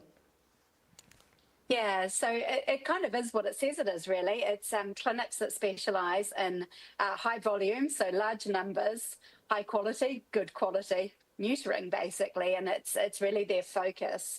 I think Stacey said it earlier really, really well when she talked about that importance of growing your neutering capacity in your area. And that really is where these sort of types of clinics, high volume, high quality, really do slot in. They're a way of massively increasing the capacity in a local area for getting both cats and dogs to be neutered quickly. The more they do and the protocols that they use tends to reduce the individual cost of neutering per animal. And so they're really available as a resource for both owned animals where maybe there are cost limitations around the availability of neutering. They meet that need, but also for charitable groups as well. They're, again, for our TNR groups, for our shelters, they're a resource for them to be able to get their animals neutered, usually quite quickly at a good cost as well. So I think they are a really, really good tool to have available in terms of a sort of resource. What was really interesting, though, that came up earlier, and Stacey was mentioning the situation in the States, is the growth of these types of clinics has meant that other types of clinics and our more traditional clinics aren't neutering perhaps as much as what they used to. And so that overall capacity in terms of a neutering resource hasn't necessarily grown the way we would have liked it to with the development of these kind of clinics. So I thought that was really interesting, and it's something that's made me perhaps a little bit nervous that this might be a trend that we do see in other parts of the world as well, that with the growth of these clinics, other types of vet clinics are not necessarily carrying on with their neutering capacity, which is a shame. No, absolutely. And I think to end the discussion on that, it's a really good point, because I think that's something that sounds like it's just coming into our thought processes. And again, it's about the conversation. Is that really happening? What can we try and do to sort of prevent that? Because, you know, we all can compartmentalize what we do, but there's a need for that everywhere, isn't there? So thank you, Nat. So we have run out of time. A huge thank you to all of the panel members. It's been really nice to have a few of you in the studio, and thank you so much to Nat and Anne over the other side of the world. Thank you so much for joining. It's been brilliant to have you on board. And that's the end of the last panel discussion. But stay tuned. We're going to be back with you in a second, but we're going to move to Vicky first of all for a reflection. And there are some absolutely fantastic videos for you to watch as well before we wrap up. So please stay online. Keep your comments coming in, and we'll talk to you again soon. Thank you. We mustn't forget the essential role that the veterinary team play in cat population management and the care of unowned cats in general. We can't do this without them. We wanted to give vets a voice. What do you know about the challenges they face and what they can do to support cat population management and general access to veterinary care? If you are working in the sector, what's the relationship between you and your vet team? Are you supportive of each other? Could you do more to support them? Do you feel they could support you more? How can you keep that relationship respectful and effective? Take a moment to reflect.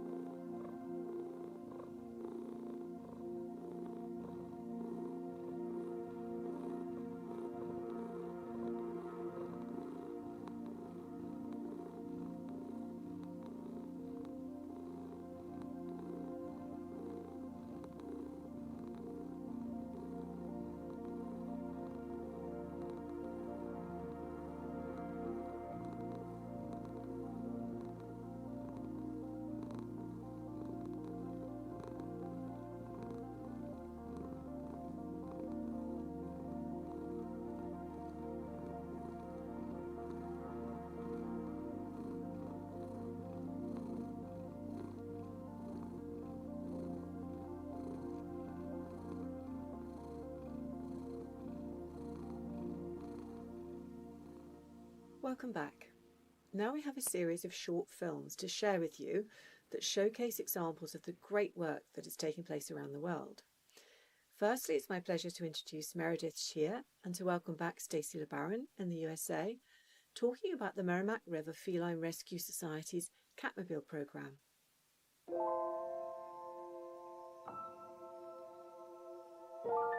Hi everybody, Stacey LeBaron here, and I am on the board of the Merrimack River Feline Rescue Society, and also some of you may know of me as host of the Community Cats podcast. And I wanted to just share a little bit of information about some of the videos that you're going to see with regards to the Merrimack River Feline Rescue Society's Catmobile program.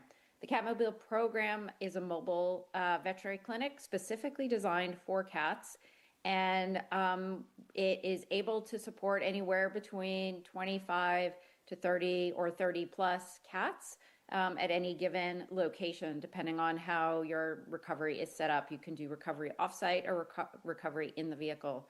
We started our Catmobile program in 2008, purchasing our first vehicle. We did have our board of directors reviewed doing possible voucher program, a stationary clinic, or a mobile clinic, and we decided to go with the mobile clinic. One of the reasons being is our headquarters is right out near the edge of the ocean, and so we felt that we needed to have a mobile component to be able to drive communities that needed our services to the greatest possibility, rather than forcing folks to come and drive to be able to get access to spay-neuter services, which we know can drive down cat overpopulation and really serve the needs of the community where cats are so good at overpopulating. Since 2008, we have had 3 Catmobiles in operation, and we have assisted over 75,000 cats, getting them spay-neuter services. The Catmobile does serve cats in traps, owned cats, and cats that are being assisted by rescues, as well as shelters. But I would say a majority of the population of the cats that we assist on the Catmobile is that owned cat population. So just thought I'd give you a little bit about a history with regards to our Catmobile, and enjoy the tour. Hey there, come on over. We're going to take a little tour. I'm going to show you what we do on the truck and the services we offer. So this is our Catmobile. It is a state-of-the-art mobile surgical unit. We perform low-cost care, spay and neuter services for cats on this vehicle. The vehicle has been in operation since 2008. We have this lovely kennel space where we can accommodate up to 30 patients. This is our surgical prep area. So we have water circulating heating pads for all of our patients to make sure that we're helping support their body temperature. We use an isoflurane anesthesia machine in order to help maintain their plane of anesthesia during procedures. Back here we have our surgical suite. So we have more kennels, and then our surgical suite. So this is where we'll do more of our spays. Again, we have the water circulating heating pad. We have our anesthesia machine. We also have a state-of-the-art oxygen concentrator. This is what supplies our oxygen for us for our anesthesia machine. We do have a backup source of oxygen in our oxygen tanks, but usually the oxygen concentrator is all we need. This vehicle has its own power source, so it does have a generator that can power and operate the entire clinic. In addition, we are able to plug it in on location to supply power to the clinic as well. So we always have a source of power anytime we need it. We have everything you would have in a normal surgical clinic. We have our sterile scrub, we have sterile gloves, sterile surgical packs. We do a surgical prep using chlorhexidine scrub.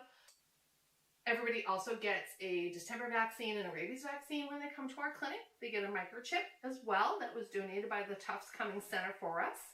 And everybody gets a topical parasite treatment. So those are all of the things that we offer on our state-of-the-art Catmobile. Well, Stacy, back here again, now that you've had a nice tour of our Catmobile program, I really hope that you will consider implementing a program in your community if appropriate. We think it's been an incredible solution in helping with the cat situation in Eastern Massachusetts. We have definitely had challenges with regards to a mobile spay-neuter clinic, but our goals are to be fully up and functional as soon as we possibly can to serve as many cats as possible, because access to spay-neuter services and affordable spay-neuter services are really challenging for us right now in Massachusetts. We have been down because we have been short veterinary and technician staff, and we are seeing the impacts of that in our shelters with higher intakes, higher requests for assistance. And so it's critically important that we do bring staff back on board, serving the needs of the community, back serving the needs of cats, and helping anyone who wants access to affordable spay-neuter services for their cats or for their community cats to be able to access that care in Eastern Massachusetts. And we are really very thrilled and happy with this model, but we are extremely challenged with goals going forward. Thanks. Thank you, Stacey and Meredith. I hope you enjoyed that tour and it's fueled some exciting ideas for your community. Our next contributor is Jenny Cottrell, the Policy Officer for the Pet Welfare Foundation, with her cat Bonnie, chatting about the specific challenges in Australia and giving practical tips about planning programmes to support your community wherever you are.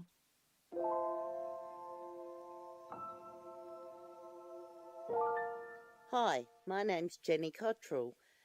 My background is pound and shelter work, animal management, or what you know as animal control work, for over 20 years, and I'm currently working as a policy officer for the Australian Pet Welfare Foundation. In Australia, we do not have TNR programs, as TNR's illegal here, but what we do have are community cat programs. So ultimately, that means taking all the stray cats in our areas and getting them desexed and microchipped to an owner that's primarily the person who's been feeding and caring for them. So a few things that I wanted to highlight, well, actually Bonnie and I wanted to highlight, when starting a community cat program, is to have a look at what your community really needs. Like, what is it that they don't have access to? Or what is it that they do have access to? And how can you assist them further with their pets?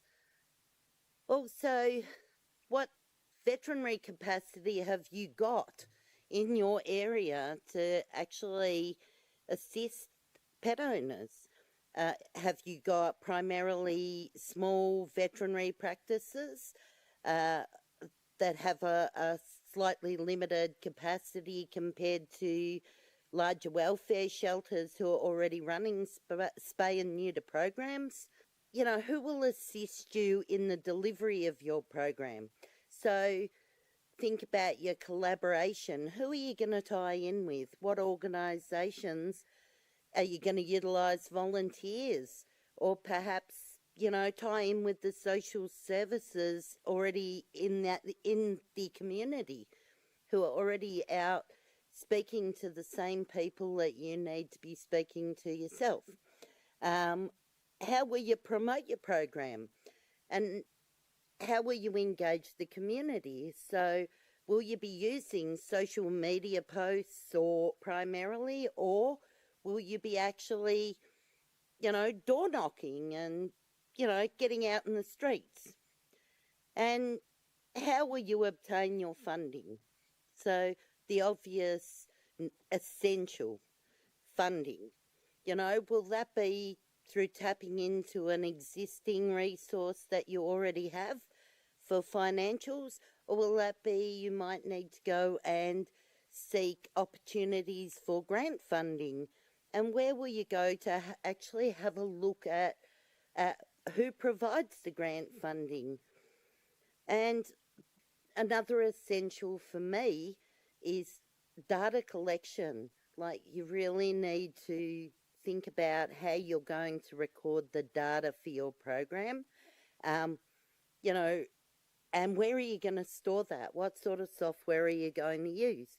Because for any further future funding opportunities, you'll need that data to provide the evidence of how you've actually run your program and what it achieved, and measurable.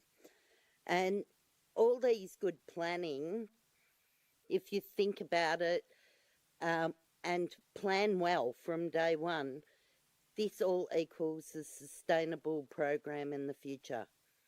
So hopefully I've given you something to think about. Thanks. Thank you, Jenny. What great advice. So much to consider.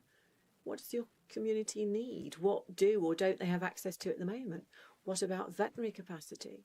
Who will assist you? How will you promote your programme and engage with your community? What about funding? And of course, don't forget to collect data, so important for future funding. The key message here is plan well from day one for a sustainable programme. Next, we travelled to Sri Lanka to meet Dr. Chamari and the team at the CatStar Clinic, a wonderful pop-up clinic focused on high-quality, high-volume neutering.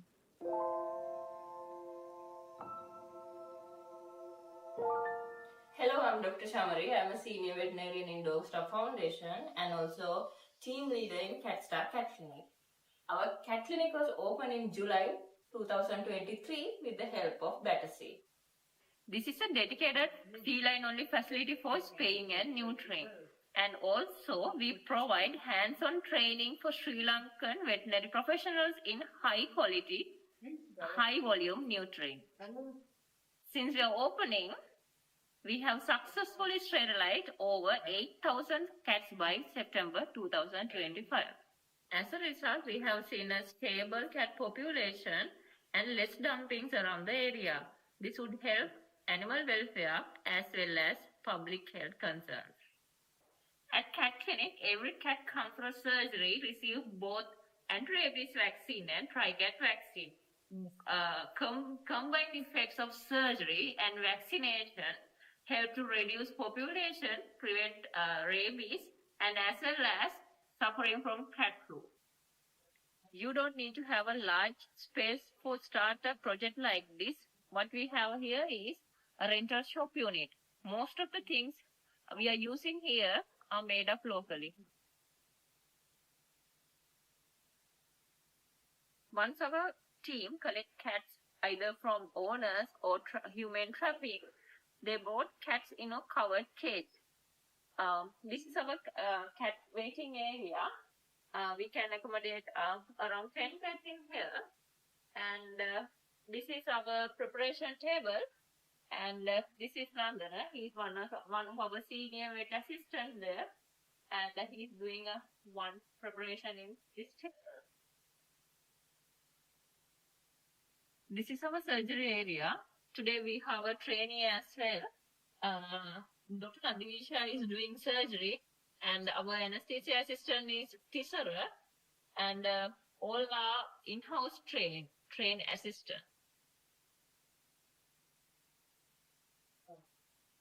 This is our recovery area, and we keep cats until they fully recover, and then transfer into cat cages. After they are fully recovered, we offer them food as well. If you are working with a small budget, it's better to neuter fewer cats at a high standard rather than compromise on welfare. Good quality work attracts international funding, and using efficient protocols can also be very cost effective. Finally, invest in your staff training. There are so many online resources, including CPDs and iCatCare and Battersea. We're proud of what CatStar achieved so far, and we expect to do our very best in the future as well. This is our story. We hope this will inspire you to make your own story. Thank you. What a great point about the importance of high standards and promoting good welfare for the cats in any neutering programme.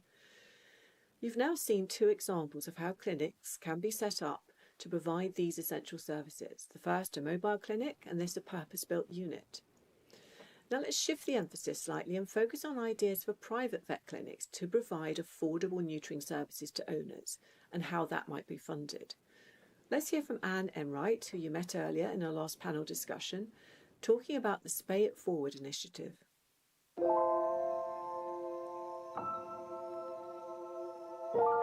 My name is Dr. Anne Enright.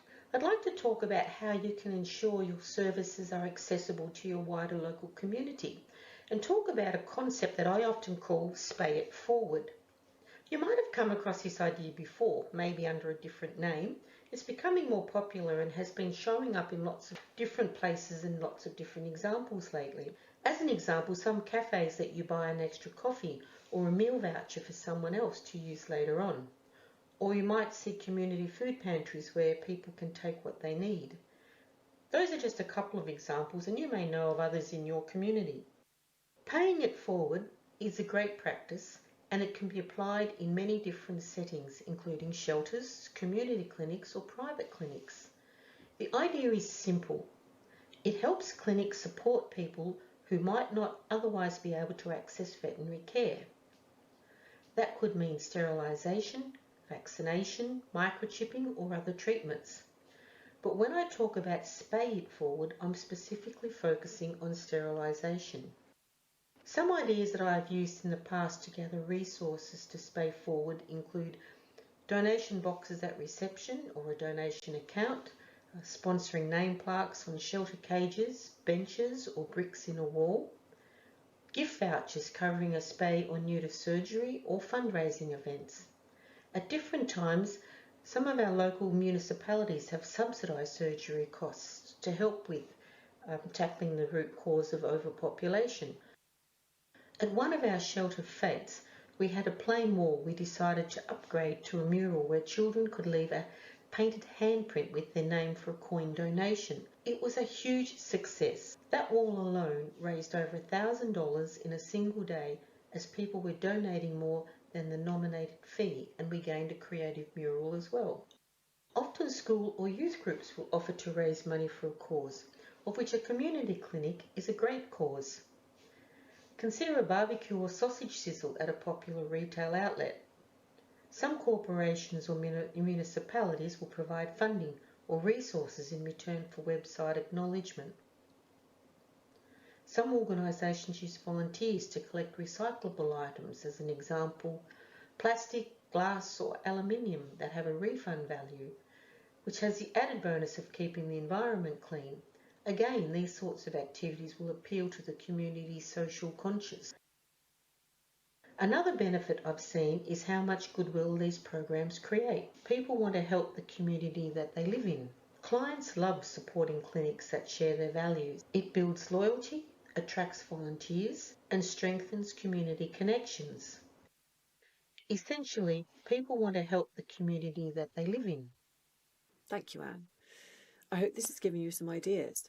If you work in a private clinic, is this something you might consider? Now we meet Ellen Markinchevich and Teresa Maniti in Australia, talking about Teresa's journey to founding the Wyndham Community Vet, providing affordable cat care for the local community, focusing on low-cost neutering. Let's hear her story.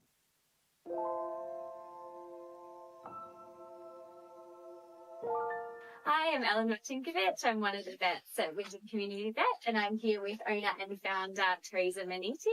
So she's started Wyndham Community Vet to provide affordable vet care to the local area with a focus on low-cost spay-neuter, high-quality, high-volume spay-neuter. She also runs Give a Kitty a Home, which is a rehoming charity for cats in need. Teresa, do you want to tell me a little bit about why you started Wyndham Community Vet and why you thought this was such an important thing to do? Yeah, sure. It all came from when I did start the rescue and I saw how many cats there really were that were homeless, being impounded, euthanized, just because there weren't enough homes to put them in. And I figured that the main reason for that was because de-sexing just wasn't affordable for a lot of people. So pet owners just were not de-sexing their cats mostly, and it really has created a problem. So it was my mission to open a vet clinic, which I was able to do with the help of the VicGov, and offer affordable de-sexing in particular. Could you tell a little bit more about how you worked with the government to get funding and how you made that work? So VicGov opened up a pet rehoming grant where they basically had openings for funding to open a new low-cost vet clinic. So I applied and I was successful. Amazing. Congratulations and amazing effort. But I think that's just really inspiring for people to reach out to the local government, local council, other, bigger rehoming organisations as well to see if there are any grants and funding available. Opening the clinic, we have de-sexed within about 2 years about 5,000 animals. Amazing. Yeah. Well done. Yeah, That's fantastic. That's made a big impact, and potentially 5,000 animals belonging to people who otherwise may not have been able to afford. Definitely, yeah. Being able to reach that demographic of people and provide that support is really incredible. Exactly. And I think something all clinics can benefit from that community engagement in that way as well, and offering lower prices, even if that's a short campaign, whether you look for government funding, working with other rehoming organisations, sometimes they will be able to fundraise to, offer look assessing campaigns and things like that. So, I think it's a very, very responsible decision. And if more vet clinics could adopt at least low-cost desexing within their establishment, we would see less accidents being euthanized. Yeah, definitely. Thank you, Teresa and Ellen. How inspiring to hear from someone who has identified a problem situation within her community and found a solution that is having such an enormous impact. And finally, we meet Bethan and Titi, working in Indonesia, telling us about the clients they work with and how their tiered pricing structure enables them to provide accessible veterinary care and support their local cat population management.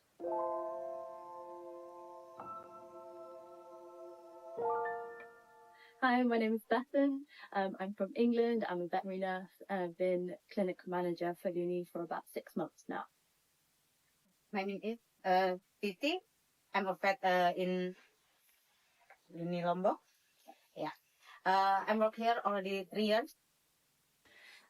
So Luni as an organisation is a yayasan, which in Indonesian is pretty much the same as like a charity. So how it works here is we have Western people with pet cats that usually pay like a full price for treatment. We then have local people that usually pay a discount up to cost price for pet cats. And then for Australian homeless cats, the treatment from the pet cats then goes to fund towards the treatment for them, if that makes sense. So yeah, we have 2 clinics. One is located in Gili Trawangan, and that's like kind of our biggest clinic where we have diagnostics, we have ultrasound machine, x-ray machine, blood machines as well. We can do biochemistry. And then we also have another clinic in Gili Air, which is more for routine consultations and sterilisation. So controlling the cat population on the 3 Gili Islands, we usually run TNR clinics in each Gili Island twice a year. And we also do pop-up clinics. We do spay days once a week in Gili T and once every 2 weeks in Gili Air to kind of just keep control of the cat populations. And our feeding team as well go around the islands feeding all of the cats and kind of like check the breeding hotspots and for any sick cats that then they bring back to the clinic for sterilisation or treatment. Most of the challenges that we face with TNRs are kind of trying to get the local people to understand and bring their cats to us. So a lot of what Luni is doing is kind of trying to teach the local people the importance of sterilisation, vaccination, deworming, and yeah, over time it's starting to get better, sterilising more cats. So yeah, usually it's like if like a local person doesn't agree to sterilise, we say, look, maybe we'll take 1 cat and then we'll see how it goes, and then bring the cat back to them. They see that it's healthy, and then we can convince them to bring the rest of the cats to us. Thank you, Bethan and Titi. Great to hear about their role in cat population management, and I love their way of engaging the local population and how they overcome resistance in a really respectable and effective way. And thank you once again to all our contributors. Back live to the studio.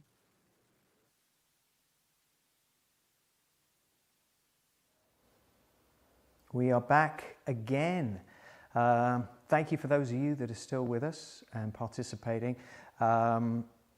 This is the end of iCatConnect 2025. We've been, over the last 25 minutes, while those videos have been playing, we've been looking at the chat and the messages, and thank you so much for the engagement that you've had. It's been absolutely amazing. It's been a really fantastic day. Your panel sessions were terrific, Sev. Really, really like the engagement again. It was so passionate, the thoughts that were coming through, and the panelists as well. It was really fantastic. And Vicky, nice to be seeing you here in real life. I only saw you on the screen just a few minutes ago. thoughts for today? Like what, you know, it's been an amazing day. And so I just kind of wondered what your thoughts were, your reflections, any big takeaways from today? Wow, it's been such a good day. Such a good day. And I think in between the panel discussion and everything, I've been on the chat, watching the chat happening. And I think for me, we've had all the wonderful experts in our panellists. And, you know, I've learnt so much. And also I've learnt from the chat. It was like having 300 panellists. It was absolutely fantastic. The engagement, the support for each other, the hints and tips. Absolutely amazing. And I think these events are made not just by the people who've been on the panel and your good selves doing an amazing job, but from the people who come and join in. It's just been amazing. There's an awful lot of brilliant people out there doing amazing work. Yeah, I couldn't agree more. It's like that hive mind, isn't it? There's so much information out there. And, you know, this is for the Unowned Cat community, so it's so wonderful that they're so big a part of it and engaging so well. What about you, Sev? What were the takeaways for you? It's hard, isn't it, to pick? I mean, I think it is the sort of community feel and the sort of the individual things that come in, but the commonalities that are there. I've learned a huge amount as well, and I'm just in awe of what everyone is doing on a daily basis. And the videos have been fantastic. Like Vicky said, the chat, you know, just reading individual things that in individual countries, and just being able to share that and just think of some different ways that we might be able to approach things. That's what this is all about, you know. So it's the end of today, but it's the start of carrying on with that community, I hope. So yeah, a huge thank you to everyone involved. Yeah, I love that, the start of the next step. Yeah, for me, I think it was the same thing. You know, we've been talking about what this event might be, but really it is just, you know, we all work in isolation sometimes, or at least feels that way. And knowing that there's a community out there and knowing that everybody's participating. And, you know, as much as we have maybe different ideas about things, what became so clear through the panels, through the engagement, through what everybody was saying, is there's so much more that unites us than separates us. Oh, yeah. And, you know, going back to, you know, the messages that we had, you know, it's about collaboration and working together, and, you know, we're just, you know, united in all the things that we want to do. And it's just been really fantastic day all round, I think. Sev, there is a poll that I want to ask you about, yes, so please tell us. To our viewers, yeah, absolutely. So there is a poll that is being posted, I hope, as I speak, just about what you're taking from today. So just a real plea, please respond to that poll, because it's really important for us to be able to sort of understand the difference, the potential difference that we can make with these sorts of events. So really encourage you. I know there's a lot of polls and a lot of surveys out there, but please just spend a few seconds completing that for us, because that would be much appreciated. So thank you. Great stuff. Last little bit of final housekeeping. So we've had a lot of questions. Are you going to be able, this is a live stream at the moment. What about the recorded version of this? So once this live stream ends, the same link that you use, you're going to be able to watch this all over again as many times as you want. The chat will exist in perpetuity there. If you signed up to the Unowned Cat newsletter, please do if you haven't already. But if you sign up to the Unowned Cat newsletter, the edited version of this, so segments, and you can watch all the different sections rather than it be one long continuous thing, you'll get notification of that in the next Unowned Cat newsletter. But immediately that this stops going live, you'll be able to rewatch your favorite moments with all of us and all of the other videos that were there. The other thing is, and this was mentioned before, a lot of questions, a lot of comments came in. We didn't get to even half of them. So all of those will be answered again in the next Unowned Cat newsletter. So please sign up for that if you haven't already. And then lastly, you probably have already, but please check out the iCatCare website. Check out our social media if you haven't done so already, and keep in touch. And yeah, really it's just time to say thank you to everybody. So firstly, thank you to the iCatCare team here in the room, the guys outside, everybody that put this together, the entire iCatCare team. I'd like to thank the production team, the guys behind the camera and the microphones here, who really helped put all of this together. couldn't have gone more smoothly. The panelists, both in person and the guys on Zoom around the world, thank you so much for your involvement. Thank you so much for participating in this. And most of all, thank you guys out there on the other side of this camera, the ones that have been watching this. Thank you for the work that you do. Thank you for the passion that you have shown. Thank you for participating, being part of this Unowned Cat community. As we said earlier, you are the people that we do this for. This event is for you, and you inspire us, and we love working with you guys. So that's it for iCatConnect 2025. I hope you enjoyed it, and we look forward to seeing you all next time.